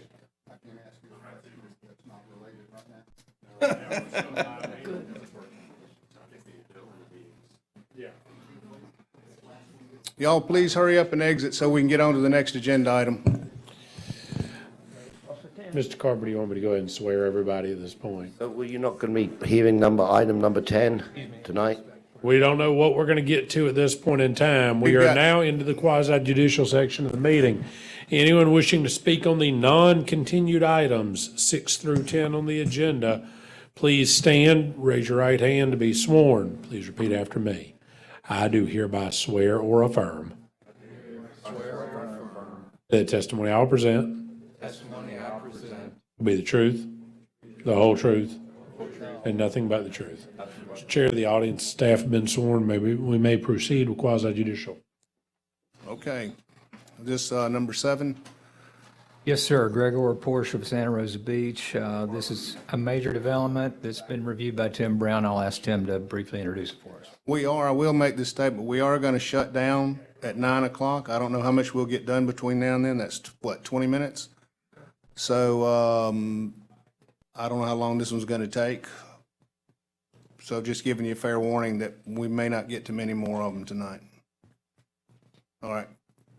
Yeah, good evening. Tim Brown with the Planning and Development Department. This is a major development order application submitted by Interlight Engineering requesting approval to develop a 30,241 square foot auto dealership with showroom, service, office space, and associated infrastructure on 3.44 acres with the future land use of mixed use and a zoning of village mixed use. It's located in District 4 on the south side of US Highway 98.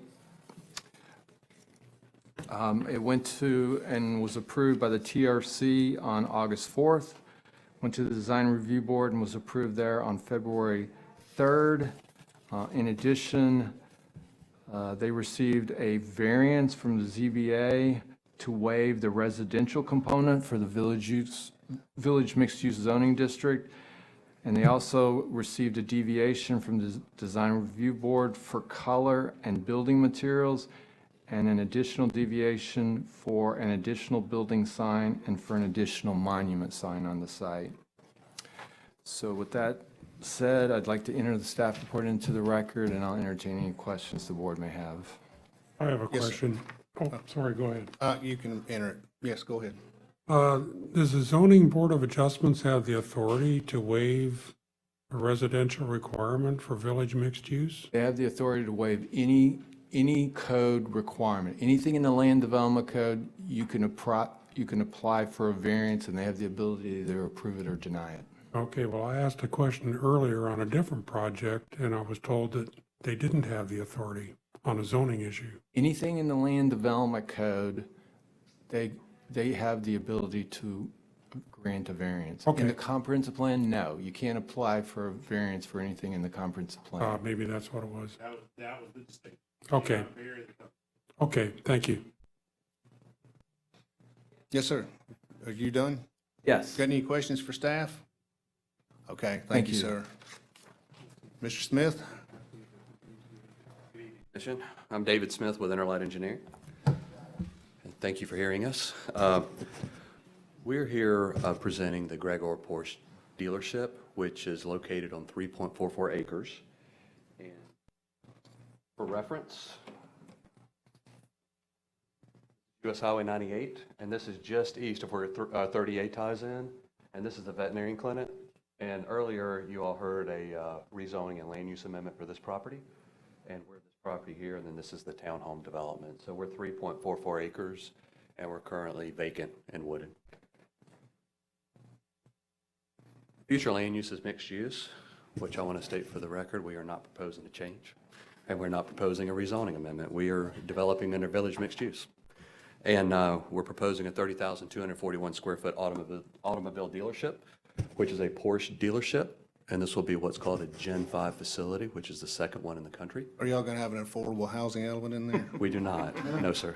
No affordable cars No either. affordable housing. No. Yeah, affordable cars, yeah. I'll let Kevin speak. I'll let Kevin speak to the pricing on the cars. That's and funny. Pointing to the site plan, this north is this is US Highway 98 for reference. So this is the automobile dealership in the showroom. And you can see we have one entrance connection to US Highway 98 where you then turn and travel west to the service department. You then come around the entire building. This is all parking, inventory parking.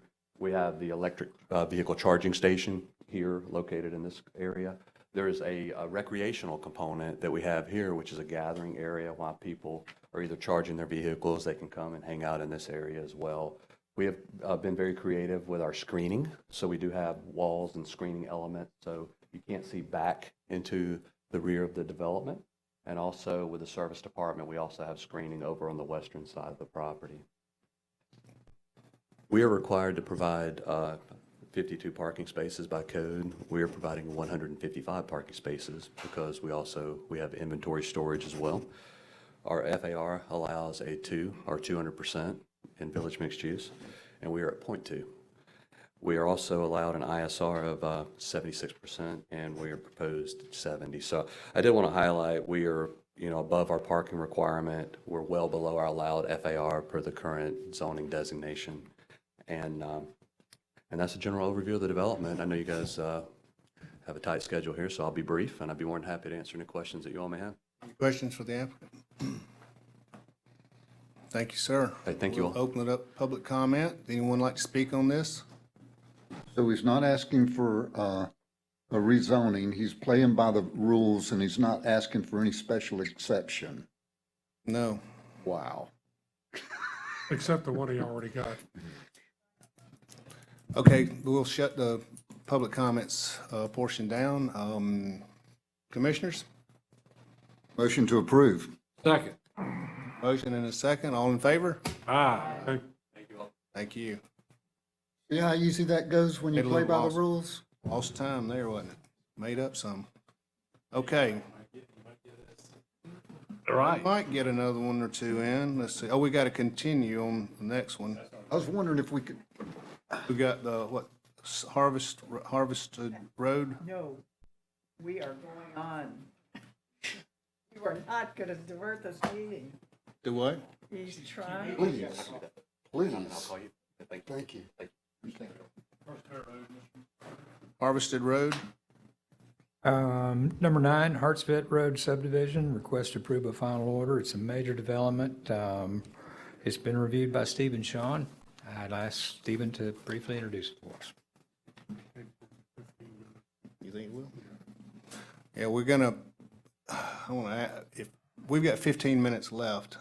This may be one that takes longer. Well, Mr. Chairman, what you could do is determine if there are public comment on either of the next two by a show of hands. And That's if, true. that Is probably- anybody here that's going to comment on, okay, we got 3, 4. The next one is the Santa Rosa Villages. You comment on that one too? Okay. So it doesn't matter which one we take, they're all. Doesn't gonna talk matter. for us. So we'll start with this one. If it gets long, we're going to shut it down, just so you know. Yes, sir. Whether- All right, good evening, Stephen Schoen with Planning and Development Services. I've been sworn. The Harsfed Road subdivision is a request to approve by final order. Project number MAJ 21-000017 is a major development order application submitted by Anderson Engineering on behalf of Roberts Real Estate Invest LLC, requesting to develop 27 townhomes on 4.78 plus or minus acres with a future land use of residential in a zoning district of neighborhood infill. The property is located in District 5 and can be identified by the parcel ID in your staff report. If I could enter that into the record, please. Yes, sir. I would like to make a couple of changes on the record. There were a couple of review comments in here that carried over the 31 dwelling units, which was a previous proposed number. It is 27. It was advertised as 27. It is just an oversight within some of the data, just to be clear on that. The proposed development does satisfy the Land Development Code. It does satisfy the comprehensive plan. I can answer any questions you may have. If not, I will turn it over to the applicant. Any questions for staff? Mr. Schoen, that's 5 houses to 1 acre, right? I'm sorry? Yes. You're asking me what the proposed density is? I believe so, yes. What's the maximum density? This is neighborhood infill. It can go up to 8 units an acre. Okay. I'm trying to learn something here, so please have patience with me. Absolutely. The next one, item number 10, is 8 houses to 1 acre. Are they under the same rules and one just decided? We can't address the second item. This is quasi judicial. Okay. Now, that might be a good conversation for staff after we go through both of them to have them discussed outside the presence of the quasi judicial process. So they're actually building less than maximum density on this? Yes, sir. That's a step in the right direction. I may add, it started as 36. This was a different development with much larger townhome buildings. And the applicant over time has shifted to the 27 you see in front of you. Any other questions for staff? Thank you, sir. Thank you, sir. You're welcome. The applicant.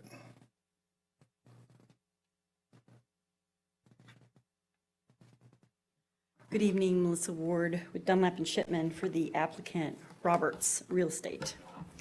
The application was submitted at 36 units per acre, and the original proposal had townhomes in alignment, and there was a good deal of concern in the community, which you guys are going to hear as well.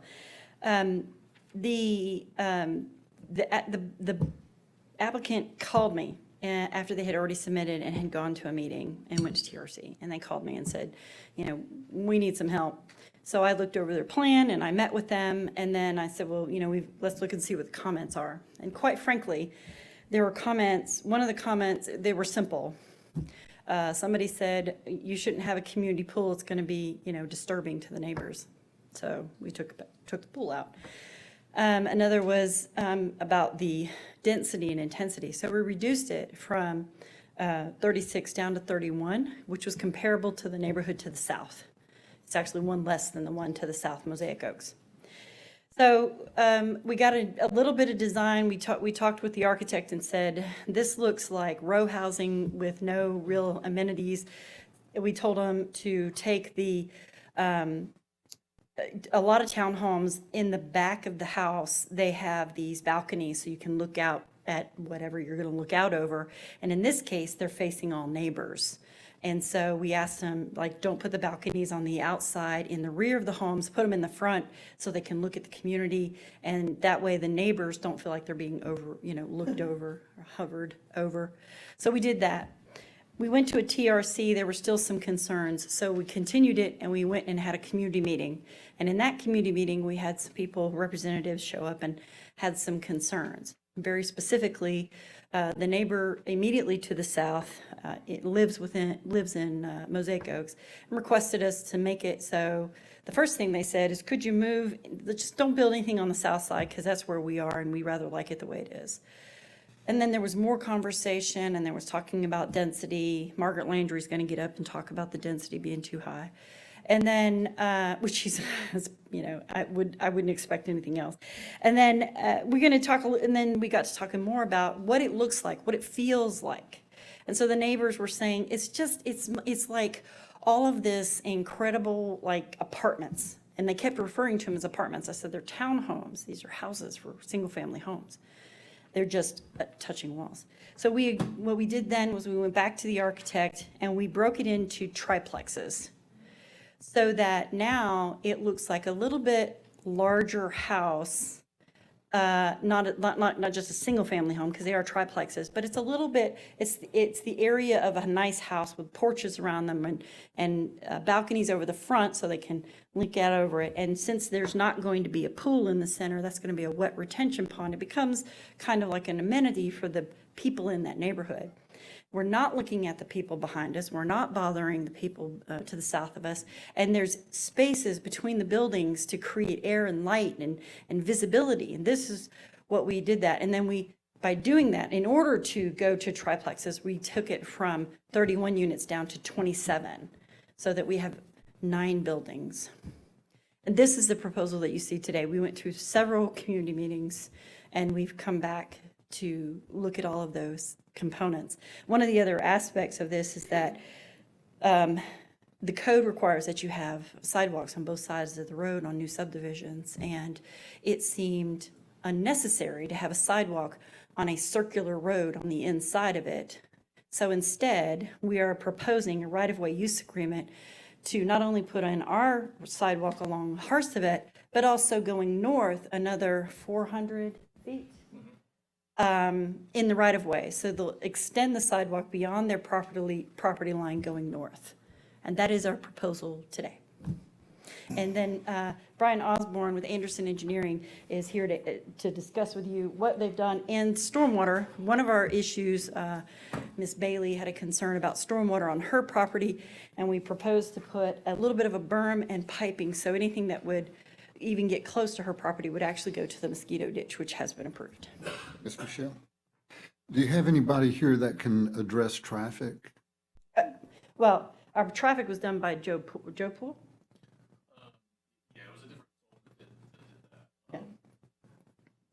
Just to give you a heads up, my initial concern is there are a lot of projects in the pipeline for Chat Holly in that area. And the density of that neighborhood, sidewalks, traffic, all that stuff, that's my only concern. So I was hoping maybe there was a traffic expert here that could. Well, the traffic study has been done, and it has been approved by the county, and understanding where we are with that. I mean, I'm not sure. You said approved by the county. Is that like Chance Powell? Actually, I think that would be Bill Menadier is Okay. actually the one who does transportation, but it might be through Public Works. Okay. Dewberry does most of, Mac, is it Bill or is it Chance? This was Bill Menadier and Cliff Nauer, and Dewberry.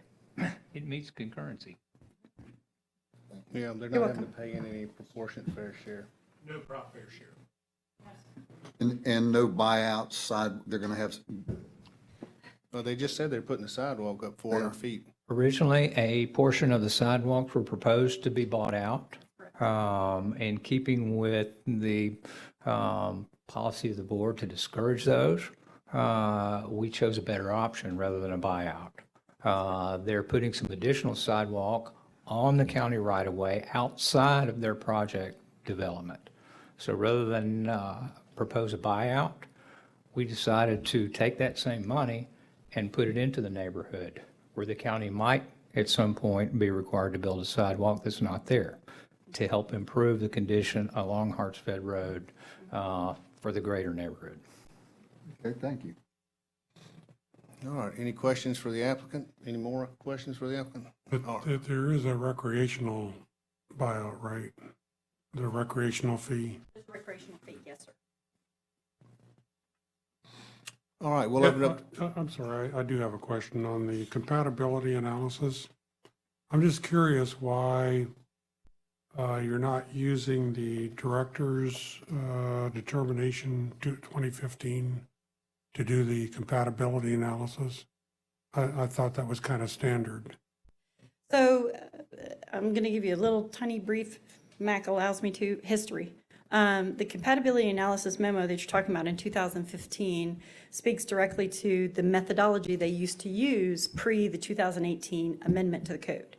The 2015 memo speaks to addressing the properties within a quarter-mile radius and specifically those within abutting properties. Because at that time, we had to do an overall community analysis to discuss going up to 8 units per acre. 5 units per acre is actually compatible with the property to the south. They got a little bit higher density. And then, so what we've done is the compatibility language in the Land Development Code under neighborhood infill today, which was changed to 2018, speaks to making the property more compatible by increasing buffers. For instance, we separated them a little further from the neighbors than they were previously. We increasing vegetation along the western and southern boundary lines. With leaving natural vegetation and enhancing it as necessary, and then increasing and decreasing heights and making them acceptable, comparable to the neighbors. Those are the compatibility measures that the code requires today. Instead of doing an analysis of the neighborhood and pulling that all together, they do it by saying if you're a little bit higher in density, you need to put these things in place to make it more compatible. And we've done quite a bit that fits that category. Okay, so the comparison is with the property to the south. How about the property to the west? The property And to to the north? Sure. So the property to the west is, I think it's 2 units per acre, and it's conservation residential, and it was developed or platted many moons ago before they had water and sewer in the area, so they're septic tank and wells. So the compatibility analysis would have said, oh, this is 2 units to the acre, and then this property is, 5 units or 10 units or whatever, and then we would have done a conglomerate number. I don't know, I lost them.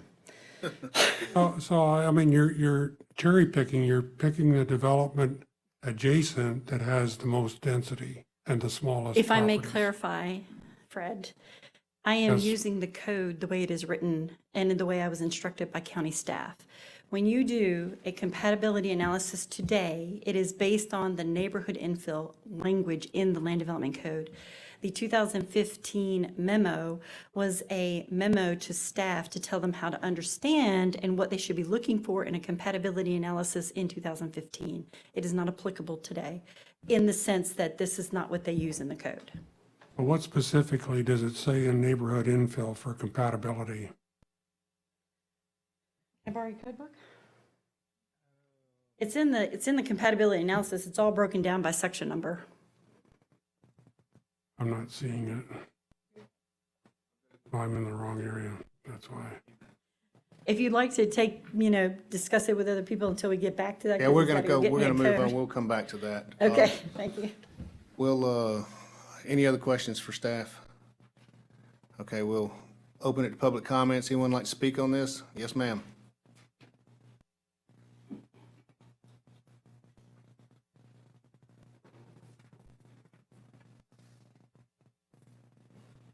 Hi, my name is Kyla, Kyla Jacobson, Jacobsen.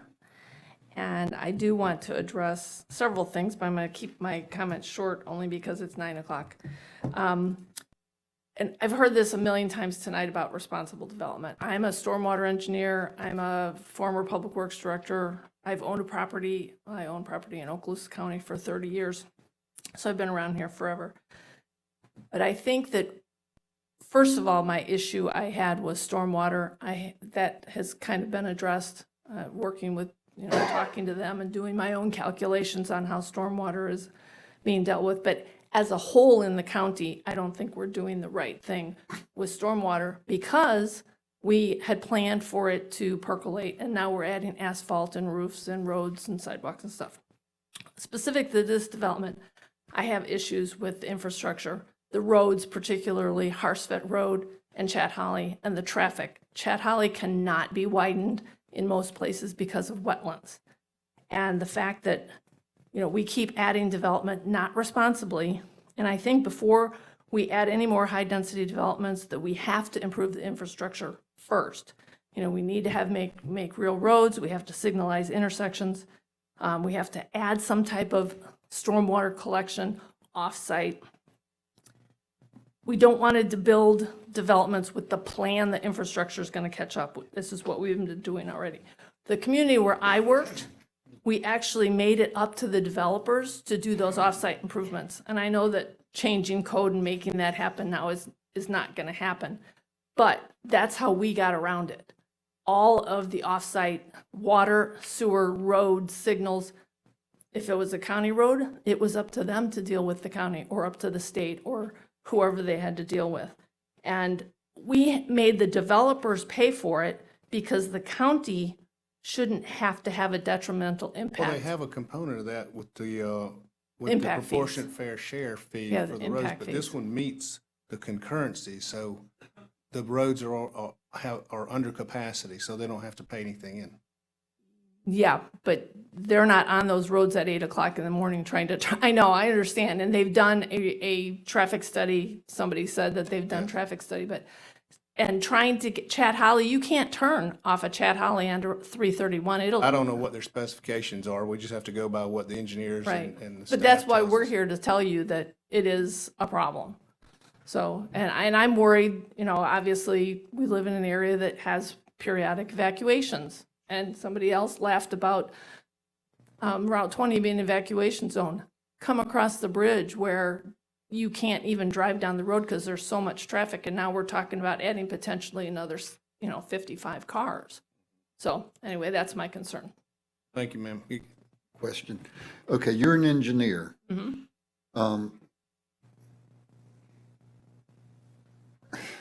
How do you make this work as far as if you're going to enhance public safety and increase the flow of traffic and satisfy your stormwater concerns?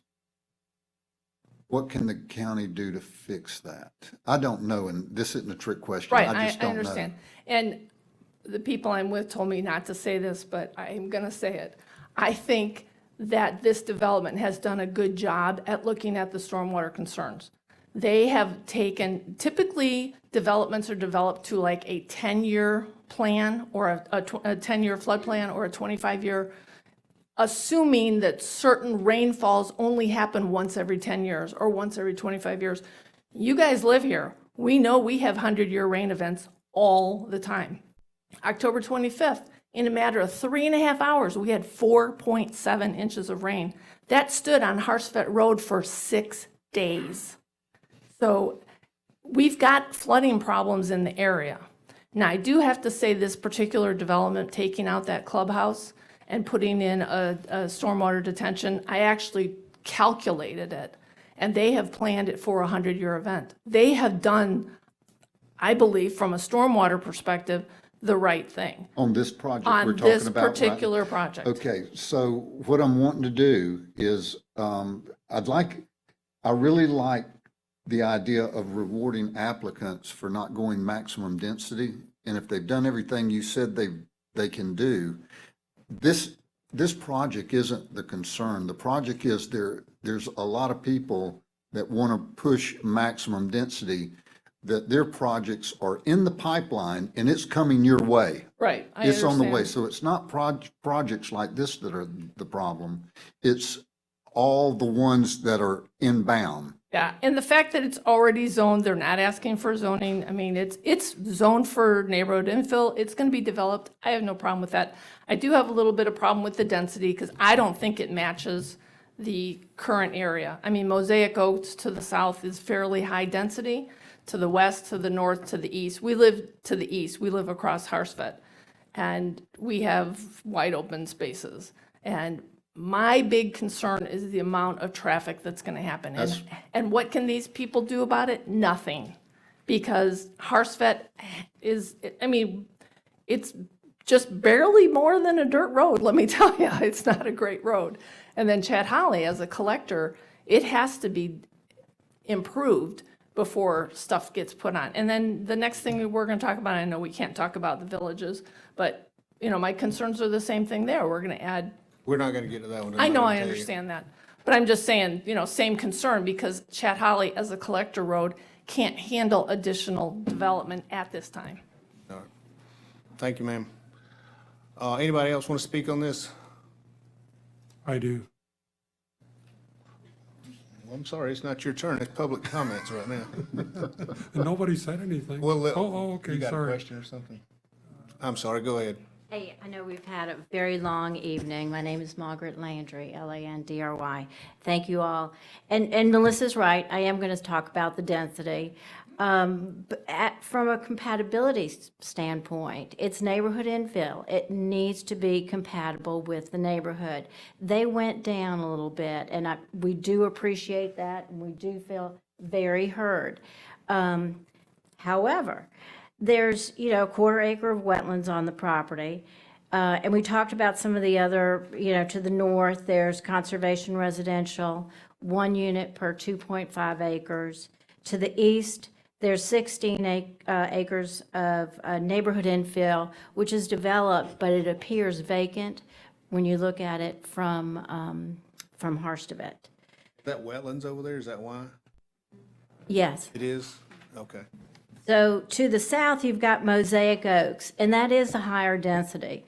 It is a one-off in that area. When you look over at Seclusion Bay, they're zoned small neighborhood, and they could have anywhere from 4 to 10 units per acre, but they just have either 1 unit or 2 units per acre. So they have opted to be more compatible with the neighborhood. The way I see it, is my math wrong there? It's 5.6 units per acre? I think it's not 5 units, it's 5.6, but, you know. It just seems like in an area where you've got trouble with traffic, we're flood prone, we should not be looking we should be looking more at the lower density as opposed to the higher density. And yes, evacuation is something I do think about. One thing I forgot to add, who is the developer?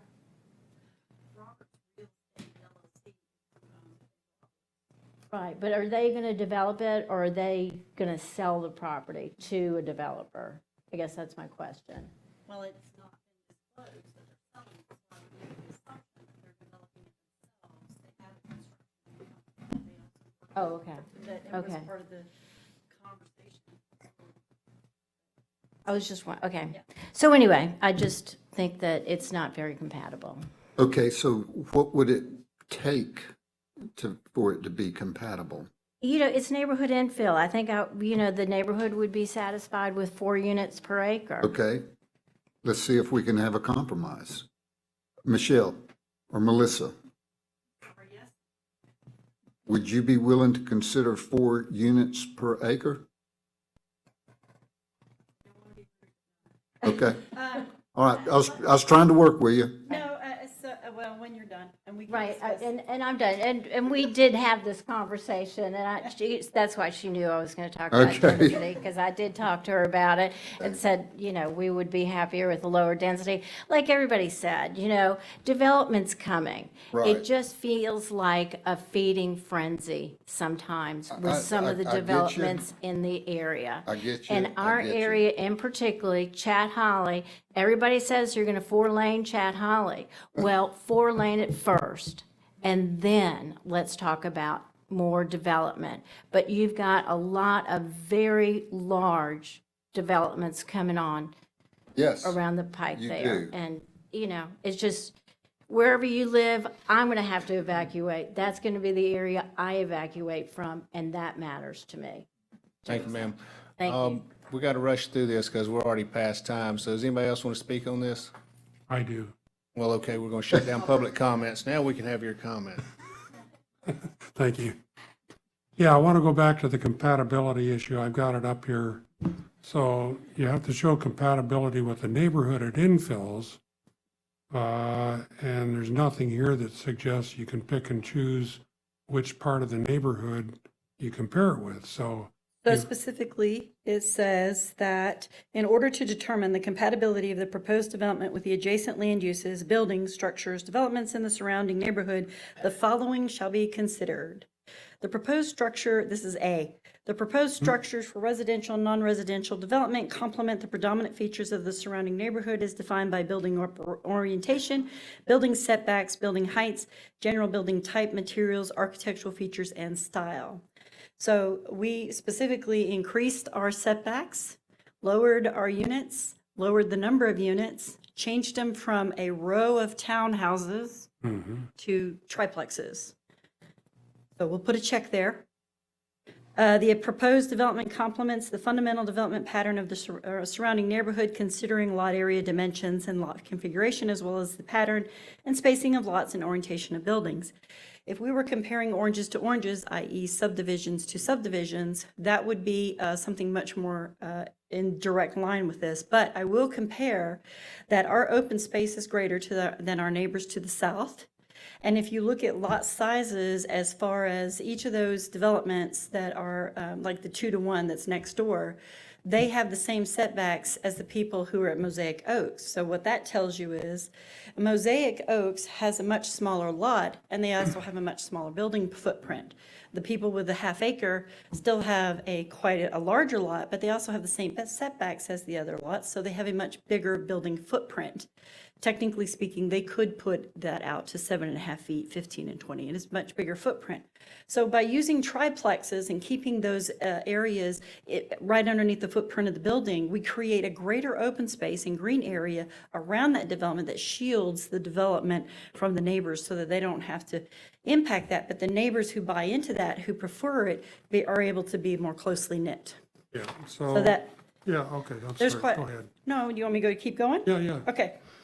The proposed development is consistent with the extent, design, and location of the parking access drive, service areas, outside storage, landscaping, and other site features of the surrounding neighborhood, including but not limited to setbacks, buffers, fences, wall, and open space. We originally proposed a fence along the western boundary to protect the neighbors who have the larger lots. They asked us to not put it there because it wouldn't allow the animals to get through. So we took it off the site plan. We, all of the houses are oriented into each other, meaning that we're not overlooking people and we're not having places come off Harstevet. You have one road in with a circular drive, and that community is more condensed, clustering to stay away from the wetlands and to give a better buffer around the neighborhood, greater open space. There, we don't have to worry about hours of operation, and because there's no non-residential provided, and the proposed development will not create any adverse impacts from noise, smoke, exhaust, emissions, dust, lighting, vibration, odors, and other detrimentally reasonable use, quiet enjoyment of the existing neighborhood. We would contend that single family doesn't have that same kind of issue. It's not light industrial or commercial. Okay, so neighborhood infill has a range of densities allowed, anywhere from 2 to 8. Correct. Where would you ever use 2? Why would we never use two? Where would you ever use 2? So infill is, and I'm sure you've had this before, I know I've talked to you about it. Infill is meant to be, like if you were doing a land use amendment to infill, it would be because you had development on the surrounding properties. This property was infill from the 96 map. And what what we have to do here is we look at what is an acceptable use on the property. But you can't take away from the fact that somebody owns that property, somebody's invested in the property. So I agree that 36 units was like putting 10 pounds in a 5-pound sack, okay? When they came to me, they said, this is what we proposed, and we want it, and I said, we're not gonna get it, and it's not appropriate, and let's do it again, and we did it again, and we did it again, and we did it again. 2 units per acre is not appropriate on this site because, are you talking about 2 units per acre, I assume? 2 units per acre is what the subdivision to the west is. Yes, but it's also conservation residential 2 to 1. And so it And has the a land use property- category that, they didn't have water and sewer at the time. We have water and sewer, and we have, it's not the best answer that you want to hear, but I'm telling you why. And the property to the north is 1 to 2.5. That's correct, so they won't be building at 8 units Even per less acre. density. Yes, So what you're talking about is not in proportion to those 2. so please Developments. don't misunderstand. Compatibility is not, it's the same as. It's not in proportion to. It means that if you live here and I decide to live here, that we can get along and that we are able to coexist. And by taking it from 36 units down to 27 and changing it to triplexes, we have created a better situation to be able to coexist. And I do not believe that taking it down to 4 units per acre, and especially not 2 units per acre, is compatible. I think it's actually kind of harsh, since they have a density that allows them up to 8 units per acre, provided they can meet those Provided it's criteria. compatible. Yeah. No, provided they can meet these criteria, not what you're thinking. I'm sorry. So everybody here tonight is seeing a brand-new Danny Cosin that's trying to work with developers. Okay. So I want to ask you something. And this involves you. This involves you, so don't go anywhere. I'm right here. If she agreed to go 4 houses, 4.0 per acre, would you go along with that? It's a moot point. He's not willing to go there. Well, we don't know. This is a turning point. I'm not sure it's a good idea to start canvassing the board either. Okay. Yeah, well, yeah, guys, we're in a quasi-judicial proceeding. We're supposed to be a neutral body adjudicating their case. We're not in a position where we negotiate with them. Okay. I'm And trying so, to- I'm and trying I to help. understand the legislative discussion might have a little more breadth to what we can do. With deference to the applicant, they've made the application that they intend to make. Okay, gotcha. So we can't So I need to give a, just go back to where I was then. Yeah. Gotcha. Any other questions for the applicant? No, sir. Okay, thank you, ma'am. Thank you. Commissioners, what are your wishes? Discussion? Motion to approve. We have a motion. I'll second that. We have a second. Do we need any more discussion on this? Anything else? Nothing? All right, all in favor, say aye. Aye. Any opposed? Opposed? Okay. Okay, motion carries. It's not. Now, let me ask, I'm going to canvass the board on that one. You have the ability to do Do y'all want to stay for one more, or you want to? I know Barbara looks like she's about had enough of this. It's gonna be a similar issue. It is gonna be very similar. No, sir. Sorry, I'm not canvassing the audience on this one. Do you want to? We're about to decide. You might not want to leave yet. Limit the public comments to like 3 minutes. Yeah. All right, we'll take this one on, but we're gonna limit public comments to 3 minutes or less so we can get through this. Unless they're an affected party. A what? Unless they're an affected party. Unless they're an affected party. I mean, they're affected, if they've designated themselves affected party status. Okay, we're gonna hear this one too, so save everybody a trip next month. Good, or are they from Oklahoma? Okay. Go ahead, Mac, I'm sorry. Thank you, Mr. Chairman and Commissioners. We're at agenda item number 10, Villages of Santa Rosa. This is a major development. It's been reviewed by Bob Barondi. I'll ask Bob to briefly introduce it. Speed read, Bob. Yes, Mr. Chair, I will do that. This is the project number MAJ 21000020. It's a major development application submitted by David Forstrom on behalf of VT Enterprises requesting to develop 34 townhomes and associated infrastructure on 4.30 plus or minus acres with future land use of residential in the zoning district of neighborhood infill. The property is in District 5 and the parcel number is in your staff report. Mr. Chairman, I enter the staff report in the record. Yes, sir. Mr. Chair, do you have any questions of me before I turn it over to the applicant? Mr. Chair, if I may. Sir, please identify the applicant for the record. I did, oh, the applicant is David Forst. And who are they represented for here today? I did, David Forstrom. Ask you to cover is this the- for party status, please, because we're limiting time. David Forstrom is representing the VT Enterprises.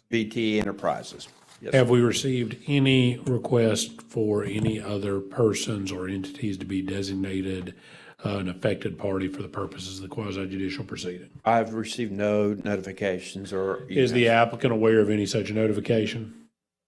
Okay. So then any public comments would be so duly limited to 3 minutes after the applicant speaks. Okay, thank you, sir. What's the maximum density for this? Once again, it's 2 to 8. Neighborhood infill. Neighborhood infill has a range between 2 and 8. When you say between 2 and 8, I'm not in your business. Are we talking about how many houses per Units acre? per acre. Could be any number between 2 and 8 is allowed. Between 2 and 8? Yes, sir. So they're going maximum density at 8? So they're in the range of 2 to 8 units an acre. Okay. What are they going to build, or what do they want to build? Are they going 8 per acre? You want to let the applicant come up and Yes. address all that? Okay. May I enter the staff report in the record? Yes, you can. Thank you. Could I ask you a question first of Bob? Yes, Bob, I'm sorry. Is there a compatibility analysis in here? I don't see it. They have met the compatibility documents just like the last one. Okay, but it's not in the No, sir. package? No, sir. Okay. How are we supposed How are we supposed to know? They didn't do an Yes.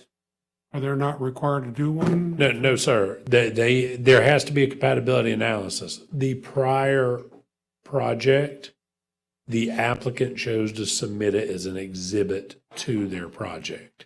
An applicant's not required to make that additional submittal. That's what, they want to put up maps, they want to put up pictures. That's the applicant's choice. They can present whatever they want to us. The applicant in the last case chose to present a compatibility analysis as part of their exhibit packet that they wanted entered into the record. That is not a requirement that they must attach it as an exhibit to the record. Staff's presenting that it is a compatibility analysis has been satisfied, which is what the code requires. So how And can- I'll allow staff to correct me if they disagree with that. How can we evaluate it if it's not here? I have no idea what's in it. Staff's telling you it has met compatibility unless there's a contest to it by some competent substantial testimony, substantial evidence, then that is what you're bound by. That's the nature of every quasi judicial proceeding. Am I allowed to have an opinion based on the evidence? It's Yeah, not- if it's you, not if you here. receive competent substantial evidence, yes, but staff is telling you has met compatibility. This is not a situation where it was required to be submitted into evidence.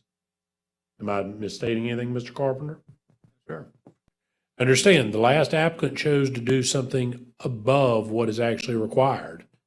The applicant did not have to submit that version they submitted to the last project, and in many cases, they do not. Okay, well, we've got all kinds of drawings here that provide absolutely very, let me say, very little value, right? Most of it's engineering stuff that we don't care about. The things that are important, traffic analysis and compatibility analysis, I don't understand why they wouldn't be provided to us so we could look at it. I don't understand. I could speak to that, sir. You have to Is the speak to it. applicant? Thank you. I'll try to be quick. First of all, we did not ask for rezoning. We kept the existing zoning, which is actually a lower density than the surrounding town center mixed use, which is 10. We stayed with 8. We actually are below 8. So we're below the maximum density. We did some other things above and beyond. There's Dewberry Engineers, so there's concern about stormwater along Chat Holly Road. So what we did is we put the sidewalks on our property. So we kept that entire green space for stormwater. And not only that, our approved plans have us doing a maximum swell along Chat Holly. That was above and beyond what was required for the stormwater. Also for the wetlands, the property was approved to fill in half an acre wetlands. The previous owner had paid mitigation fees. We're only filling in 10% of that. 90% of the wetlands that we could fill in, we've chosen not to, and they're being preserved. That will help the neighborhood, and that will help the stormwater. I think that's, and as far as compatibility, the apartments are to the south of us, and we did have a neighborhood meeting. There, one person showed up. We advertised a neighborhood meeting like we were required, and their comments to us were, "We love this development. Thank God you're not building more apartments." So they were very happy with the development. The only one that showed up was happy. And we feel like this is going to be a good project. The neighborhood infill also allows some commercial opportunities, which someone could decide to do that on Chat Holly. We felt it was not appropriate due to the residential character of the neighborhood. And as far as traffic, we do meet full traffic concurrency on Chat Holly and J.D. Miller. We also did left and right-hand turn studies, and they're not required. So we are well below the capacity of both roads at this time. And I'd be happy to answer any questions. Any questions for the applicant? Standard questions. Sure. Any buyouts, sidewalks, recreation? The recreation fees are paid. We have all the required sidewalks. Yes, sir. Thank you. Anything else? Okay, we'll open it to public comments. Yes, ma'am.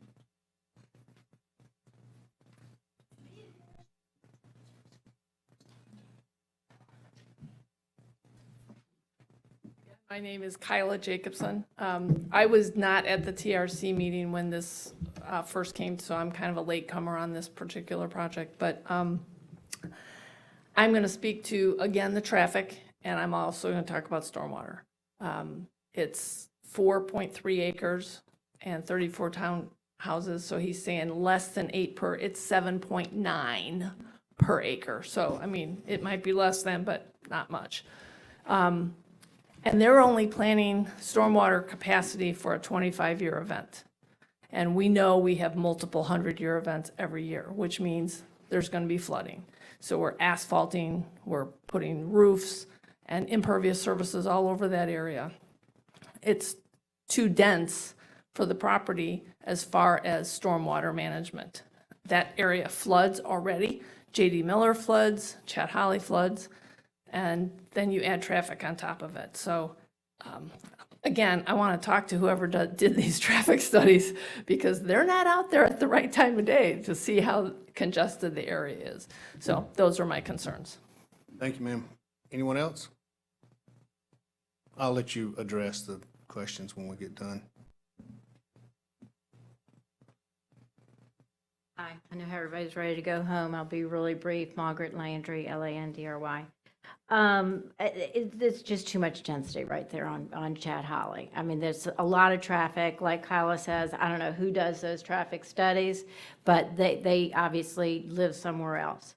The compatibility is just not there. You've got to the north, larger parcels. To the south, you do have some that are more dense, but that is right on Chad Holly. How are those people going to enter and exit is just, there's just too much, I think. There's too much density. And it's also a flood-prone area, so why not go to a lower density? Why go to that max? And 7.9 is almost 8. Doesn't make sense. Thank you, ma'am. Yes, sir. I'm gonna let you answer all the questions when we're done with the public comments. Come on up.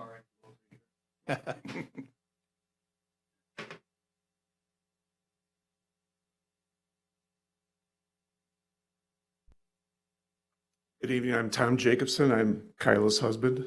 I just want to, again, address the whole traffic issue. Again, whoever did these traffic studies were not there at the right time, because that area between Churchill Bayou, 331, north of 98, north of Chad Holly, there's only 3 routes of egress. Either the stoplight at 331 on Chad Holly, it's the stoplight at 393 and 98, or it's J.D. Miller. Those are the only 3 paths of egress out of that whole area, and they're all 2-lane roads. The lines at 393 at the stoplight are huge, especially in the morning and in the evening. People going out, workers going out who work in the industrial parks along 393 there. It takes 4 or 5 or 6 stoplights to get onto 331 off of Chad Holly. J.D. Miller is not stoplighted, so to turn left onto 98 is almost impossible. You'll have to turn right and then go along one of the turnabouts. So the traffic is terrible now. And this is extra density. There's already those 2 apartment complexes to the south of this proposed complex. Added to all the other traffic and all the other, there's already another development that's being developed further south on J.D. Miller, and there's that large development being put up on Indian Woman Road, which is a little bit further west. So again, going back to the whole responsible development, I think the infrastructure needs to be in place there first before we increase the density of this area, because the traffic is bad now and it's only going to get worse. And like I said, there's only the 3 routes of egress now from that entire area, and only 2 of them are stoplighted. One of them is not. And it's only 2 lanes going to these 2 stoplights. And the lines, especially in the mornings and the afternoons, are very long. Yes, sir. Infrastructure is a long list. Yes, it is, sir. So, and I'm familiar with it. What are your main infrastructure concerns? Is widening of the roads to handle the excess traffic that's coming, because I know that. Traffic and public safety is number 1. Did you Correct. have anything else in mind, or? So the traffic was my main concern. Okay. It's everybody's. Thank you. Yep, you're welcome. Thank Thanks, you very sir. much. All right, wait a second. We got another lady back there.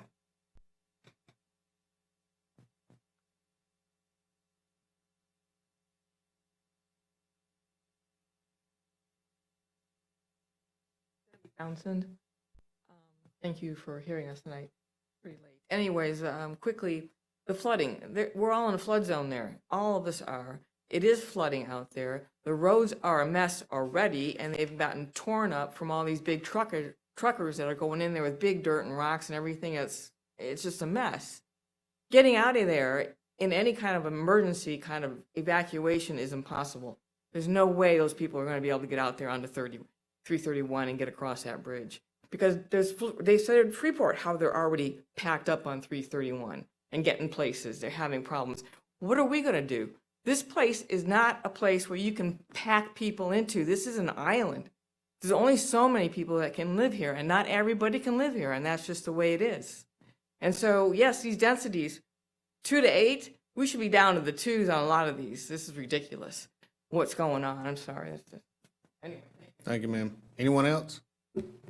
Okay, we'll shut public comments down. Yes, sir, you can come address the questions. Yes, I'll try to address all the questions very Matt, did quickly. you have something to say? Yeah, just a couple of clarifying comments. We're required by law to measure every project the same way. And we're supposed to determine what the traffic impact is at the peak PM period, which is essentially 5 o'clock, an hour around 5 o'clock. There are adjustments in the system for various times of the year. There are 2 new connector roadways proposed through the Foreman property where there will be a major regional stormwater treatment system that will treat most of the stormwater in this area before it heads to the bay. That does not exist today. These 2 new roads that are proposed, Veterans Road and the extension of Nellie Drive, from Chat Holly to US 98, come through the property that the county has recently acquired, the Foreman property. And that's where that large stormwater facility will also be built. Additionally, in the mobility plan, Chat Holly Road is proposed to be a 4-lane highway. We are reserving a right-of-way as these projects are developed, and Mr. Forstrom can tell you he's probably not real happy about the amount of right-of-way we chose to reserve and to protect going into the future because it absolutely affected his development. But those are 2 things, or 3 things, that the county is already doing towards improving infrastructure. Additionally, this particular site is not in a special flood hazard area. It's in Zone X, not in any other special flood hazard zone. I just want to make those clarifying components, and Public Works has definitely been directly involved both with stormwater on this particular project, the access to J.D. Miller, the right-of-way protection zone along Chat Holly, and confirming that the traffic that's generated by this project is consistent with the review done by Dewberry. Thank you, Mac. Did you say that they're going to 4-lane? That is in our mobility plan, yes, sir. Wow. Just think all the new development can come in there then. Mr. Chairman, if I may. Mr. Carpenter, just for the record, this is a self-certification 10-2 permit, meaning less than 10 acres of total project, less than 2 of impervious surface. Yes, sir. What's the impervious surface requirement on infill? Isn't it 60%? I believe it's 60%. So what's it on this project? I'm just curious. Because 60% of 4.3 would be more than 2, so I was.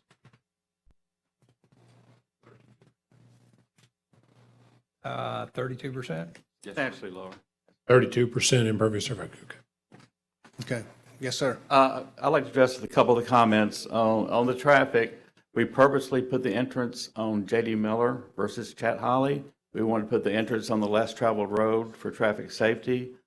On the stormwater, I appreciate her comments. When we designed it for the 25-year storm, typically you don't include the wetlands areas, which is 1.25. Well, I included the whole property in my stormwater calculations. Therefore, the stormwater is beyond the 25. It's more than you would normally require because I include the whole property. I did not just, not include the wetlands. And finally, once again, I'll just say, we could have filled a half-acre of wetlands. That certainly wouldn't help flooding, but we chose not to fill that. We're only filling less than 10% of the wetlands, and we're preserving the rest, even though we had the right to fill them. So I think those are kind of some above and beyond, and I'd be happy to answer any other questions. Anybody got any other questions? One other point that I would like to make that is in the staff report. The site does have the ability to go to 50 feet on height. Based on the methodology in the Land Development Code, they're proposing a 32-foot height for this proposed development. Thank you, Mac. All right, commissioners, what are your thoughts?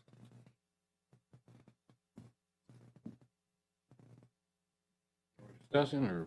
We're discussing if you want to discuss. I'll make a motion to approve. That's not much of a discussion. We have a motion and a second. Anybody need to say anything else about it? Okay, we have a motion and a second. All in favor, say aye. Aye. Any opposed? Opposed? Motion carries. Thank y'all. We, is that it? We're adjourned.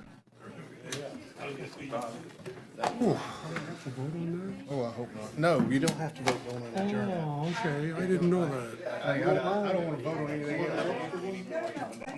It's probably the same stuff. Hope I don't have to vote on anything for a while. That was a revelation. I thought planning decided what went in the agenda packet, not the developer. On my part.